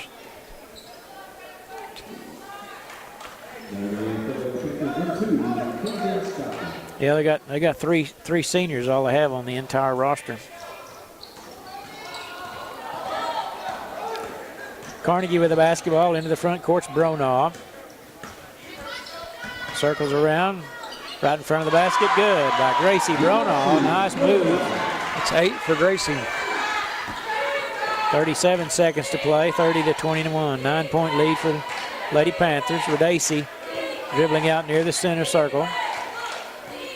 Stationary dribble. Coach Scales gets up to call some sort of a play, I guess. Maybe we're going to play for one. I hesitate to say that because usually when I do, somebody shoots immediately. And we're going to have a timeout taken by Coach Scales. Let's see what it'll be, a full timeout. We'll be back right after this 60-second break. Oh, I'm sorry. He signaled full, the coach did, yeah. We're probably going to miss them. Maybe they'll delay around here a while. Fake me out. Well, yeah, I saw him go like that. Don't forget, they specialize in 10, 9, 8. Way to go. 7. Pierre's on top of it. 6, 5, 4, 3, 2, 1. 30-21. Coach Scales take a timeout with 14 seconds to play to draw up a last-second shot attempt here. We'll see. This is always interesting. Yeah, he also will get the ball to start the second half. What do you think will happen here, Kim? Well, they're probably planning on shooting it with about 5 seconds left and time to get a rebound and rebound the miss. Well, yeah, if there is one. Stocking inbounds it to Radacey out at the center circle. She's standing there with the ball under her arm. 10 seconds. Now we'll go. Starts to her right. Trying to get the ball left side to do. They do to Machaney. Kicks it out to Harvey. Left wing three on the way. Skips across the rim. No good. Your halftime score. Lookeba-Sickles 30. Carnegie Lady Wildcats 21. Well played first half, I thought. Pretty entertaining. Both teams played well. Should be an interesting second half. We'll time for now for the Farmers Bank of Carnegie and the Legacy Bank of Hinton and Binger halftime report. Kim, what do you got for us? All right, let's look at the Lookeba-Sickles Lady Panthers scoring.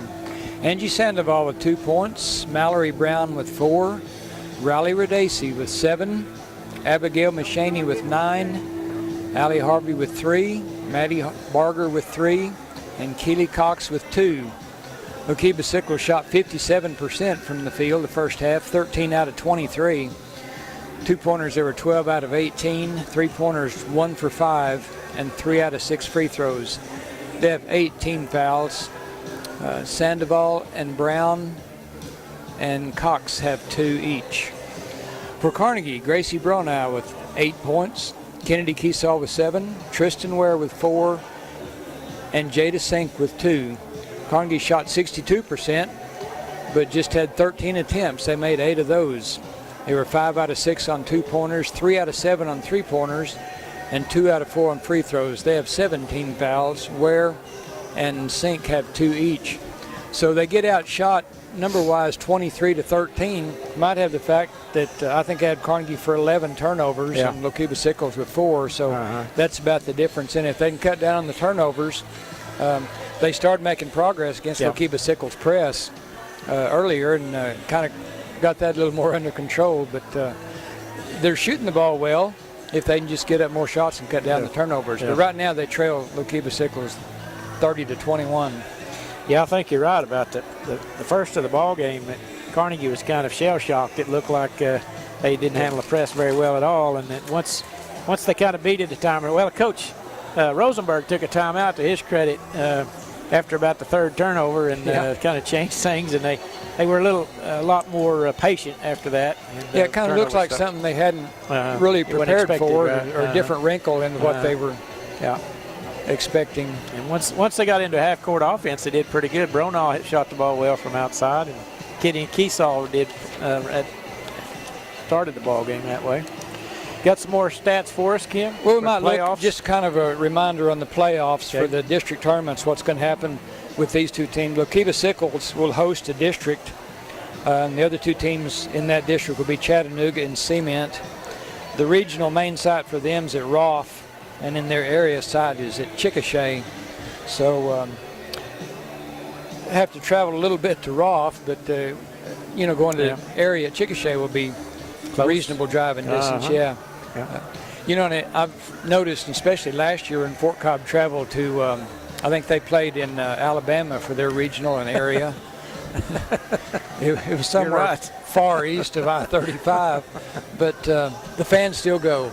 And it'll be different this time with the COVID and everything and how many people they do it. But tell you what, Caddo County has got some great fans from their high school sports. They're great supporters. And, from all the schools, we see them here, and they bring a lot of fans. Carnegie has a reputation in Fort Cobb, and Lookeba-Sickles, actually all of them. Anadarko doesn't play here, but they travel well with their fans too. And so Caddo County's been great with supporters and fans following their team. So hopefully they don't have to travel too far in this, and they'll make it where they can get big enough venues where they can spread out and still get a lot of fans in to watch the ball games. I talking about fans traveling. back in the day. I don't remember the year, but Carnegie was playing at the Lawton, Cameron down at Lawton. Yeah. In the area tournament. They were playing Hollis a Friday night. And a friend of mine and I drove down there to watch the game, and it was the first time in my life I drove somewhere to watch a game and they wouldn't let me in. There were so many people. Oh, right. Fire marshal wasn't letting anybody else in, so we turned around and went home. Yeah, that's happened a few times. But that's, in the you know, that's like you say, the Caddo County goes to the games, but they always have a lot to cheer about when they get there. You know, that's the reason to go. Yeah. And Cameron seats a lot of people. Yeah, so. yeah, they couldn't get in. Well, yeah, that's frustrating when that happens like that.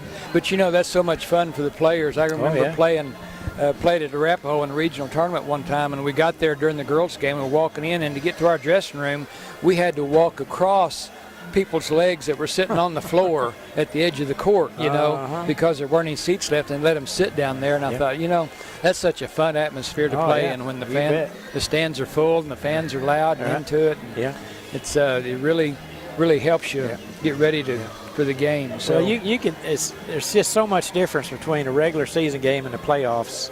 Yeah. From the way the teams play and the way the fans act, there's so much more intensity in a playoff game. Well, they realize how much it means.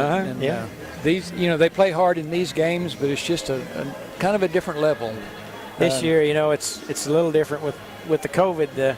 I think I read in the paper today where the OSAA is trying to decide how they're going to handle the playoffs, and I think they mentioned something like 50% gym capacity. So I don't know. That's going to be interesting to see. I'm sure they're really trying to figure out how they're going to manage that. You know, when your whole town shows up and can't get in, you know, so it'll be tough. Yeah, and what you're wanting with that when they limit 50% is you're wanting some really big facilities. Yeah. But yet those are hard to come by. And, you know, sometimes they have different precautions in place and you're limited by that. And, you know, the article went on to state it's such a hard job for the OSAA, but they're doing the best they can. Mm-hmm. You know, they'd love to see everybody be able to watch it, but there's just a lot of mandates in place that's not going to allow that. So, well, hopefully this, you know, with the advent of these streaming services, you know, if you can't go, hopefully there'll be some places around that stream the game on the web for you to watch for free.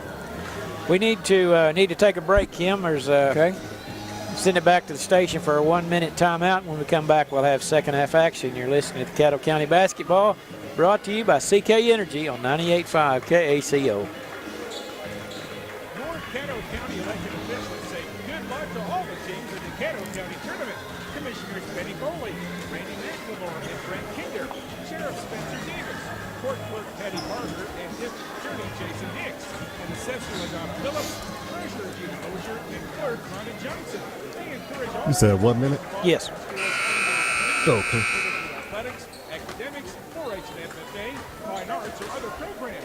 A message from your Caddo County elected officials. 30 seconds. All right. It's been a rough go for our school kids for the past 2 seasons thanks to this awful pandemic and the political turmoil within our country. CK Energy has always supported our youth, and we want to remind all of them that things will get better, and you should not spend your days stressing about things that will 10, improve. 9, stay positive, 8, stay happy, 7, and keep working 6, hard to become a 5, great athlete. 4, 3, 2, 1. It'll be Lookeba-Sickles basketball as we start the second half of action. They will be going left to right on your radio dial. Did you stop and get you a chocolate? Or no, I know you don't like chocolate. Did you get you a banana milkshake on the way home last night, Kim? No, I didn't. I'm kind of thinking that sounds pretty good to me right about now. Maybe I'll do it on the way home. It sounds good now that you mention it. All right. The places were busy in town when I left here, and I didn't want to wait in line. Yeah, everybody else had that same idea. Yeah. Panthers with the basketball. Rally with Daisy. Top of the key over to Cox. Left side of Daisy. In the corner to Mallory Brown. Panthers moving around the perimeter. They drive into pass into Cox. Her shot's partially deflected, taken out of the air by Tristan Ware. Good defensive stand that time by the Lady Wildcats. And they'll bring it into the front court. You know, one way to defeat this press is stop them where they don't score and they don't press off of a missed basket. So yeah, that helps you. Kimray Hodges picks up her dribble, and she's in serious trouble. And Coach David Rosenberg is going to take a 30-second timeout. We'll just keep it right here since we came back from the break. But anytime you pick up your dribble on the sideline, you got a problem. Coach Rosenberg realized we're about to turn it over, so he called a timeout. Yeah, she was kind of pinned in over there. It didn't look like she had anywhere to go with it. So, yeah. Good timeout taken there by Coach Rosenberg. You don't really want to just turn it right back over after you made a good defensive stand. This is the third game of 3 if you're just joining us. I'll give you some scores from earlier today. First game today, Apache defeated Cement 46-35. Cobb-Broxton defeated Hinton girls 40-24. So our consolation game, championship game Saturday morning at 10 will be Cobb-Broxton playing Apache. This is the girls' semifinals right here. The winner will be playing Saturday evening for the championship game. I think this is the first time we've ever said semifinal Thursday night. You're right about that. Yeah, it's always been Friday. Always been Friday. Different year. Ronaugh dribbling out front, closely guarded out there by Machaney. All the Lady Panthers are just locked up on their defender, and there's going to be a foul on the Lady Wildcats as Tristan Ware tried to get some position and pushed Cox in the back. You know, that's a good defensive play by Cox. She had position in front and was going to steal the pass, and Ware's just trying to get it, even though it was intended for her. So, good defensive play. And that's the third foul on Ware. Pass the ball down into Harvey, and nice play by Ware, even with those 3 fouls. Got a clean block there on Harvey. Big play there. Yeah, too much of a height advantage for her. She walked. Yeah. Kennedy Keesaw was under heavy pressure, and she tried to clear herself some space, and when she did, she moved her pivot foot. Turned right back over to the Lady Panthers. Turnovers have been an issue for Carnegie today, certainly. Cox with it. Baseline over to Dacey. Back to Mallory Brown.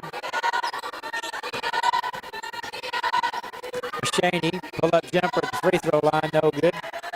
Rebound Tockerfer. Outlet pass to Bronaugh, bringing it front court with her left hand. To Keesaw. Kimray Hodges closely guarded by Mallory Brown. Dump it down low to Tristan Ware, and they're going to say an offensive foul as she pushed off to catch the pass. That's a tough one there. Looked like a great play there. Carnegie had set up they went the old high-low action. Just cleared a little too much space with her push off. And that's the 4th personal on Tristan Ware, so that's Coach Rosenberg not at all happy about that. And we'll have Panthers with the basketball. So Tristan Ware is replaced by Sink. I'll tell you what, the Lady Wildcats doing a good job on defense. Yeah. They really picked up their pressure. They really have. Redacey bounced past the Cox along the baseline. Sink doing a good job on her. Out to Redacey. Long skip pass. It's saved by Machaney. Panthers having a little trouble solving this zone. There's Mallory Brown on the drive. Her shot's no good. Cox with a good strong rebound. Put back good by Keely Cox. 32-21 our score. Bronaugh into the front court. Picks up her dribble. Gets it over to Tockerfer. Bounce pass to Bronaugh now. Out near the center line. At the left elbow, kind of threw it in desperation. Mallory Brown intercepts the pass. Racing down the floor all the way. Shot good by Mallory Brown. Just barely crawled over the rim on that one, but it had enough to get just enough. 13-point lead now for Carnegie, if I'm not, or for Lookeba-Sickles. I think that's the biggest lead of the game. Bronaugh dribbling to the left. Hands it off to Kennedy Keesaw. Gets a screen. Wiggles through traffic. Now going to have a foul on Cox, I believe, underneath the basket as she collided with Jada Sink. Well, it couldn't have been a pushing foul because they fell backwards. She had to pull her down. Be the third foul on Cox. Maddie Barger will replace her. And Bronaugh set to inbound underneath the basket. Lob it in to Sink. Back to Bronaugh, and she's going to shuffle her feet. She wanted to drive. Got a little big, too much of a hurry.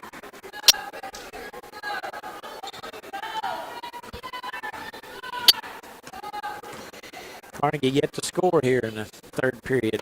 Played almost half of it. Mallory Brown, 6-foot jumper, won't go. Bronaugh with a rebound.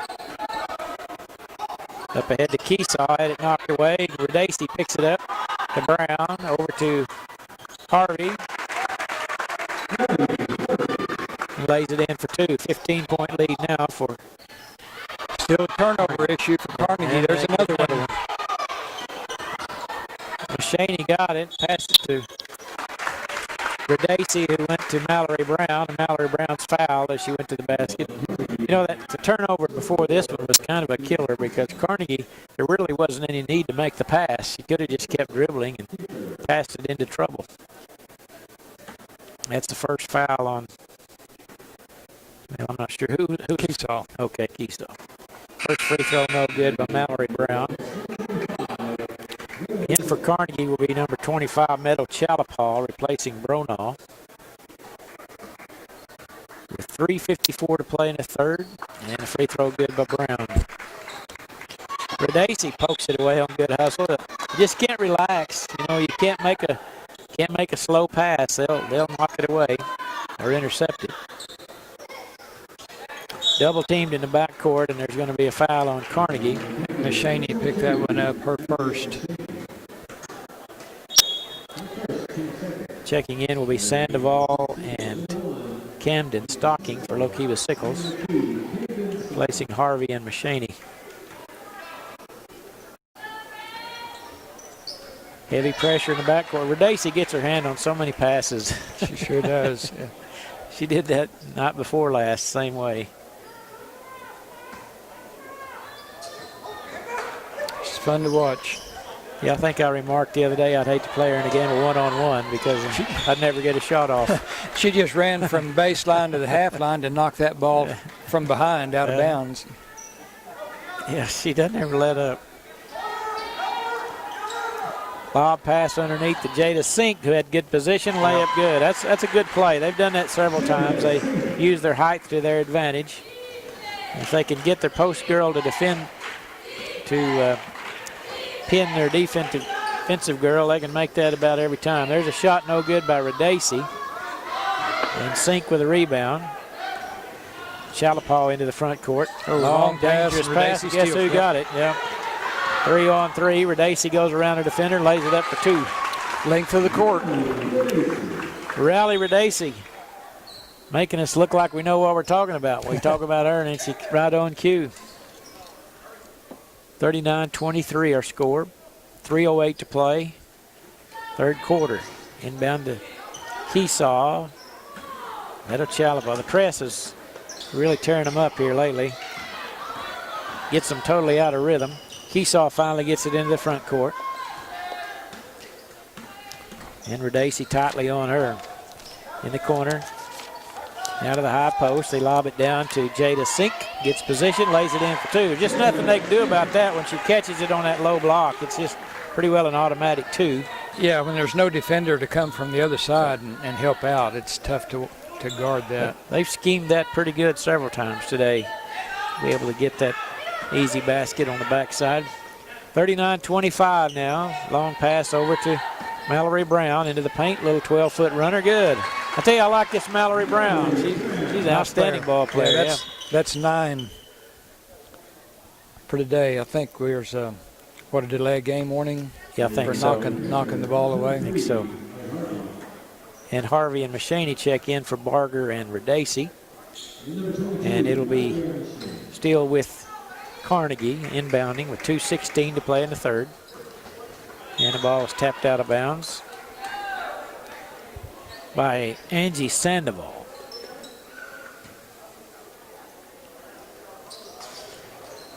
And Carnegie gets it into the corner. Chalapal dribbles out of the trouble. Gets across the timeline, picks up her dribble. And there's a pass with Hodges. She kind of threw it in her direction, but it wasn't anywhere where she could catch it. And it's turned over to the Lady Panthers. This will be Mashaney. Left side Mallory Brown into the paint. Shot over Jada Sink won't go this time, but we're going to have a tie up on the rebound. It'll go to Carnegie. As Isabel Rush will check in, along with Gracie Bronaugh.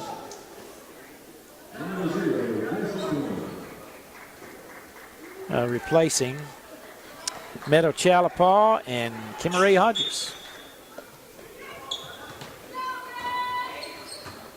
Bronaugh brings it down the right side. Does a good job of that. Over to Isabel Rush. And the pass is a little tall, and it goes through Kennedy Keesaw's hand and out of bounds. You know, Keesaw had a really good ball game. The one before this, I think she had 17 points. She's been held to 7 so far tonight. Got off to a really good start. I think she made her first 5 today. Been kind of quiet since then. Three-pointer on the way, no good. And it's out of bounds along the baseline. It'll turn over to Carnegie with 1:20 to play in the third. Sickles had a 30-21 lead at the half, and they've stretched it out now to 16. Keesaw in heavy traffic gets it up to Rush, now into the front court to Jada Sink. So they beat the pressure that time. Keesaw now on the handle, but double dribble taken away by Stocking. Long pass up ahead to Allie Harvey. Layup is no good. Sandoval putback's no good, but she's fouled. That's just good hustle there by Sandoval. Hustling down the floor to get the loose change. Where you think you never assume that your teammate's going to make all the shots. And, you know, it's a layup. It was tightly guarded, but looked like a high percentage shot, but she went down to follow it up anyway. That's right. You're supposed to. It's like kind of a hustling down to first base on a ground ball. You know, you never know. Wade 1 out of 2. And the ball is knocked out of bounds off of Carnegie. So that Sandoval and Stocking was harassing Carnegie. It just puts pressure on them. They realize they can't make a mistake or they lose it, and it just makes it that much easier to make the mistakes. I tell you what, when you play defense like this, it'll win you a lot of ball games. You don't really have to have a great offensive set if you can get enough turnovers and layups to win the game. It's Anadarko plays that way. Yeah, and it wears the other team down. Yeah, after a while they just lose their will. Verdacey standing in the center circle with the ball under her arm with 35 seconds to play. They're going to be content to just run it out here. It looks like Carnegie's going to be okay with that too. And Lookeba-Sickles will get the ball at the start of the fourth quarter, barring a jump ball. Yeah. Well, Carnegie, I guess, buying a little time here with the fouls on Tristan Ware sitting over there with those 4 fouls, so they'll probably put her in back at the quarter, I would imagine. Hodges with it now. They'll start the offense. 8 seconds. Verdacey picked up her dribble, and we're going to have a moving screen on the back side here. So that wasn't the best output for Lady Panthers. I didn't really see what happened. Kim, did you see it? I didn't. She was setting a screen for Mashaney down low, and I guess it wasn't set well enough. Carnegie will get the ball with 6 seconds. Into Bronaugh. 4 seconds. A half-court shot. Verdacey got her hand on it, knocked it away. Now Harvey's half-court shot's no good. After 3 periods of play, Lookeba-Sickles 42. Carnegie Lady Wildcats 25. You're listening to Caddo County Basketball on 98.5 KACO.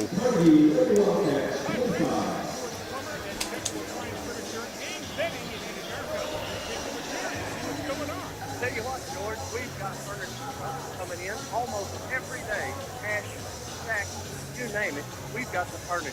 The folks, if you've been looking for furniture, you couldn't find it, we've got it. Come on by, take a look at all the furniture we've got, and we'll get it fixed up. Carnegie's shooting 63% from the floor.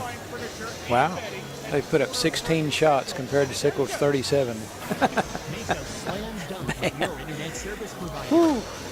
Turnovers are killing them, Mark. Yeah, I think I had them for 6 or 7 that quarter. 30 seconds. That's 18, I think. No code required, no data caps. Sign up today by calling 18, huh? Man. or visit hillcom.net. Hillary Communications wishes good luck to all the teams. 10, 9, 8. New Country 98.5 is KACO, Apache, Lawton, Fort Sill, a product of Moment Media. 8 minutes to go here in the girls' semifinal action. Lookeba-Sickles leads at 42-25. And it will be their basketball to start the fourth quarter. Mallory Brown has it. Left-handed pass over to Stocking. It knocked off her foot. Radacey tracks it down. Back to Radacey. Left wing three on the way. No good. Mallory Brown tracks it down in the corner. She'll try a three. Too strong. And the rebound is controlled by Isabel Rush. Off to Bronaugh, and here come the Lady Wildcats. And we're going to have a hand check foul on Machaney as she put a little too much pressure on Bronaugh that time. That's her second personal. Well, they said Allie Harvey, but I thought it was. My eyes are deceiving me. Okay, yeah. I thought I was right about it. I've been wrong so many times, I expected I was again. Yeah, I think it was up there before. They tried that lob pass to Jada Sink that time, and better defense that time by the Panthers, and covered her up and went out of bounds. So it'll go over to the Panthers.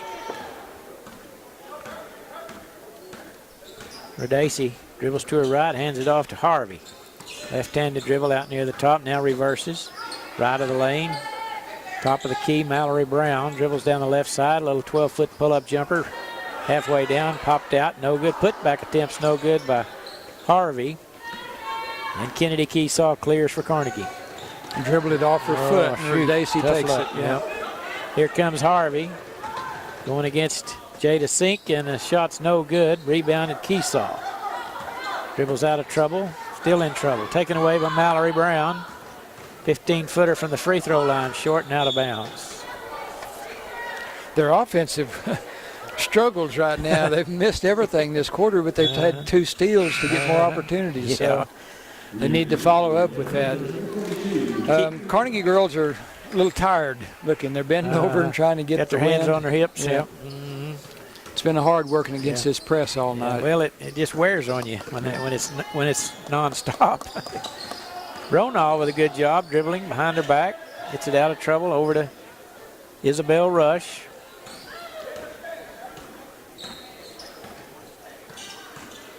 In the corner we go to Keesaw. Now out to Meta Chalapal. Or that's Alyssa Tockefer, I'm sorry, at the free throw line. A nice little 15-footer.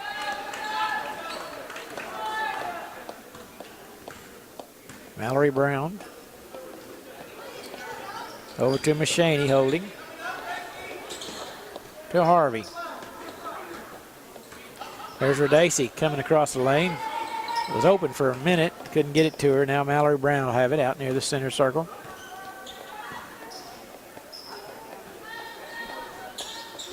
Carnegie still in that zone. Carnegie's really played pretty good defense tonight, I think. There's Keely Cox on a nice reverse layup, but the shot won't go. Offensive rebound by Machaney. Missed the shot, though. Keesaw comes out, and she's going to be fouled by Harvey, I believe. Her third, 5th team foul. You know, for as many turnovers as Carnegie's had, they've, defensively, they've done pretty well. Jada Sink. Yeah, they have. They played hard all night. Yeah. Well, with the size height advantage they have, it's pretty hard to get much under the basket against them, and they've made you earn it from mostly the points off turnovers have been the difference. Bronaugh with a little 15-footer left of the lane. She's got a nice shooting touch. She does. She had a good ball game Tuesday night. 42-29. Cross-court pass to Mallory Brown. 10-footer left of the lane's good. Mallory Brown's got a nice shooting touch. Yep, gives her 11 for the game. First one to hit double figures. You know, that they're just, you know, no one really stands out, but they're all good. Right, yeah. That's what I like about them. Ronaw, yep, makes another one from about the same spot. Yeah, it's 12 for Gracie. Yeah, I don't really recall seeing a team recently that all 5 or 7 players, whatever they play, is they all look so similar. You know, Cyril's teams were like that for a few years in there. Machaney dribbles to the free throw line, hesitates, and it's going to be a foul called on Carnegie, but Bronow picks up her third, 5th team. 4:20 to play, and it'll be Panthers basketball. Hodges back in the game for Rush for Carnegie. There's a drive by Machaney, and her jump shot no good, but she's fouled. Keesaw's second. Tristan Ware still hadn't checked back in the ball game yet, has she? Since the she's out there now. Okay, she's there. Okay, just recently. Yeah. Free throw good by. Gives Machaney 10. Well, they're balanced, aren't they? 9, 10, 11, 5 on the floor right now. Free throw no good. Rims out. Keesaw with a rebound. They double team her. And they're going to call a foul on Cox, I believe. Kind of looks skyward like, what did I really do? That's our 4th foul. Sometimes the fouls just find you, don't they? And the 6th team foul. Both teams have 6, so the next foul will be a shooting foul. Bronaugh has it along the sideline. Gets by Mallory Brown, but she stepped on the sideline. There's just no let up. Kim, well, and they've had the inbound over there in the corner, which gives you a 1/4 of the court to throw to. Yeah. And they're already limited on it, and then they pinned them in. You got the baseline and the sideline guarding them over there. Well, that was a pretty quick 5 there. That's what I was thinking. Does he have all his fingers? Going to be a full timeout. Take it by Coach K. That's a good one. Full timeout. We'll be back right after this 60-second break. You're listening to Caddo County Basketball on 98.5. If you're looking to buy or sell a home or property in the Caddo County area, contact Shelley boy. Superior Realty. With 40 years of real estate experience, Shelley's a realtor who can help find individuals to buy your 1, 2, 5. That's how it works. perfect home for your family. She can help you find the one that's just right for you. Shelley Dissy with ABC Superior Realty in the McFirst Bank building in Anadarko. You'll also find her on Facebook. 30 seconds. Extracurricular activities are a big part of our children's growth. State Senator Darcy Eck encourages students and student athletes to do their best in all their activities and encourages parents to take an active role in their children's education. If there's an issue with the state capitol you'd like to discuss, contact Senator Eck by calling 405-521-5545. 10, State Senator 9, Darcy Eck 8, says good luck to all 7, the teams in the 6, Caddo County Tournament. 5, 4, 3, 2, 1. Coach Lance Scales took a time out there to draw up something here. Will be interesting to see with 4:10 to play in the ball game. You know, they had a 17-point lead after the 3rd quarter. Carnegie's just dug a little into it. It's 14 now, but it's hard to make a big run against these girls because they don't turn it over very often. Right. They shoot the ball pretty well. But we were looking earlier, Carnegie is shooting like 62% from the floor, but they put up way less than half the shots that Lookeba-Sickles had because of the turnovers. Yeah, that's the difference in the ball game, no doubt. Bronaugh dribbling out front. Mallory Brown doing a good job. We're going to get a 5-second call if she's not careful. And we're going to have travel. Forced her into a turnover. I like this Mallory Brown. I know she played last year, but she really playing. She got a good shot. Plays good defense. Been a little more offensive-minded tonight. Yeah, got a good-looking jump shot. Radacey with it in the corner to Machaney. Harvey, left of the lane, little 12-footer's good. Gives her 7, so. Bronaugh with it in the backcourt, trying to get away from Mallory Brown. Between the legs dribble. Dribbles to the top of the key. Pivots around. Shot was, I think it was a shot. I think so. But it went right into Tristan Ware, and she laid it in for 2. I'm sure she'd like to say that was an assist, not a missed shot, right? Mallory Brown dribbles left of the lane, goes up to Tristan Ware, and she said, nope, not this time. And Ware swats it away. Ware has 4 fouls, but that didn't stop her there. No. And there's going to be a travel call on Kimmeray Hodges as she left her feet. Good defense that time by Machaney.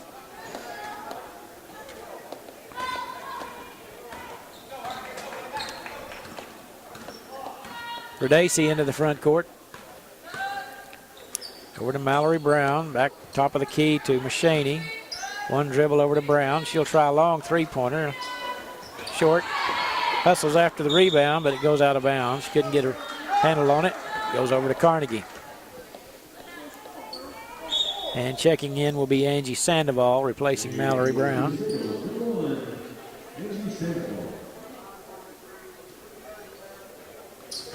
And inbounding against this pressure, Bronaugh has it. Can hear Scales talking to Mallory Brown saying, we got 2.5 minutes left and we got a good lead and we don't want to hurry like that. Yeah, well, that's pretty good advice, sounds to me like. Lob pass down low to Ware, and they can't handle it, but she gets the loose ball and ties them up. And they'll get to keep the ball on the possession arrow.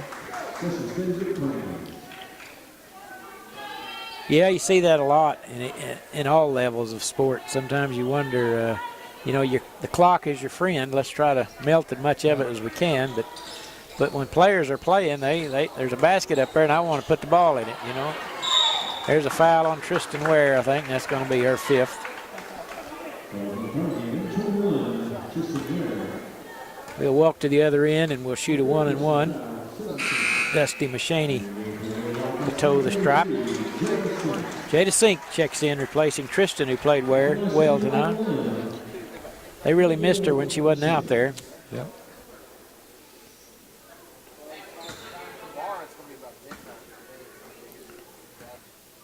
And Machaney's first free throw is good. 48-33.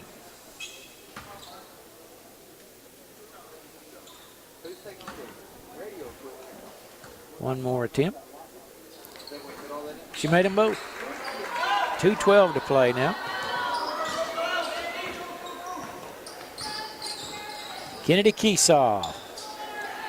Had a brother that played for Carnegie a year or two ago. It was really good, I thought. I think he was number 4 also, as I recall. Can't remember his first name. It'll come to me tonight, probably about midnight. When I'm laying there in bed. Isn't that funny how that works? Yeah, I think of a lot of great things around 3 o'clock in the morning. as you should be sleeping. But I don't usually write them down, and I don't ever remember them after that. Yeah, as I should be sleeping, that's right. Carnegie might have got away with one there as Jada Sink went over the top, but no problem, as it'll be Panthers ball anyway. Valerie Verdacey has it poked away. Now here's a shot, scoop shot by Machaney, won't go. And there's a foul on the rebound by the Panthers. Yeah, I think as she missed the shot and then went a little aggressive at the rebound and drew the foul. Yep. Her 3rd foul. So we'll walk to the other end and shoot a 1 and a bonus for Carnegie. Looks like the walk of shame, doesn't it? Everybody's in slow motion. Nobody's in a hurry, are they? They're tired. We're going to have 5 players coming in for the Panthers. As a starting lineup, we'll get a nice ovation as they check out. We're going to have try to get them all listed here. We got Maddie Barger. Number 20 is Kinsley Locke. Number 5 is Camden Stocking. Number 3 is Erica Sandoval. And I believe there's one more missing. Number 2, Camden Stocking. Did I say her? Cadence Winchester. Number 10, is she? Nope, 20. Yeah, I think I got, that's Kinsley Locke. I believe I got him. Yeah. Locke, Stocking with it. And there's a pass deflected, picked up by Carnegie. That's Bronaugh into the front court. She'll try a left wing 3, no good. Rebound by London Horn. That's the one I missed. London Horn. That's Kinsley Locke with it, left side. They go to Camden Stocking around the perimeter to Hunt Horn has it. Bounce pass into the low post, now out front. Left wing shot, no good by Camden Stocking. Maddie Barger's there. Her left-hander shot's no good, and it's going to be taken away by Alyssa Tockefer. And we're going to have a stoppage to let some substitutes come in for Carnegie. That will be Meadow Chalapal, Sheila Piwo in. 49 seconds to play. Bronaugh into the front court. As the Lookeba-Sickles Lady Panthers, they won this tournament a year ago. Going to get to try it again as they're going to play in the finals. There's a three-pointer by Bronaugh. She's played well today. That's 15 for Gracie. Yeah. She probably leads all scorers, I'd guess. Maybe. She does. Okay. 22 seconds to play. And looks like they'll be content with that. Bronaugh comes out to force the action. Over to London Horn. 10 seconds. So the Lady Panthers are going to get to play in the finals this year. Again? They won it again, won it last year, and they're going to try for it again this year. That'll be your final score. Lookeba-Sickles 49 and the Carnegie Lady Wildcats 36. Well played ball game for the most part. It was, as you said, turnovers really killed Carnegie tonight. Has shot it well, but too many turnovers. About time now for our Farmers Bank and the Legacy Bank of Hinton and Binger post-game report. Kim, you want to bring that to us? We'll do that. All right. For Lookeba-Sickles, Angie Sandoval, 3 points on 1 out of 2 shooting. Both 2-pointers and 1 out of 2 from the free throw line. Camden Stocking was 0 for 1 on a 3-point attempt. Mallory Brown had 11 points. She was 5 out of 16 shooting, 5 out of 14 2-pointers, 0 for 2 3-pointers, and 1 for 2 from the free throw line. Riley Radacey had 9 points. She was 4 of 7 shooting, 3 out of 3 2-pointers, 1 of 4 3-pointers. Abigail Machaney with 12 points, 4 out of 8 from the floor, 4 out of 7 2-pointers, 0 for 1 from 3, and 4 out of 6 free throws. Allie Harvey had 7 points. Allie was 3 out of 10 shooting, 3 out of 8 2-pointers, 0 for 2 3-pointers, and 1 for 2 free throws. Maddie Barger had 3, 1 out of 3 from the floor, all 2-pointers, and 1 out of 2 from the free throw line. And Keely Cox had 4 points. She was 2 of 4 from the field, all 2-point attempts. Lookeba-Sickles shot 39% for the game, 20 out of 51, 19 out of 41 from two-land, 46%, 1 out of 10 3-pointers, and 8 out of 14 free throws. And they had 16 team fouls. For Carnegie Lady Wildcats, Gracie Bronaugh with 15 points. She was 6 out of 9 shooting, 3 out of 4 2-pointers, 3 out of 5 3-pointers, and 0 for 1 from the line. Kennedy Keesaw had 7 points. She was 3 of 5 shooting, 2 of 2 2-pointers, 1 of 3 3-pointers, and 0 for 1 from the line.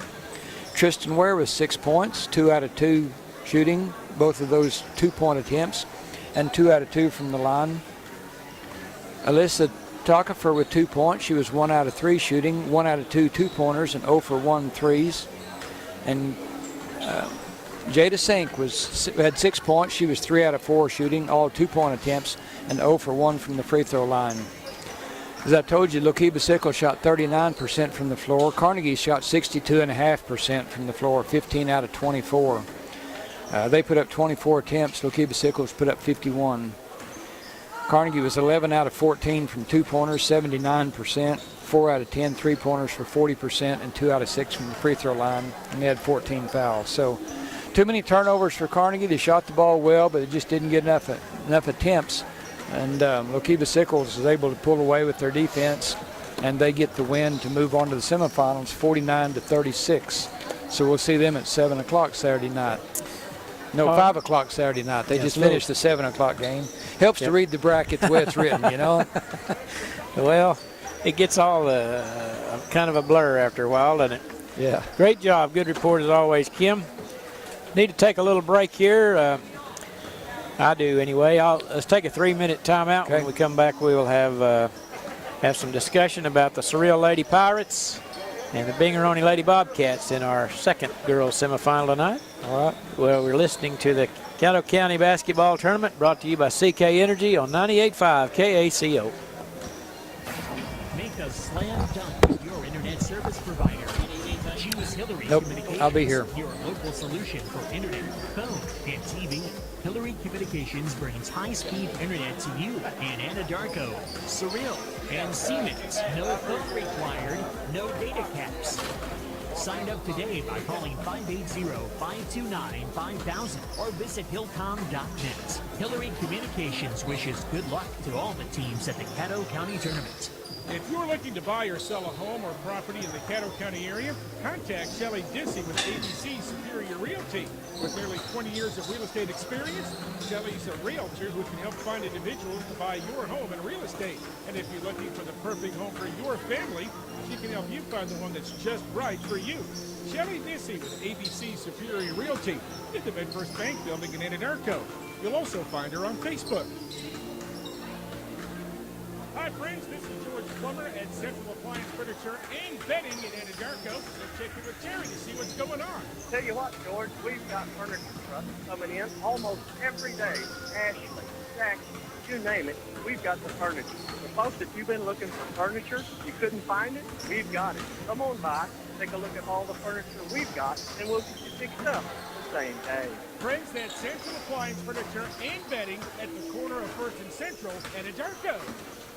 Jay's Jewelry started in Rogers, Arkansas in 1948, and then my wife and I, Christy, opened this jewelry store in November of 1982. 2 weeks after I got out of jewelry school, my father died. I had to take over the family business, and I wanted to try my best to make my father proud. Now, I have my son. Jay's Jewelry is a third-generation jewelry. I work on the bench. I do custom design. Forte is the guns. We just want to create a service for everybody in the community. If it's not good enough to be on our own hands, then it's not good enough to be on yours. Jay's Jewelry has every aspect of the jewelry business, be it watch repair, jewelry repair, custom design. We make all our own diamond earrings and rings. All right, after this break, I'm going to go take a 5-minute break, and I'll be right back. Okay, sounds good. We're very proud to be in business for 70 years. I think Jay's Jewelry's biggest and best motto has always been quality merchandise, the most competitive price, and service after the sale. That's why we'd like to invite you to come to Jay's Jewelry, downtown Chickasha. 30 seconds. Geothermal, the most efficient heating and cooling system in existence, costs $25,000 plus on most utility systems, but only $10,000 to $12,000 if you're a CK Energy member, even less after the 26% federal tax credit. In most cases, the geothermal system on CK Energy ends up costing less 10, than even medium 9, efficiency 8, conventional systems. 7, And unlike 6, solar, it works at 5, night. Call 4, us for more details at 3, 405-656-2322. All right, welcome back, fans, to the Caddo County Tournament. We have just finished our third game of the night. All girls games tonight due to the little switch in scheduling. We're getting ready for Cyril and Binger-Oney girls to play our nightcap. Binger-Oney got here by beating Cement team on Monday, 63-21. Cyril beat Boone-Apache 46-31 on Tuesday night. So looking for a good ball game here. Might just go a little bit on the district pairings that have been released. For Cyril, they will host a district with Paoli and Wanette. Their regional main site will be at Varnum, and their area site has not ever come up on the website. I've looked several times on the OSSAA site, and it just, their area site is blank. So when we find that out, we'll try to get it to you. For Binger-Oney, they will play their district at Fletcher, along with Canute is the third team there. Their regional main site is at Burns Flat, and then their area site will be at Cache. They're in the same regional as Fort Cobb-Broxton, and then the same area with Carnegie. So there'll be a few local teams in that one, but we'll see how that plays out. That starts when playoffs start, just I guess what, 3 weeks down the road, and it gets here in a hurry. And we mentioned Carnegie's down in the area. Carnegie will be at a district at Central High down by Marlowe, and Southwest Covenant is their third team in that district. And their regional main site's at Alec, and then their area sites at Cache. Might as well go ahead and mention the other Class B teams while we're looking at it. Gracemont will be in a district at Hammond, along with Sweetwater and Corn Bible Academy, and their regional site is at Burden, and their area site's at Chickasha. And we talked earlier about Lookeba-Sickles hosting a district with Chattanooga and Cement playing their regional main site at Roth, which is way over east down by Ada, and then they'll come back to Chickasha for their area site. So teams will be traveling a little bit for the playoffs, and hopefully the fans will be able to get there. Let's look a little bit at the boys' side of the bracket. Tomorrow night's games will be all boys. The 4 o'clock game tomorrow will be Cement versus Hinton in a consolation game, followed by Lookeba-Sickles and Binger-Oney at 5:30 tomorrow night. The 7 o'clock game will be a semifinal from the winner's side, Fort Cobb-Broxton, the top-rated team, versus Mountain View Godebo. And in the nightcap, it's 8:30 will be Carnegie Wildcats versus number 2 seed Cyril. So look for some good ball games tomorrow night. Yep, looking forward to it. And hopefully we'll see all the boys teams in action, see 8 teams tomorrow night, and getting set up, trying to get set up for the big final Saturday. So be looking forward to this game here with Cyril and Binger-Oney. Cyril came off a pretty good performance Tuesday night and beating Apache by 15. And Binger-Oney pretty well dominated Cement. They beat him by 42, 63 to 21. So expect a good ball game tonight, and both teams have been playing pretty well. Cyril comes in, I guess, the number 2 seed, and so far our seedings have held up, Kim, I guess. Lookeba-Sickles number 1 seed, Cyril number 2. We'll see if that holds up tonight. I was just thinking as I was walking through the lobby, the fans at home need a pat on the back, Kim, because this week, it's different. When the game's over, they ask you to leave, and the fans have been so cooperative. I walked through the lobby a minute ago, and it was immediately after a game, and people were headed out, and I come back through, and the lobby's empty. It's like, the people are just, they've been asked to do something, and everybody's cooperated, and I know the people that running the tournament are very appreciative of that, especially the people at the gate. The people are in and out in a timely manner, and I think it's run as smooth as you could ever hope for, and that's because of the cooperation of the fans. It is. Pat yourself on the back. Yeah. It's a hard situation for everybody, but it seems like here they're making the best they can. Yep, that's right. And everybody knows it. They have. It's been a great year for shy people to stay away from others. Yeah, that's right. Yeah, they call it social distancing now. Before it was just avoiding other people. Standoffish. Yeah. Wallflower, maybe. Yeah, the people now that won't stand next to me, I don't feel hurt because they don't want to be around me. I just assume they're social distancing. There you go. Not because you didn't wear deodorant. Yeah.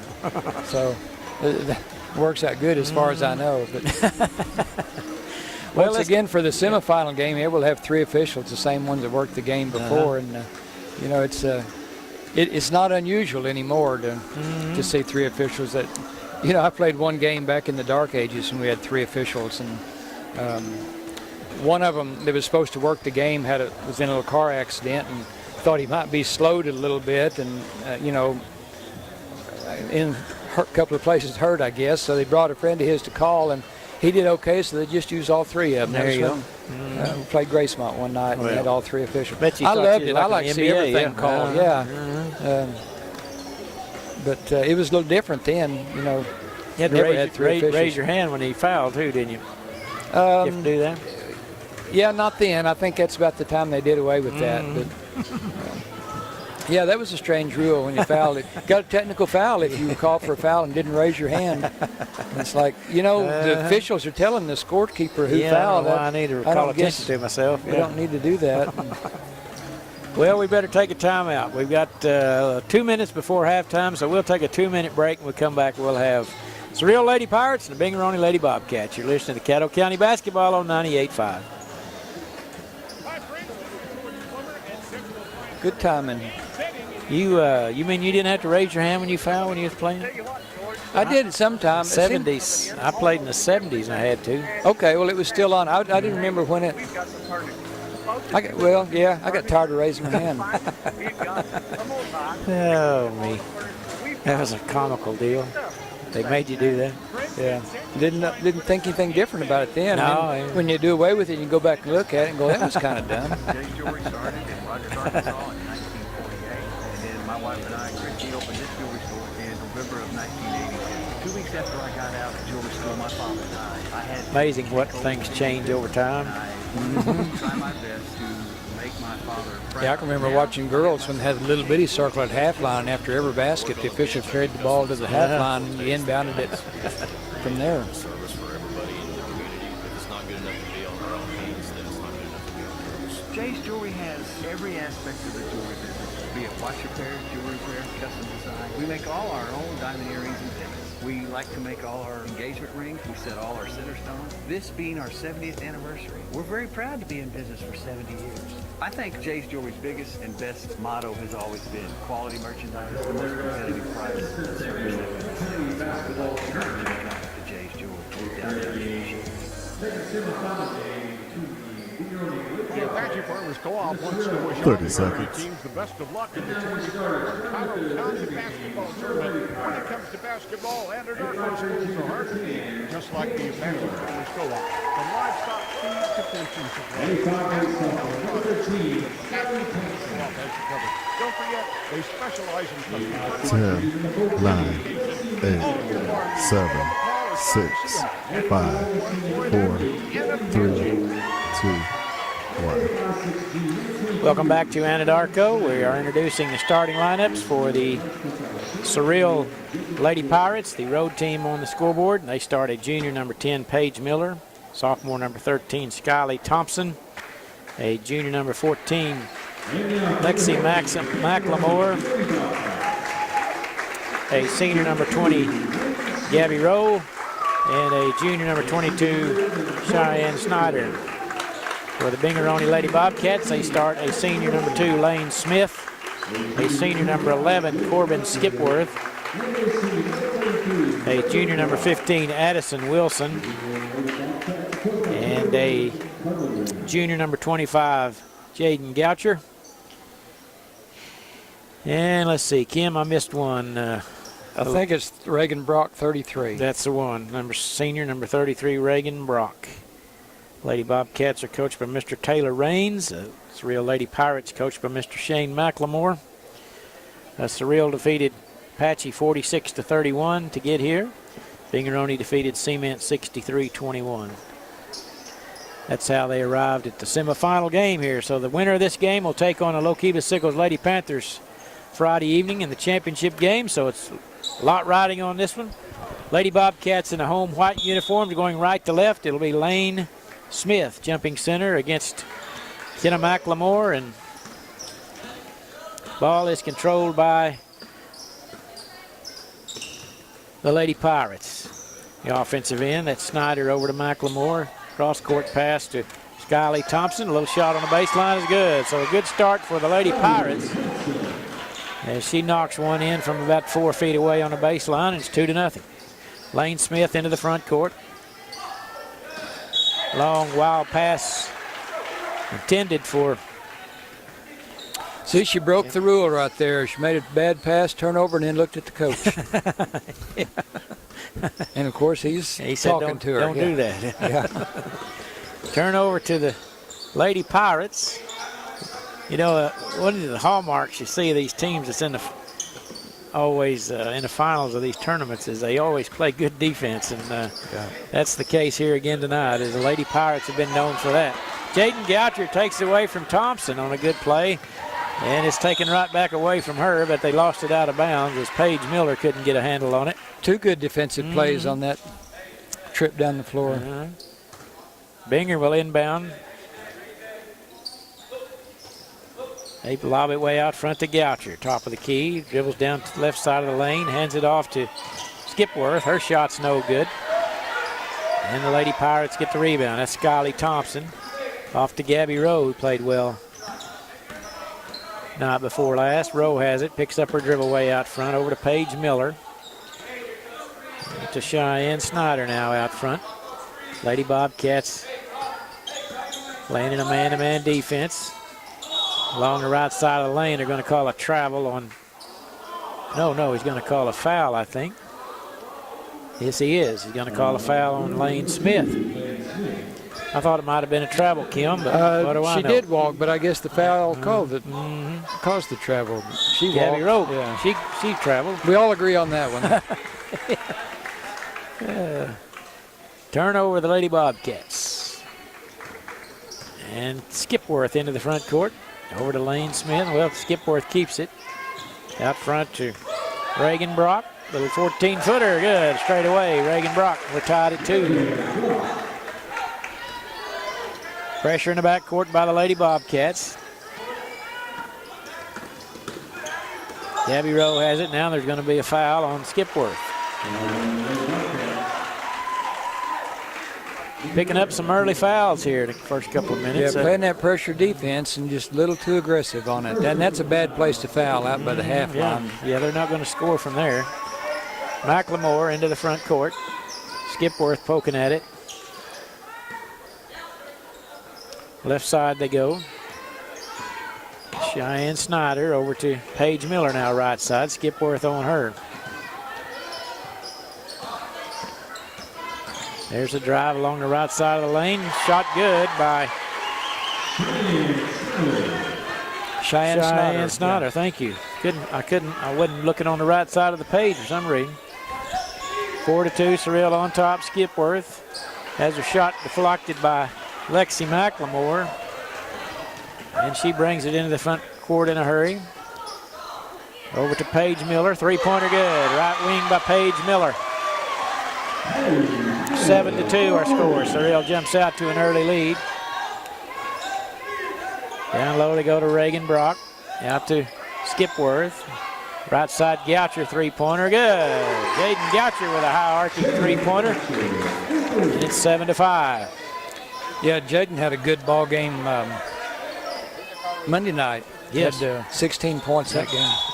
And we're going to have a second foul picked up on Corbin Skipworth. And that's her second foul almost in the same exact spot at the half-court line. Just playing a little too aggressive out there. And she's going to be replaced. Madison Lynn comes in for her.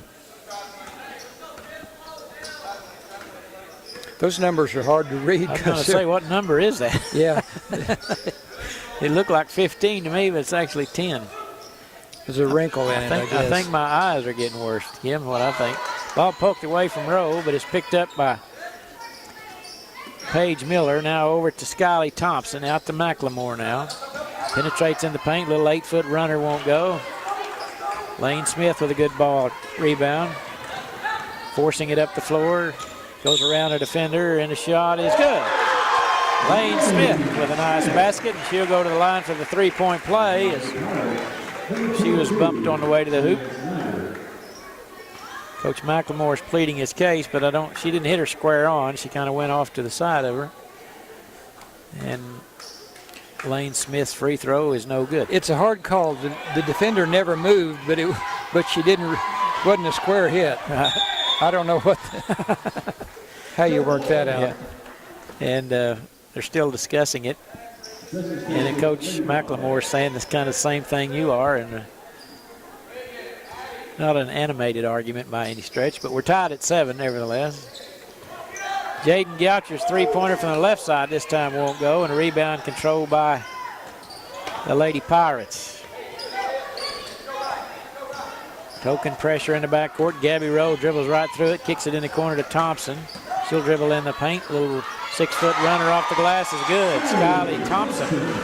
She's impressed me so far in this tournament. Cyril on top, 9-7. Goucher crossover dribble. Out to Smith. Spin move, and she's going to be fouled on the shot. Number 22, Cheyenne Snyder, her first.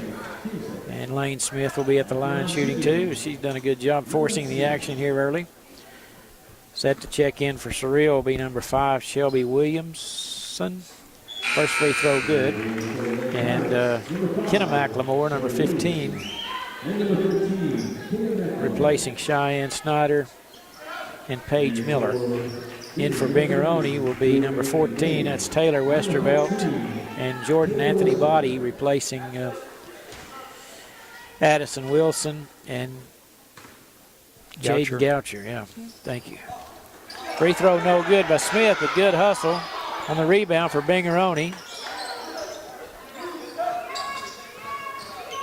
And Smith throws it to someone who wasn't looking, and it's going to go in the backcourt and going to be an over in the back. You know, if they hadn't hustled after that, Cyril was going to get a layup. Yep. They had a bead on it. She realized that, so she made a good effort to get to the ball. 3:33 to play opening period. Cyril on top 9-8. Goucher's going to check back in for Binger-Oney, replacing Smith.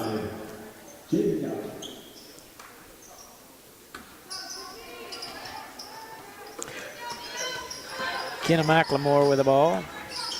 Out front to Gabby Rowe on a little weave down the left side of the lane, and she's going to be bumped on her way to the basket.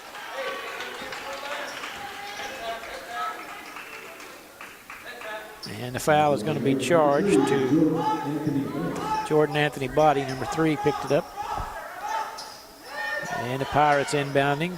Can't find anyone. Finally outlet to Lexi McLemore. Way out front to Kenna McLemore now. You know, Binger has pushed Cyril a little farther out in the court, seems like, with their defense than normal. They are playing aggressive on defense. They really are. McLemore is going to be fouled on her drive. Well, they're going to call for travel. Yeah, the official underneath was going to call a foul, and the one out front called the walking prior to that. So Shane with his palms to the sky. What's up with that? He's pretty animated now. Well, I didn't see the walk either. I didn't either. So. Yeah. Well, it fooled me. I thought for sure it's going to be a foul. There's a foul. Gabby Rowe fouled Goucher on the back. And checking in will be Smith. And number 15, that will be Addison Wilson, replacing Goucher and Brock. Okay, thank you. That's a long way for me to see, Kim. Well, the red numbers don't have much gap in them. They look like solid, just spots. Yeah. Out front is Wilson. There's Smith on a drive into paint. Little 6-foot runner rolls off the rim, gets her own rebound. Putback's no good, but she'll shoot a couple of free throws now. For older people, it would be hard for them to see that far. I'm thinking about bringing my binoculars tomorrow. I need them. I could see pretty good yesterday. Later in the week. Lane Smith's first free throw good. Maybe I need to eat some bananas between now and then. Or carrots, maybe. Carrots, yeah, bananas for the cramps. Yeah, that's for the other problems I have. Both free throws good by Smith. Puts Binger on top, 10-9. Oh, there's a travel on the inbound pass to McLemore. She was racing it up the floor, and Lexi passed it to her kind of on her back shoulder. Caused her to travel. So Binger will get the ball back with a 1-point lead and 2:40 to play in the opening period. Smith pops out. Hands the ball over to Madison Wilson all the way down. Addison's shot no good. They're going to be a charge. Offensive foul as she crashed into number 11. That's Janessa Thompson. And that's the first personal on Addison. 16 foul, no, 15 foul. McLemore has it poked away from her, but it rolls right to one of the Pirates. That's Shelby Williamson. Over to Skylie Thompson, a runner across the lane won't go. Gets her own rebound, put back good off the glass. Skylie Thompson missed the first shot, but the ball came right back to her. But Cyril back on top by 1, 11-10.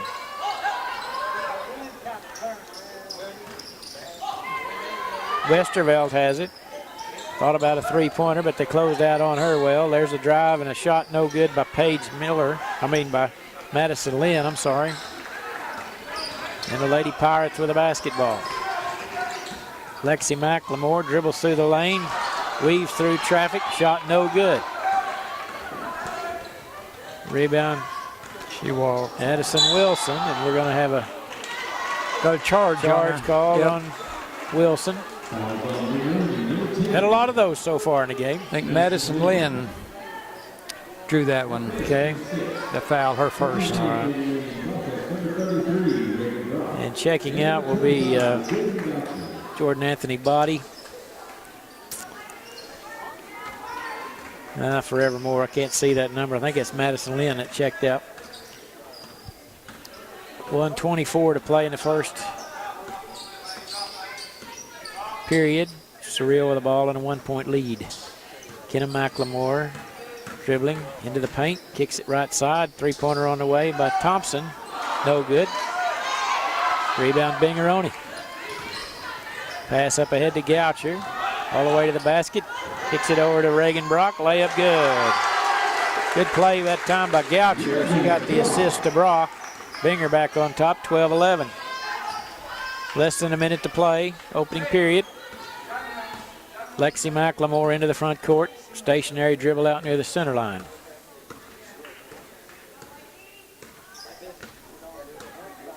Looks like everyone's content for this to burn off the last few seconds of the quarter. Now her and Kenna will exchange sides of the court.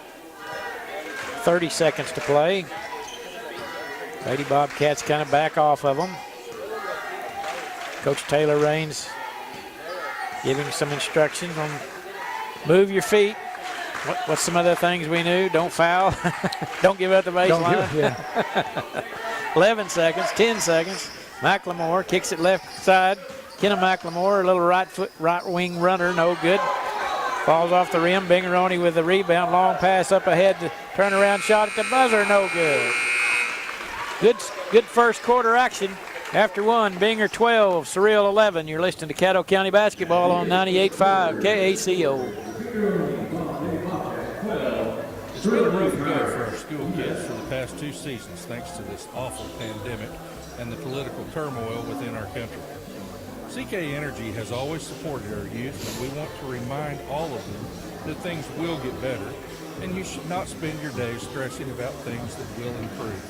Stay positive, stay happy, and keep working hard to become a great adult.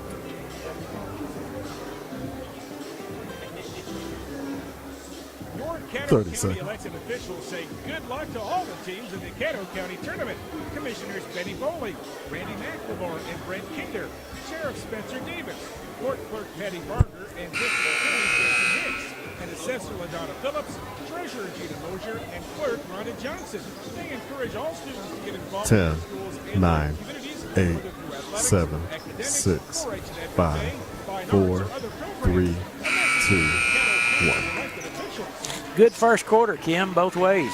It was, yeah, Exciting. back and forth all the way. Good defense being played by both teams. They didn't shoot the ball as well as they normally do, probably, but I'm sure that's due to the defense. Yep. It'll be Cyril's basketball to start the second period of play. Kenna inbounds to Lexi in the backcourt. Playing for the right to play in the championship game Saturday night against Lookeba-Sickles Lady Panthers. Shelby Williamson over to Kenna McLemore. Has an opening, dribbles in the paint, and the shot is blocked, but she's going to be fouled. They said they got her on the elbow. And so Kenna McLemore will be at the line shooting 2. And the foul is charged to who, Kim? Did you 14, see? Taylor Westervelt. And that's the 6th team foul on Binger-Oney, or 7th team foul now. So the Pirates will be in the bonus the rest of the way. McLemore's first free throw is too hard off the heel of the basket.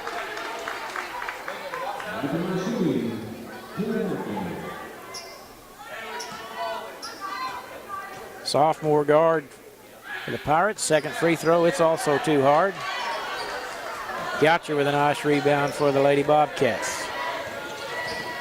Off to Addison Wilson into the front court, picks up her dribble over to Westervelt. Kicks it to her right to Lane Smith. Long pass to Goucher. Left side of the lane, puts up a tough jumper, and she's going to be fouled. That would have been a tough shot right there. Yeah, it would have. Kind of got bailed out on that. Lexi McLemore picks up the foul, her first.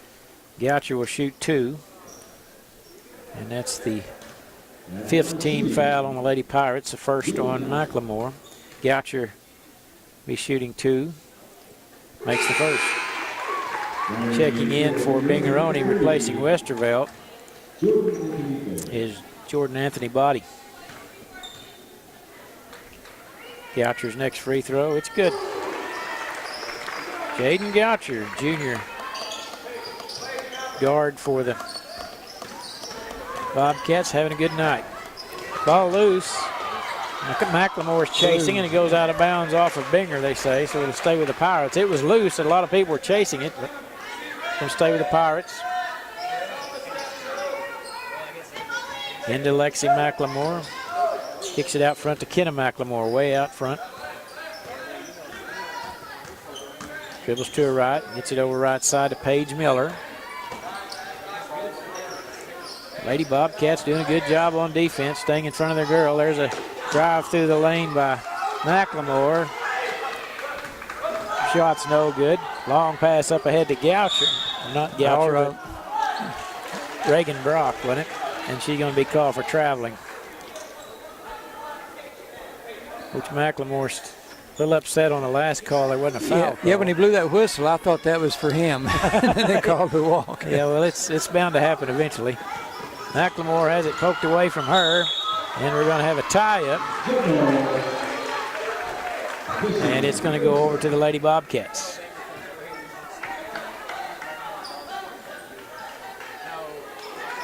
Binger with a 3-point lead, 6:35 to play in the half. A lot of action. A lot of defense back and forth here. Lane Smith with it left side. Jordan Anthony Body. Out front to Wilson. They try to get it down, and that ricochets over to Goucher. Luckily for Binger-Oney. Body is, and they're going to travel. A little bit of hesitation there. Thought she might drive, and then she decided to pass. I think. The defender got out of the way, and she had an open lane to the basket, but she was looking to pass. Yeah.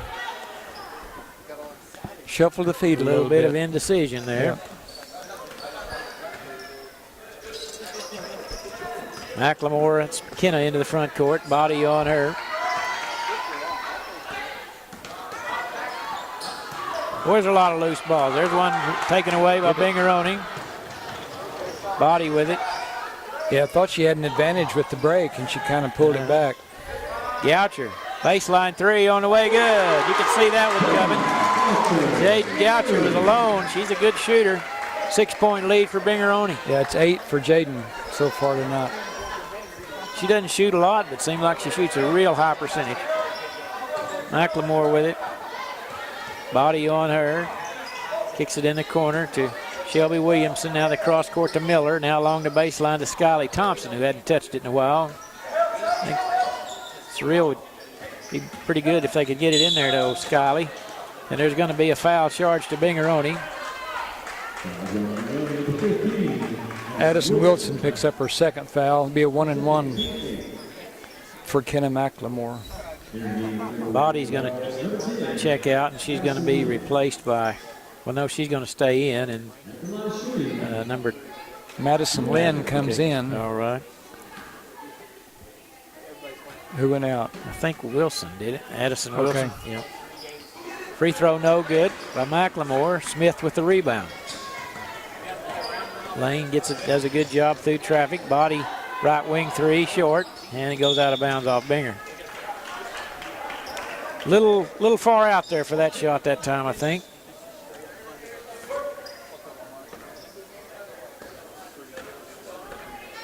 And Lexi McLemore will walk it up over to Kenna now on the left side into the front court. Binger doing a pretty good job pushing them away from the basket. Now she'll drive into the Right down the middle of the lane, shot no good. Jaden Goucher there with a nice rebound. Lane Smith, left side to Goucher. Dribbles to her left, step back three, and it's no good this time. Hit the side iron, no good. Skyly Thompson with a rebound. To McLemore, pushing it down the left side. Bumps into a player and loses the ball. And the pass is no good. Rebound, it's taken away by Paige Miller. Weaves her way through traffic. Kenna McLemore. Good defense by the Lady Bobcats. Might have got away with the travel there. I don't know that she ever moved that pivot foot, but she moved the other one, so it just looked bad. And there's going to be a travel on Lexi. It seems no one's happy now, Kim. Westervelt's going to replace Jordan Anthony Body. Both teams having a little trouble scoring here in the second period. Cyril's yet to score. Matter of fact, they were on at 11 at the end of the first, and we played half of the second. They're still on 11. There's a pass down low. Shot Brock's shot was blocked by Skyly Thompson. McLemore dribbles through traffic. Now Lexi will try a right wing three, and it's no good. It goes out of bounds. So neither team shooting particularly well here lately. No, they're both struggling. Well, Binger-Oney is 36% and Cyril's 39%. It doesn't look that good. No. Lately. Substitution for Lady Pirates. Number 11 checks in. That will be Janessa Thompson. Kenna McLemore went out. Okay. And Goucher's going to go out. She's going to be replaced by Addison Wilson.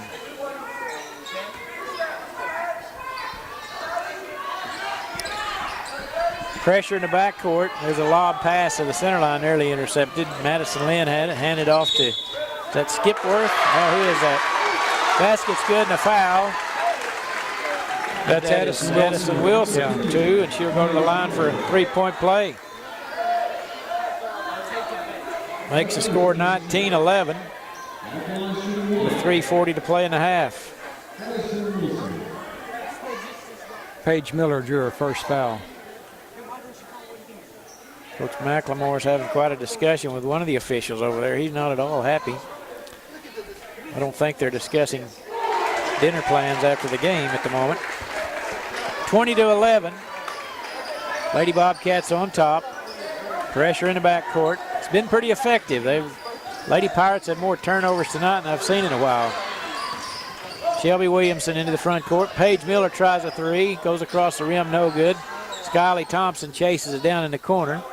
And there's a steal by Madison Lynn. And the ball's taken away. She forced a pass in there to Westervelt. And the Pirates come away with it. Now Lexi McLemore dribbles in the lane, kicks it right side. Paige Miller, three-pointer, no good this time. Another rebound by Madison Lynn. Hands it off to Lane Smith, behind the back dribble into the front court with 2:55 to play. There's a travel on Madison Lynn. Lots of turnovers. Yeah, haven't seen Skipworth in a while. I don't know if she started the ball game.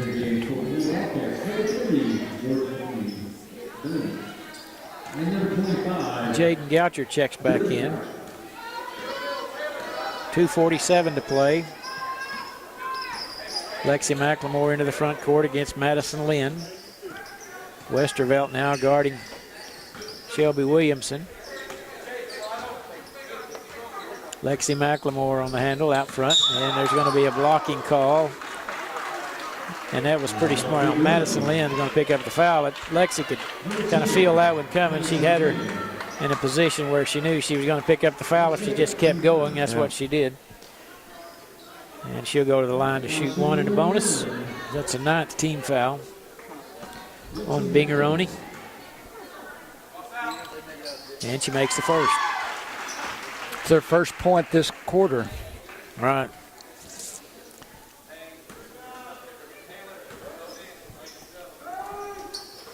Makes them both. 20-13. Pressure in the backcourt again. Jordan Anthony Body brings it into the front court, no trouble. Westervelt, shot no good off the backboard, rebound by Skyly Thompson. And she gets it off to Lexi into the front court. Dribbles in the lane, little 6-foot runner. She made that one. Good basket by McLemore, and that's 4 straight points for her, and it's a 5-point ball game. Pass up ahead to Madison Lynn, and we're going to have a timeout taken by Coach Taylor Raines. It'll be a full timeout. You're listening to Caddo County Basketball, brought to you by CK Energy on 98.5 KACO. 60 seconds timeout. And joining me, Southern Plains Medical Center's Hal Brock. Hal, tell everybody about what's happening at Southern Plains Medical Center.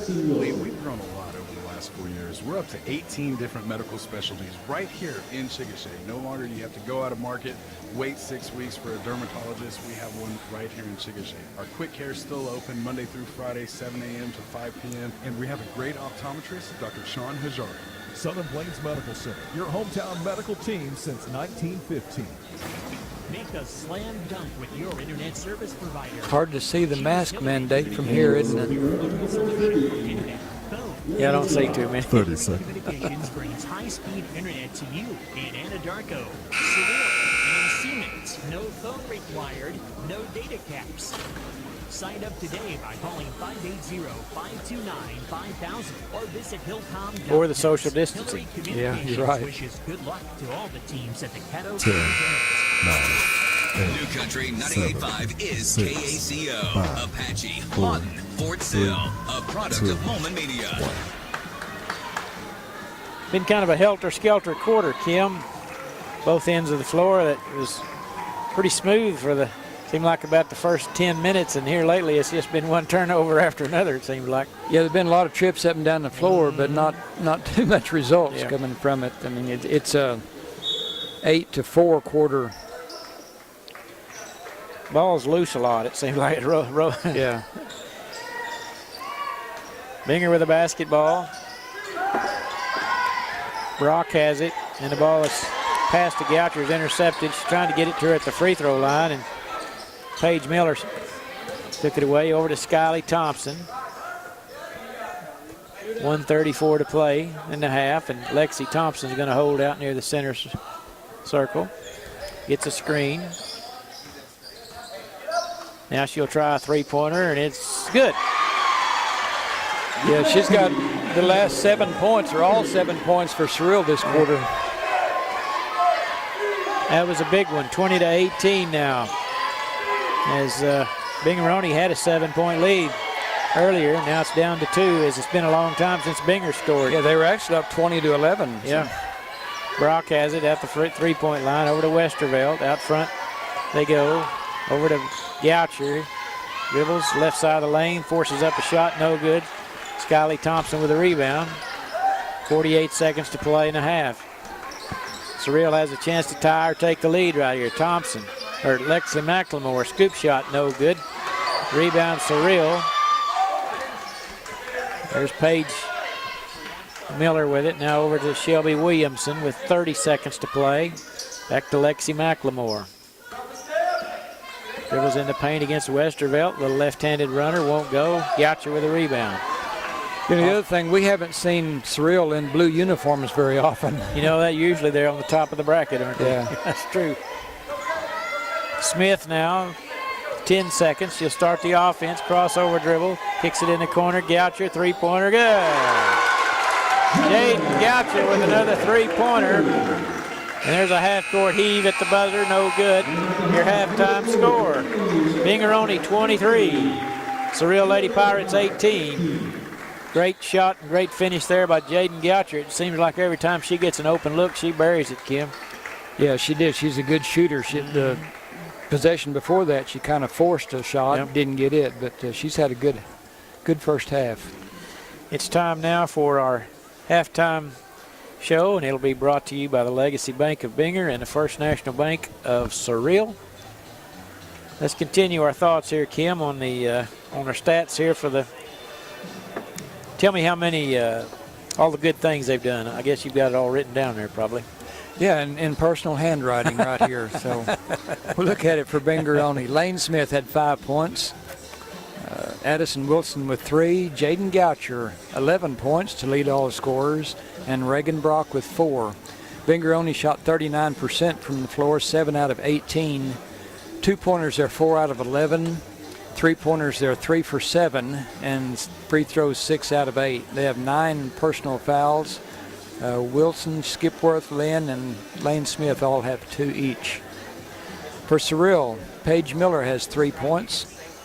Skylie Thompson with 6. Lexi McLemore with 7. And Cheyenne Snyder with 2. Cyril shooting 37%. So they have 7 out of 19.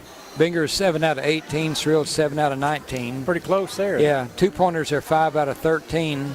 3-pointers 2 out of 6. And free throws 2 out of 5. So, not shooting the ball real well, but playing good defense and playing hard. Yep. Both teams are playing good defense, and I think that probably has a lot to do with why the percentages are in the mid to upper 30s. So, still anybody's ball game. Binger had a 20-11 lead there, and about halfway through the quarter, and Cyril went on a 7-0 run, and then Binger gets a basket at the end so they lead 23-18 at halftime. All right, thank you very much, Kim.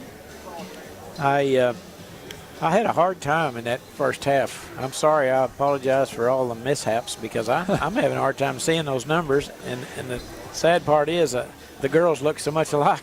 I have a hard time distinguishing their faces. Yeah, they do. The numbers are hard to read, and we're on the roof up here, so it's a little difficult to see it inside. Well, let's take a 3-minute timeout. We'll come back. We'll have second half action. You're listening to Caddo County Basketball, brought to you by CK Energy, 98.5 KACO. The Apache Farmers Co-op wants to wish all the area teams the best of luck in the 2021 Caddo County Basketball Tournament. When it comes to basketball, Anadarko schools are hard to beat, just like the Apache Farmers Co-op. Got big plans tomorrow? Fencing supplies, animal health products. The Apache Actually, yeah, I'm going to go to Don't forget, they specialize in Weatherford with Kathy. Hopefully she can all your farm needs. Give them a call or stop and see them at 201 get a vaccine for them. And Apache. And then I think she's going to have 3 granddaughters tomorrow night, so I'll be in a different bed tomorrow night. Well, yeah, that'll keep you busy, won't it? When they come over, they somehow want to sleep with Grandma. Yeah, I understand that.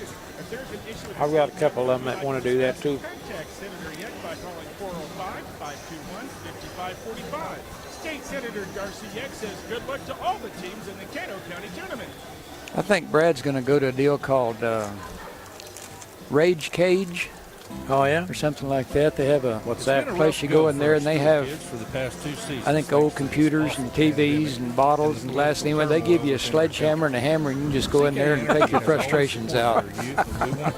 Well, I'll be. That things will get better. You mean people will pay to do stuff like Spend your days. Maybe we should have one of them in Fort Cobb. I think so, yeah. Stay happy and keep working hard to become a career. I'll be. You know, we were talking about the playoffs a while ago. If you're looking to buy or sell a home or property in the Always Caddo one of County the area, things that contact Shelley Dissy with ABC I always looked at Realty. whenever we were going someplace to play is the city that had lots of a variety of dining establishments. Yes. And it's going to be a little different this year, you know. It's not only the game situation where you can't hardly get in the gym, but going out to eat's not quite the same anymore. No, and you're not going to have contacts with them for carry out and stuff like that. But yeah, it's going to be a little tough. A lot of those places aren't going to be open. Go in and sit down. So we might ought to sell picnic baskets the next few weeks. To-go boxes. Yeah. Wait 6 weeks for a You know, I remember so well. It's been a long time ago. Our team played in the area tournament in Woodward. It had been a long time since we'd made the area tournament, so we were really excited about that. And so one of the things I recall as we were discussing our road trip to Woodward is what time we were going to be where and what we could find to eat. You know, you have to plan that ahead. Yeah. It was always fun for baseball games when we would go to Gould or Tim. you know, what was Eddie Fisher baseball camp down there at Warren. We used to go down there because we'd go to Altus and we get to eat at Underwood's barbecue. Oh yeah. 3, 2. Welcome back to Anadarko. We're just sitting here reminiscing about some of the things in the past. And Kim mentioned Underwood's barbecue, and my favorite writer Barry Trammell had an article a day or two ago about he started writing 30 years ago as his career, and so anyway, he had some comparisons of things now as opposed to 30 years ago. And one of the things that he mentioned was Underwood's Pit Barbecue. Oh, yeah. Was the only place you could buy Pepsi or Dr. Pepper or something like that. It was free refills on you. Oh, on yeah. your Pepsi and Dr. Pepper. Yeah, I remember that. It was a good article yesterday. I think yesterday was his twin brother, and yesterday was their 60th birthday. Yeah. So yeah, that was the article that he wrote Yeah. 30 years ago. Yeah, it was. He was wondering how he got to 60, you know. And, well, he was 30 twice, and it just adds up that way. But you know, for a guy that you know that career he has, he's got to be on the front row to a lot of great sporting events. he has good seats. But Yeah. you know, but you think he writes an article every day for the Oklahoman, and most of them I agree with. I think they're really good. Not everything, but yeah. And you don't agree with me with half the things I say, so that's pretty. He's got a pretty good percentage. Yeah. But I do enjoy his writings and most of his articles. Well, I think probably part of that is because he's of our generation. Yeah. And we see things pretty similar. Yeah, I was thinking he had, I think granddaughters, he said, were like 14, 11, and 8 or something. And I have 14, 10, 8, and 5. Yeah, very similar. So we're pretty close. Yeah. All right, the girls have taken the floor. Binger-Oney gathered around Coach Raines over there. The Pirates are going to just go right on out to the court, it appears, and we're almost set for the second half of action. Binger-Oney on top 23-18.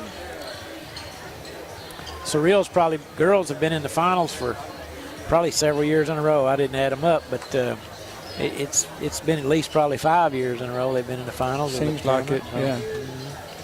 They've had a pretty good run. They're going to have to make a little comeback here.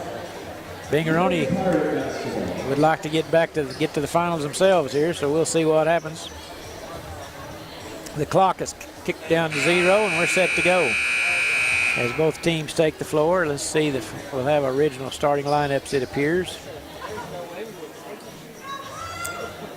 And it will be Cyril basketball as Gabby Rowe will inbound. Gabby, she didn't play a lot that second quarter, seemed like. There was a lot of different combinations these coaches were using there in that second period. Yeah, Gabby hadn't seen a lot of action tonight. Lexi McLemore trying to get it to Gabby Rowe. They double team her, though. Did a good job keeping it out of her hands. And Gabby now has it out way away from the basket. Lane Smith on her. Over to Paige Miller. Dribbles to the top of the key. Binger-Oney in a 1-2-2 zone.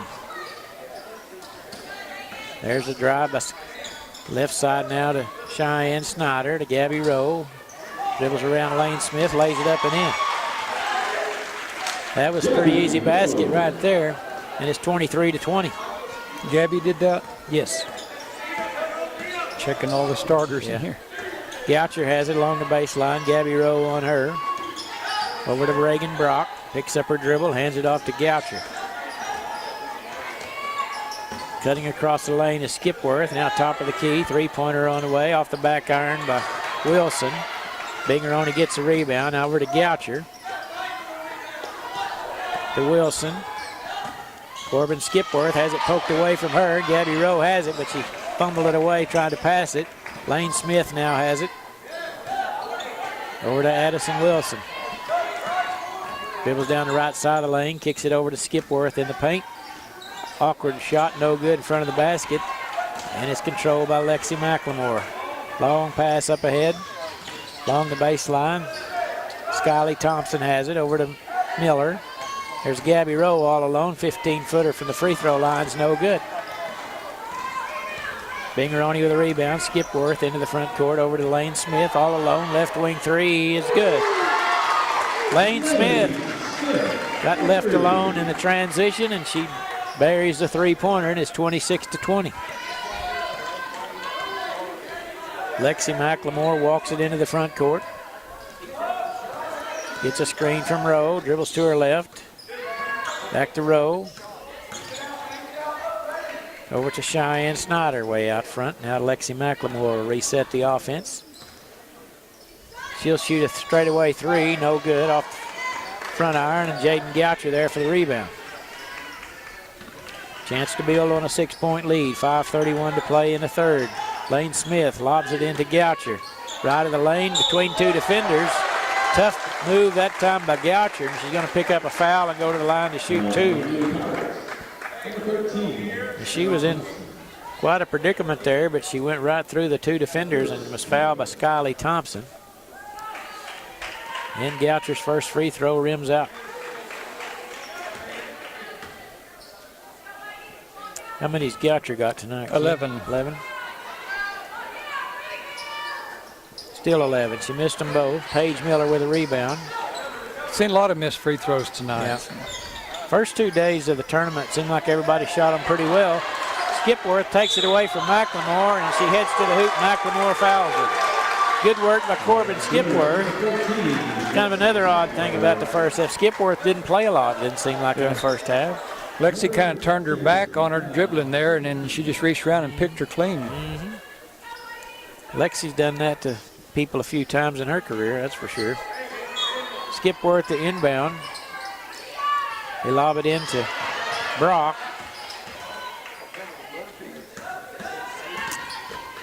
Addison Wilson back to Brock now, left side of the lane.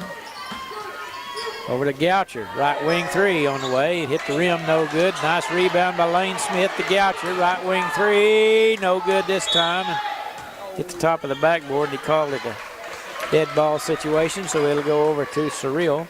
Must have hit the support up there, because we read. Yeah, I didn't see that. It looked like it just hit the top of the board. Yeah. Goucher had a good look that time on the second one. First one wasn't so open, but the second one was. Lexi McLemore now into the front court. Gets a screen from Rowe. Crossover dribble, kicks it in the corner. And the ball's knocked out of bounds by Smith. Almost made a steal, yes, but did. Fumbled it out of bounds. Paige Miller set to inbound in the corner. Into McLemore. To Gabby Rowe with Goucher on her, and we're going to have a foul. I think they said Goucher tried to impede her progress. And that'll be the first team foul on the Lady Bobcats. That'll be Goucher's first. Paige Miller. Called that on Westervelt. Oh, okay. Her second foul. That. All right. Gabby Rowe forces it out to McLemore. She splits the defender. Shot off the glass. They count it. No, the other one does. They put it back on Goucher. Okay. So. Okay. I thought they were going to count the basket, but they said it's on the floor, I believe. Much to Coach McLemore's chagrin. Paige Miller to inbound. Lobs it way out front to McLemore, too high, and it goes out of bounds. Big turnover right there. Looked like. Yeah, it went all the way out of bounds. Nobody touched it. It just sailed over everybody, so they'll end up bound it back on the end line. No pressure this time in the backcourt. Kind of unusual by the Lady Pirates as they back out of it. I suspect they'll, at some point in the second half, they'll spring it on them. But this time they're going to be in a half-court set. Addison Wilson with it over to Lane Smith. To Skipworth. Trying to get it to Brock, and she's going to have 3 seconds in the lane as she was trying to get position for a good amount of time there, and they called 3 seconds in the lane. It's our second call of that, isn't it, for the tournament? I believe so. Tuesday night. Yeah. Halfway through the third quarter. Pirates with another opportunity. McLemore with the left hand all the way down. Cheyenne Snyder with a long three-pointer won't go. Rebound Binger-Oney. Pass up ahead to Skipworth. Goes in the paint. Shot over Thompson won't go. Lexi McLemore with a rebound. Hurries it up the floor. Dribbles by Lane Smith and lays it in for two. Nobody stopped her, and she took it coast to coast and laid it in. 26-22. Skipworth on the other end to Goucher. Goes around Gabby Rowe into the paint. Shot good. George Jaden Goucher. And a timeout. Coach Taylor Rain says, I want a 30-second timeout. We'll do the same, Coach. We'll be back after this short break. That saved Shane. He was getting ready to call a timeout, too. About the time he signaled, they blew the whistle for the Binger timeout. Lee, we've grown a lot over the last 4 years. We're up to 18 different medical specialties right here in Chickasha. No longer do you have to go out of market, wait 6 weeks for a dermatologist. We have one right here in Chickasha. Our quick 10, care is still open. 9, 8, 7, and we have 6, a great optometrist, 5, Dr. Sean 4, Hajar. 3, Medical Center, 2, your hometown medical 1. team since 1915. Anybody's ball game here, Kim. 3:16 to play in the third. Yeah, we had a 5-point game at halftime, and now it's 6, and kind of stayed that way. It's been a lot of tough defense this third quarter. Not much scoring. It's actually a 5-4 quarter so far for Binger, but a lot of good action. Yep. Binger's pretty well led most of the game. I think maybe Cyril had a brief lead early, but Binger-Oney led after one quarter, 12-11, 23-18 at the half, and they got it out to 28-22 now. So I think the biggest lead was 20-11 for a good little bit there in the second quarter. Yeah, and Cyril went on a 7-0 run then and made it close. And Binger got a 3-pointer at halftime. They were about on a 6-minute drought there in the second quarter. Without scoring. Mopping up the water now over there by the front of using their shoes. Somebody must have spilled something. I hope.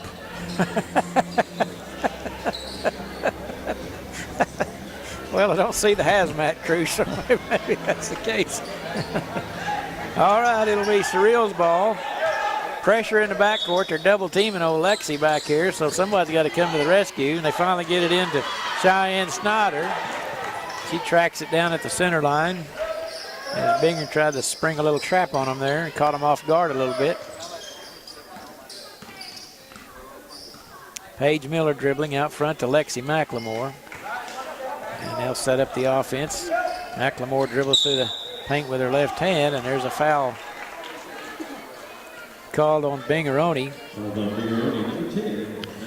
Madison Lynn picks it up. No, Paige Miller got it. That's still up there. Nope, she didn't. I'm sorry. The other team. Got the wrong side, yep. It was number 10. Madison Lynn picks up her third foul. McLemore's free throw good. That's an easy thing to do. I do it all the time. Look on the wrong side of the sheet. McLemore will have one more. Makes them both. How many she got tonight? 10. 10? 11 now. Okay. 7 of them came in a row, didn't it? Yep.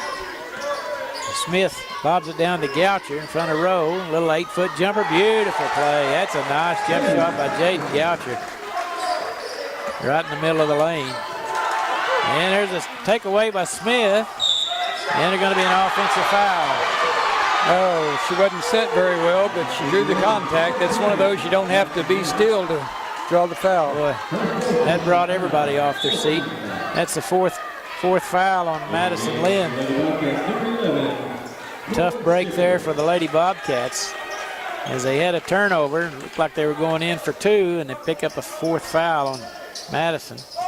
Skipworth pokes it away in the paint, and there's going to be a block. I think that's the right call. The girl was falling down before she ever made contact, I think. And Skipworth's going to shoot 2. That's the 3rd foul on number 22, Cheyenne Snyder. And Corbin's, I'll tell you, the press from Binger-Oney has been pretty effective here. First free throw good. It seemed like they've kind of sneaked it in on them when Cyril wasn't expecting it. But normally, the press doesn't really bother Cyril with their guards, but boy, tonight, Binger-Oney's done a pretty good job with it. They make both free throws, and Kenna McLemore will check in with Shelby Williamson, replacing Cheyenne Snyder and Paige Miller. So they are in pressure. They're double teaming Lexi McLemore, and there's a 5-second violation. They're doing a good job. They're trying to keep the ball out of their best ball handler's hand, and the Lady Bobcats have done a great job at that. I guess it's not a turnover. It's a timeout taken by Coach McLemore got a timeout, and the official down here gave it to him. All right, we'll take a 30-second timeout. We'll be back right after this. This is Trey Piercy with Piercy Angus Cattle. We as a family would like to invite you to our annual bull sale on Monday, March 1st at noon at our sale facility near Euclid, Oklahoma. We will be offering 85 registered Angus bulls, which include 32-year-olds, 30 18-month-olds, and 25-year-olds, as well as special lots of registered females. For more information or to request a sale book, you can call me at 405-545-09. 10, 9, 8, 7, 6, 5, 4, 3, 2, 1. Yeah, the Binger-Oney's done an excellent job in denying the ball to Lexi McLemore on this press. They've double-teamed her, and the Lady Pirates have a difficult time getting it to somebody that can get it down the floor. 8-point lead now for Binger-Oney. 2:30 to play. Coach McLemore drew up a little play to kind of help them solve this press.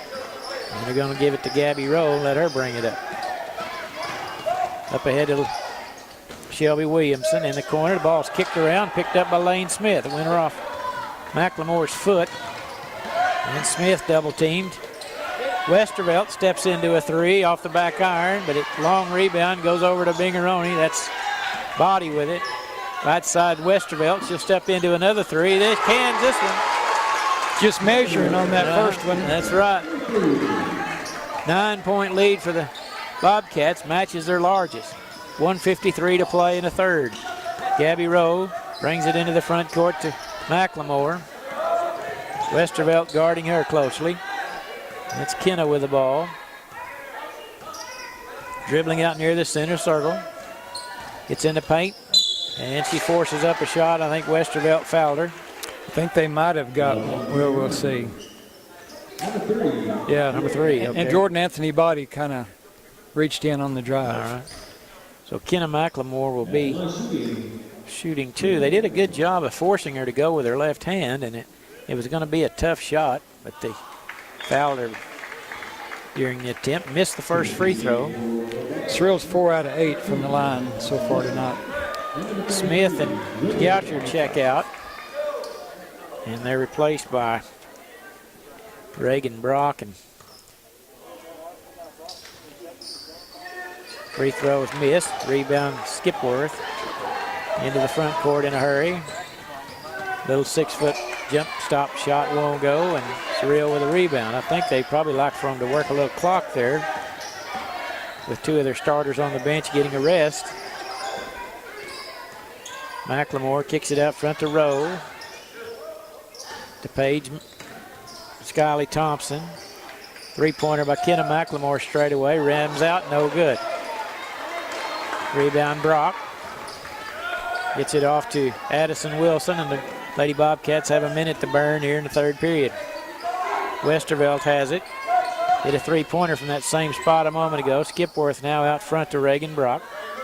And Coach Raines wants to have a delay action here. Over to Addison Wilson. This would kind of make me nervous a little bit, as 2 of the better ball handlers for Binger-Oney's on the bench right now. There's a drive right down the middle of the lane, and we're going to have a blocking foul as Addison Wilson went in. She scooted over underneath her. And Addison Wilson will go to the line to shoot 2. That's a third foul on Lexi McLemore, so that's cause for concern a little bit for the Pirates. And the first free throw's good. Addison Wilson makes it a 10-point or 12-point ball game, 36-24. 32 seconds to play, and she makes them both. Yeah, gives her 5 in the game. 13-point lead for the Bobcats. They kind of went on a scoring spree here. Kenna McLemore, and it's caused by the defensive pressure. There's a steal. Skipworth, head of the pack, takes her time, layup good. McLemore comes back to get the ball. They're double teamed into the front court with 13 seconds to go, and they're going to call a foul on Lady Bobcats, and they didn't want that. Nope. And checking back in will be Lane Smith. I think Jordan Anthony Body got call for the foul, her third. Will that be this? That's a 6-team foul, Yeah. so no free throws coming. And Goucher checks back in also for the Lady Bobcats with 11 seconds to play in a third. And McLemore inbounding at the center line into Shelby Williamson. 9 seconds to play. Lexi McLemore going against Smith, and Smith fouled her with 3 seconds to play, and that'll be the 7th team foul, and so Lexi McLemore will be shooting one in the bonus. Hate to see a foul like that at the end of a quarter. It's going to be a tough shot no matter what, and the free throw is good. Lexi McLemore knocks it in, and she'll have one more. Gives her 12 in the game so far. And there's 13. Okay. Cuts the lead to 13, 39-26. Binger to inbound. Wilson has it up ahead to Smith. Just over half court, shot's no good. After 3 periods of play, Binger-Oney 39, Cyril 26. You're listening to Caddo County Basketball, brought to you by CK Energy, 98.5 KACO. Geothermal, the most efficient heating and 16 to 8 quarter. $25,000 plus. It's quite a finish there in the last 3 minutes. But only 10 to 12,000 if you're a CK Energy member. Even less after the 26% federal tax rate. In most cases, the geothermal system on CK Energy ends up costing less than even medium efficiency conventional systems. And unlike solar, it works at night. Call us for more details at 405 Binger Class A or B? 2322. 30 seconds. To buy or sell a home or property in the Caddo County area, contact Shelley Dissy with ABC Superior Realty. With nearly 20 years of real estate experience, Shelley's a realtor who can help find individuals to buy your home. Yeah, they're in the same area same regional with Fort Cobb. 10, 9, 8, 7, 6, 5, 4, 3, 2, 1. 39-26. As we're set to start the 4th period of play. Binger-Oney on top. And it will be their basketball. As they have their starting lineup back in, it appears. And Lane Smith looking for someone to inbound it to. Gets it into Brock. Hands it off to Smith along the sideline. Back to Brock. At this point in the ball game, you don't want any turnovers. You want to get a good possession every trip. There's Jaden Goucher. Kicks it out. There's a Skipworth along the baseline in for 2. Good basket by Skipworth. Back to a 15-point lead for the Lady Bobcats. A little man-to-man pressure in the backcourt. Gabby Rowe brings it in. I would sure make her go to her right. Oh, yeah. Snyder with a 3-pointer straight away. She cans it. Big basket for the Lady Pirates. Gives them some momentum. Cuts the lead to 12.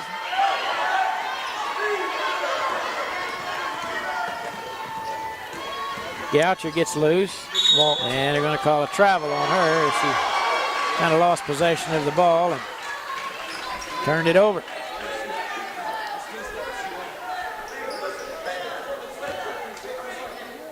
Lady Pirates now to inbound. Get the ball into McLemore this time. Pressure's not as intense this time, but McLemore picked up her dribble.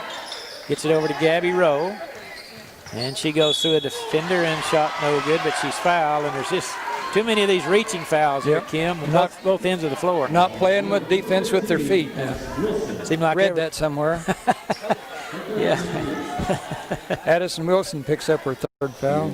Seems like every time they drive to the goal, somebody's reaching their arm out and slapping them when they go by. Gabby Rowe. Left-handed shot is good. Back to an 11-point game. Coach Raines over there wiping his brow. You can see he's a little nervous, even with the 11-point lead. But free throw no good, and it's going to go off of Lane Smith as she was kind of pestered there from behind by Paige Miller and caused the turnover. You can't afford that, really, if you're Binger-Oney.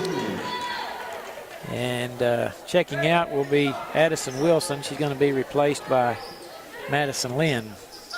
7 minutes exactly to play in the ball game. Long outlet pass to Cheyenne Snyder. Going to go out of bounds. It'll stay with the Pirates.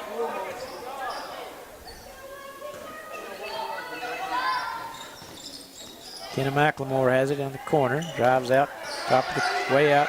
Lobs it down low to Gabby Rowe, but Lane Smith comes over. Good defense and knocks it away. It looked like a cornerback knocking down a pass back there. Exactly. Inbounds to Lexi McLemore. Kicks it in the corner. Back to McLemore now. Sizes up their defender. Goes in the paint. Once again, got a foul. Just every drive, there's a foul. They're calling every little contact thing. I mean, call a reach in and hit on the arm and didn't reach in, but I mean, yeah, they're touching. Yeah.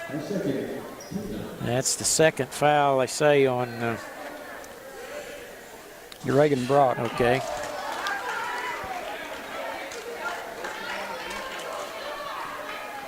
Missed the first, 41-30, and she'll have one more.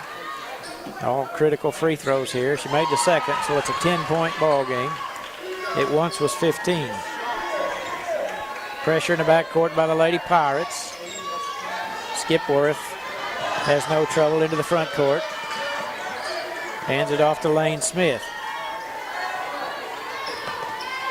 Way out front. In the corner. Brock, top of the key, tries to drive around Gabby Rowe, and Gabby fouled her as she was headed by. Yeah, I think Gabby's third foul, fifth team foul. Binger-Oney to inbound along the baseline. The next foul that Binger makes will be in a double bonus. They have 9. Yeah, that could be critical.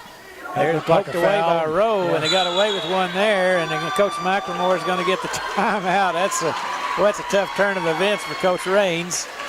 It looked like there might have been a foul call, and then it's going to be a full timeout. We'll be back after this 60-second break. And joining me, Southern Plains Medical Center's Hal Brock. Hal, tell everybody about what's happening at Southern Plains Medical Center. Lee, we've grown a lot over the last 4 years. We're up to 18 different medical specialties right here in Chickasha. No longer do you have to go out of market, wait 6 weeks for a dermatologist. We have one right here in Chickasha. Our quick care is still open Monday through Friday, 7 a.m. Kim? to 5 p.m. Yes, sir. Seems to me like tonight has just flown by. I don't know, maybe it's just me. Yeah, what is it, midnight? This is Trey Piercy with Piercy. Yeah, it has. We've had some good ball games tonight. Tuesday night, I was still kind of tired from Monday. Yeah.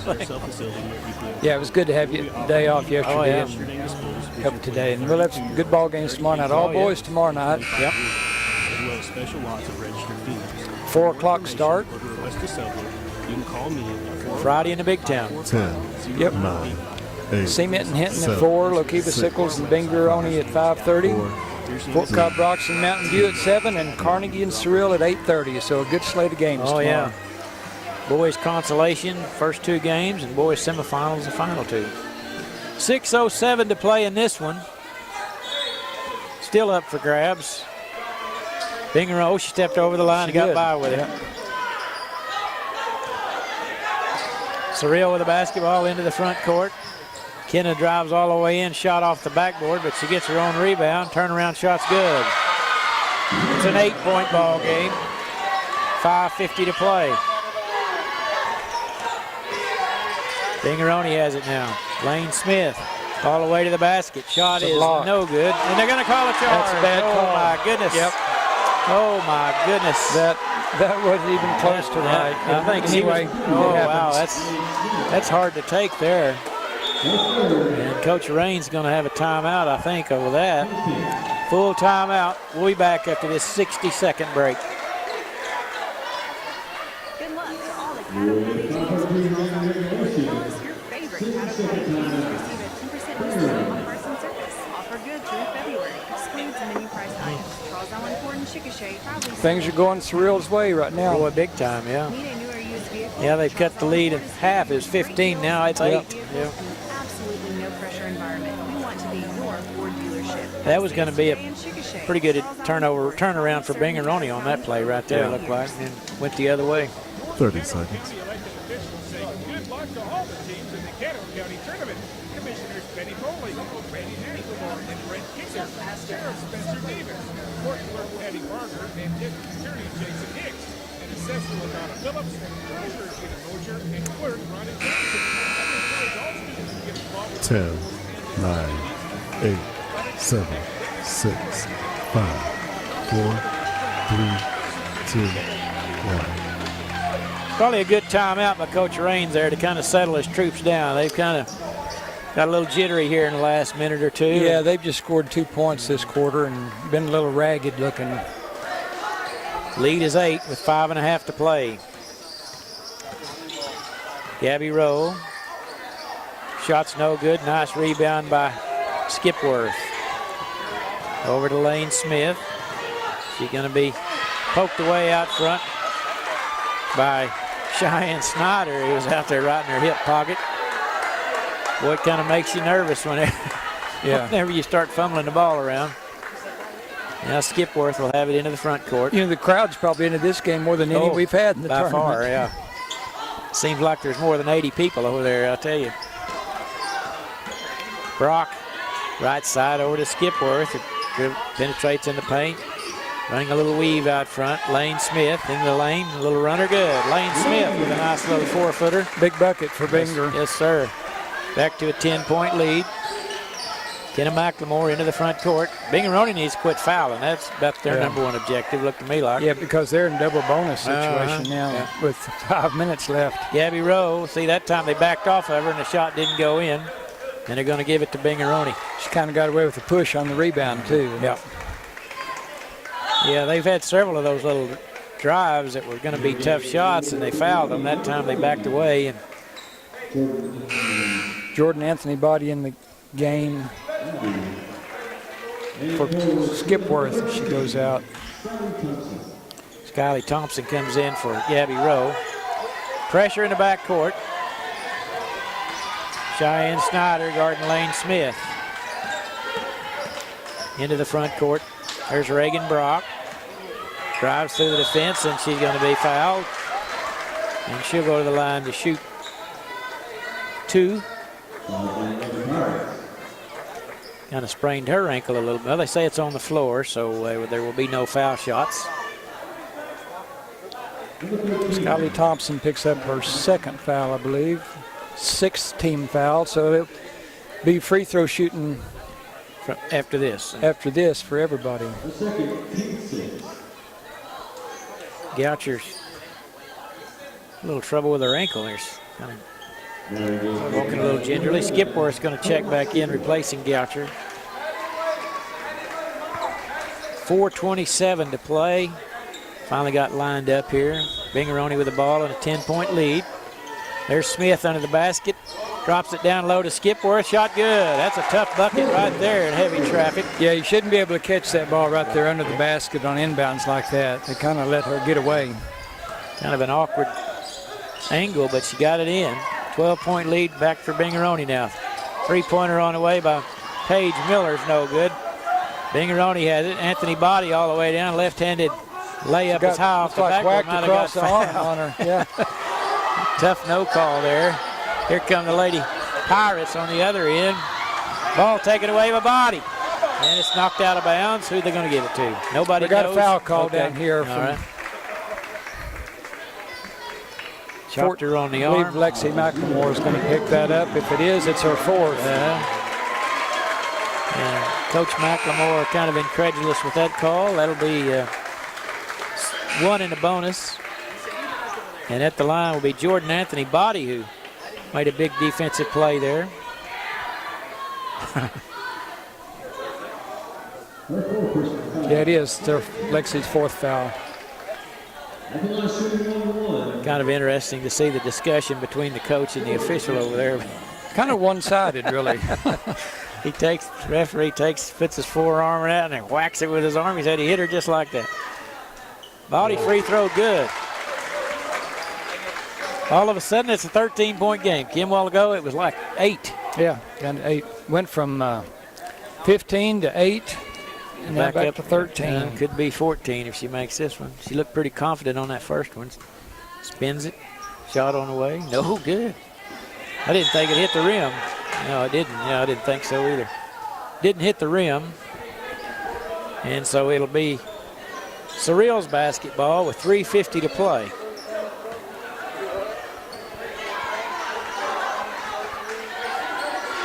Cheyenne Snyder walking into the front court. People are imploring her to speed up a little. She'll try a three-pointer. Good. She had it under control. Yeah. Cheyenne Snyder says, I got this. 46-36 now. Back to a 10-point game. Smith into the front court. Cross-court pass is intercepted by McLemore. Double-teamed. Paige Miller's three-pointer. Good. 2 threes in a row, and it's back to a 7-point game. What a game. Here comes Lane Smith, top of the key, and they need to kind of regroup here a little bit, slow down a little bit. Pass over to Body. There's Brock. Now out front to Corbin Skipworth. Penetrates in the paint. Looked like she had it caught in her elbow. That's true. It's going to be a travel. Turned over to the Lady Pirates with 2:55 to play. Coach McLemore's arguing that with the official. I don't see what the argument is. He's getting the ball. Yeah, I don't know. They're on a big run right here. You ought to be pretty happy. I would think so. McLemore, Kenna into the paint. Kicks it right side. Now Lexi has it, top of the key. Into the back, under the free throw line area. Forced up a shot, no good. Rebound Body. Up ahead, Lane Smith.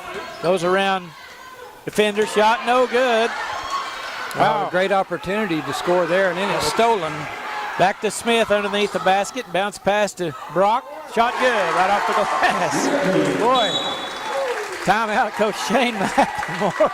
I mean, you're talking about cool as a cucumber. The Lady Bobcats that time. It's going to be a full timeout. Let's take it with them. We'll be back after this 60-second break. 50-second We as a family would like to invite you to our annual. How did they get that easy of a shot? Oh my goodness. I don't know. Just battle, and then they get one handed to them. As well as special lots of registered females. For more information or to request a sober, you can call me at 405-545-0985 or visit us on How many timeouts do they get? or our website. Well, I've got Binger-Oney with 1 left and Cyril with 2 left. Wow. Been a lot of calls. Yep, seems like it. 2021 Caddo County Basketball Tournament. When it comes to basketball, Anadarko schools are hard to beat, just like the Apache Farmers Co-op. From livestock feed to fencing supplies, animal health products, the Apache Farmers Co-op has you covered. Don't forget, they specialize in custom fertilizer and chemical applications. 9, 8, 7, 6, 5, 4, 3, 2, 1. What do you got there, Kim? Well, I was going to make a correction. On the cement game, when we were talking about Bree Nix needed 15 points tonight, well, her coach didn't add her Monday points, so she only needs 7 tonight. So she made her 1,000 points in the fourth quarter, and we let that slip by. So, yeah. Wish we'd have known that. Yeah, so congratulations to her a little late. We thought she was going to be one short. Yeah. Cyril with the basketball. Kenna McLemore into the front court with Cheyenne Snyder with it. 2:13 to play. Binger-Oney with a 9-point lead. McLemore bats it over to Paige Miller. Now Kenna has it back. Burning a lot of clock here. Yeah, we're inside 2 minutes now. Lexi dribbling against Skipworth. Passes in the corner. Three-pointer. Skips across the rim. It's Kylie Thompson. There's a rebound, and putback's no good. Loose on the floor. Miller picks it up. Front of the basket, off the glass, and good. Lucky break that time for Cyril. And it's a 7-point ball game with 1:40 to play.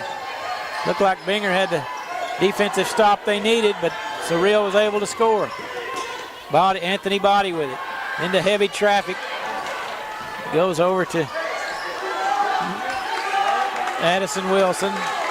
Now they're in a delay with 1:21 to play. Yeah, if there's a foul, it's a 1-and-1. Gonna have to make free throw to take care of the ball. Lane Smith has it. 1:12 to play. Corbin Skipworth now. And she's going to be fouled by Kenna McLemore. The other issue is Lexi can't foul because she's got 4 fouls. Right, that's just Kenna's first foul. So Kenna's going to have to do all the fouling. And the 8th team foul, so it's 1-1. Big free throws here for Corbin Skipworth. As Corbin is a senior. Yeah, she has 8 points tonight so far. Referee conks her in the head with the ball as she's tying her shoe. Yeah, and she's 2 for 2 from the line. Yeah, she looked pretty steady the last time she shot. Anthony Body is going to be replaced by Madison Lynn, and Gabby Rowe is going to come in for Skylie Thompson for Pirates. And with 1:08 to play, Corbin Skipworth is one in the bonus. A big free throw coming up. Cans the first. Boy, that looked good. Yep. Ice water in her veins. Shelby Williamson will come in for Kenna McLemore. And it's an 8-point ball game. And Skipworth had one more. Too hard. Rebound Gabby Rowe. Over to Lexi McLemore. Crossover dribble, top of the key. Kicks it out to Gabby Rowe. Steps into a 3. No good. Ball loose on the floor. Goes through McLemore's legs, and it's going to be a tie-up, but it'll stay with the Pirates. 54 seconds to play. And Paige Miller will inbound underneath the basket. Lobs it out front to Lexi. Back in the corner to Paige. Baseline 3. Good. Paige Miller drains a long 3 again. And it's a 5-point ball game, 49-44. Binger-Oney with the basketball. Under heavy pressure. Got to get it to some foul shooters, whoever that might be. Lane Smith with it. 36 seconds to go. Clock ticking away. You know, kind of like get it away from half line. The pressure out there. Yeah, they're about a foot away from the half line. Yeah. That's not the place you want to be. Gabby Rowe picks up her 4th foul and the 9th team foul, so the last of the 1-and-1s. Well, at the line is going to be Reagan Brock. She's a senior also. Gabby Rowe and Kenna McLemore check back in. 1-and-1. They admit they were 1 out of 2 on the last trip, and she makes the first. That's a big one. 50-44 now. And Coach McLemore will take a full timeout. You listen to Caddo County Basketball on 98.5 KACO.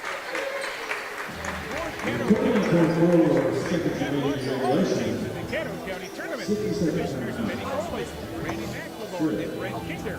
Sheriff Spencer Davis. Court Clerk Patty Barger, and District Attorney Jason Hicks. And Assessor LaDonna Phillips, Treasurer Gina Mosier, and Clerk Ronnie Johnson.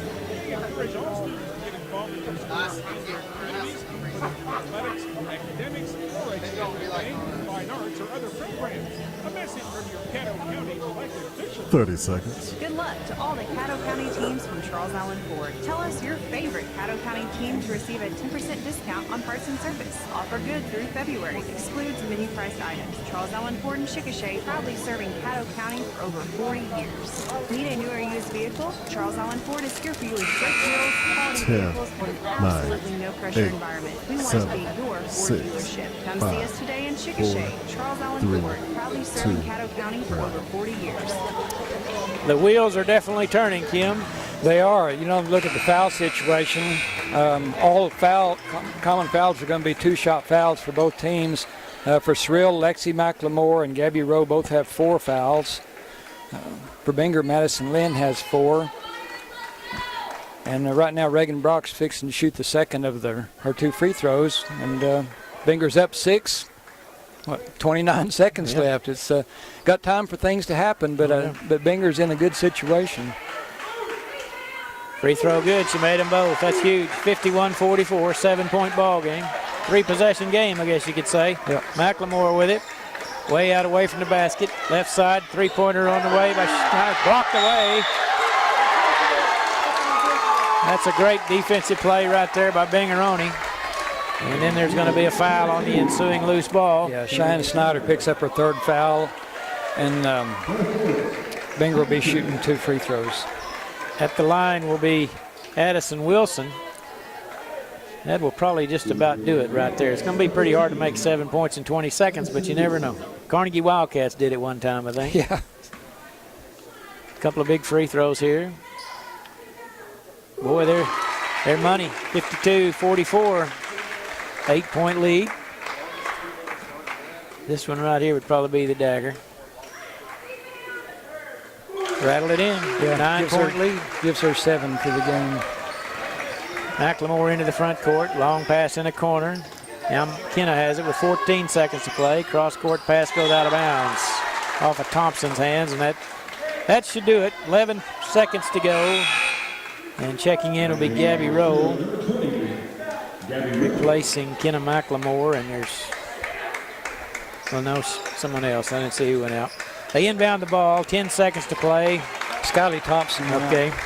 And that's going to do it, as Cyril is going to be content for this. And so it's a 3, 2, 1. There's your ball game. The Binger-Oney Lady Bobcats with the upset tonight as they defeated Cyril 53-44 in what was, I thought, a really good ball game. Kim, that was really entertaining from start to finish. Binger looked like they had control of it, and then Cyril would battle back. And anyway, a very enjoyable, entertaining game. So congratulations to Binger-Oney as they will be playing for the championship game Saturday night. You're listening to the post-game report brought to you by the Legacy Bank of Binger and the First National Bank of Cyril. Kim, we'll turn it over to you. All right, let's look at numbers for Binger-Oney. Lane Smith with 10 points, 3 out of 5 shooting, 2 out of 4 on 2-pointers, 1 out of 1 3-pointers, and 3 out of 5 free throws. Jordan Anthony Body had a point on 1 out of 2 free throws, 0 for 1 on 3s, and 0 for 1 on 2s. Madison Lynn was 0 for 1 on 2-point shots. Corbin Skipworth, 9 points. She was 3 out of 6 shooting, all 2-point efforts, and 3 out of 4 from the free throw line. Taylor Westervelt had 3 points on 1 out of 3 3-pointers. Addison Wilson with 7. She was 1 out of 4 shooting, 1 out of 3 2-pointers, 0 for 1 3-pointers, but 5 out of 5 from the free throw line.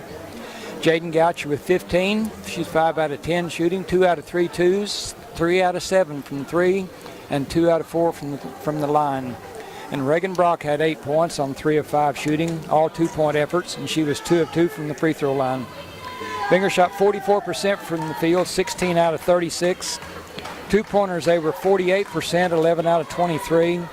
3-pointers, 5 out of 13 for 39%. And free throws, 16 out of 22 for 73%, and had 19 total fouls. For Cyril, Paige Miller had 11 points on 4 of 8 shooting, 1 out of 1 on 2s, 3 out of 7 on 3-pointers. Janessa Thompson was 0 for 1 on her only 3-point attempt. Skyly Thompson had 6 points on 3 of 5 shooting, all 2-point efforts. Lexi McLemore had 14. She was 3 of 11 from the field, 2 out of 8 2-pointers, 1 of 3 3-pointers, but 7 out of 8 from the free throw line. Kenna McLemore had 2 points on 1 of 5 shooting, 1 out of 4 2s, and 0 for 1 from 3s, and 0 for 4 from the free throw line. Gabby Rowe had 3 points tonight, 1 out of 5 shooting, 1 out of 4 on 2s, 0 for 1 on 3s, and 1 out of 2 free throws. And Cheyenne Snyder had 8 points on 3 of 5 shooting, 1 out of 1 on 2s, 2 out of 4 on 3s. Cyril shot 38% for the game, 15 out of 40.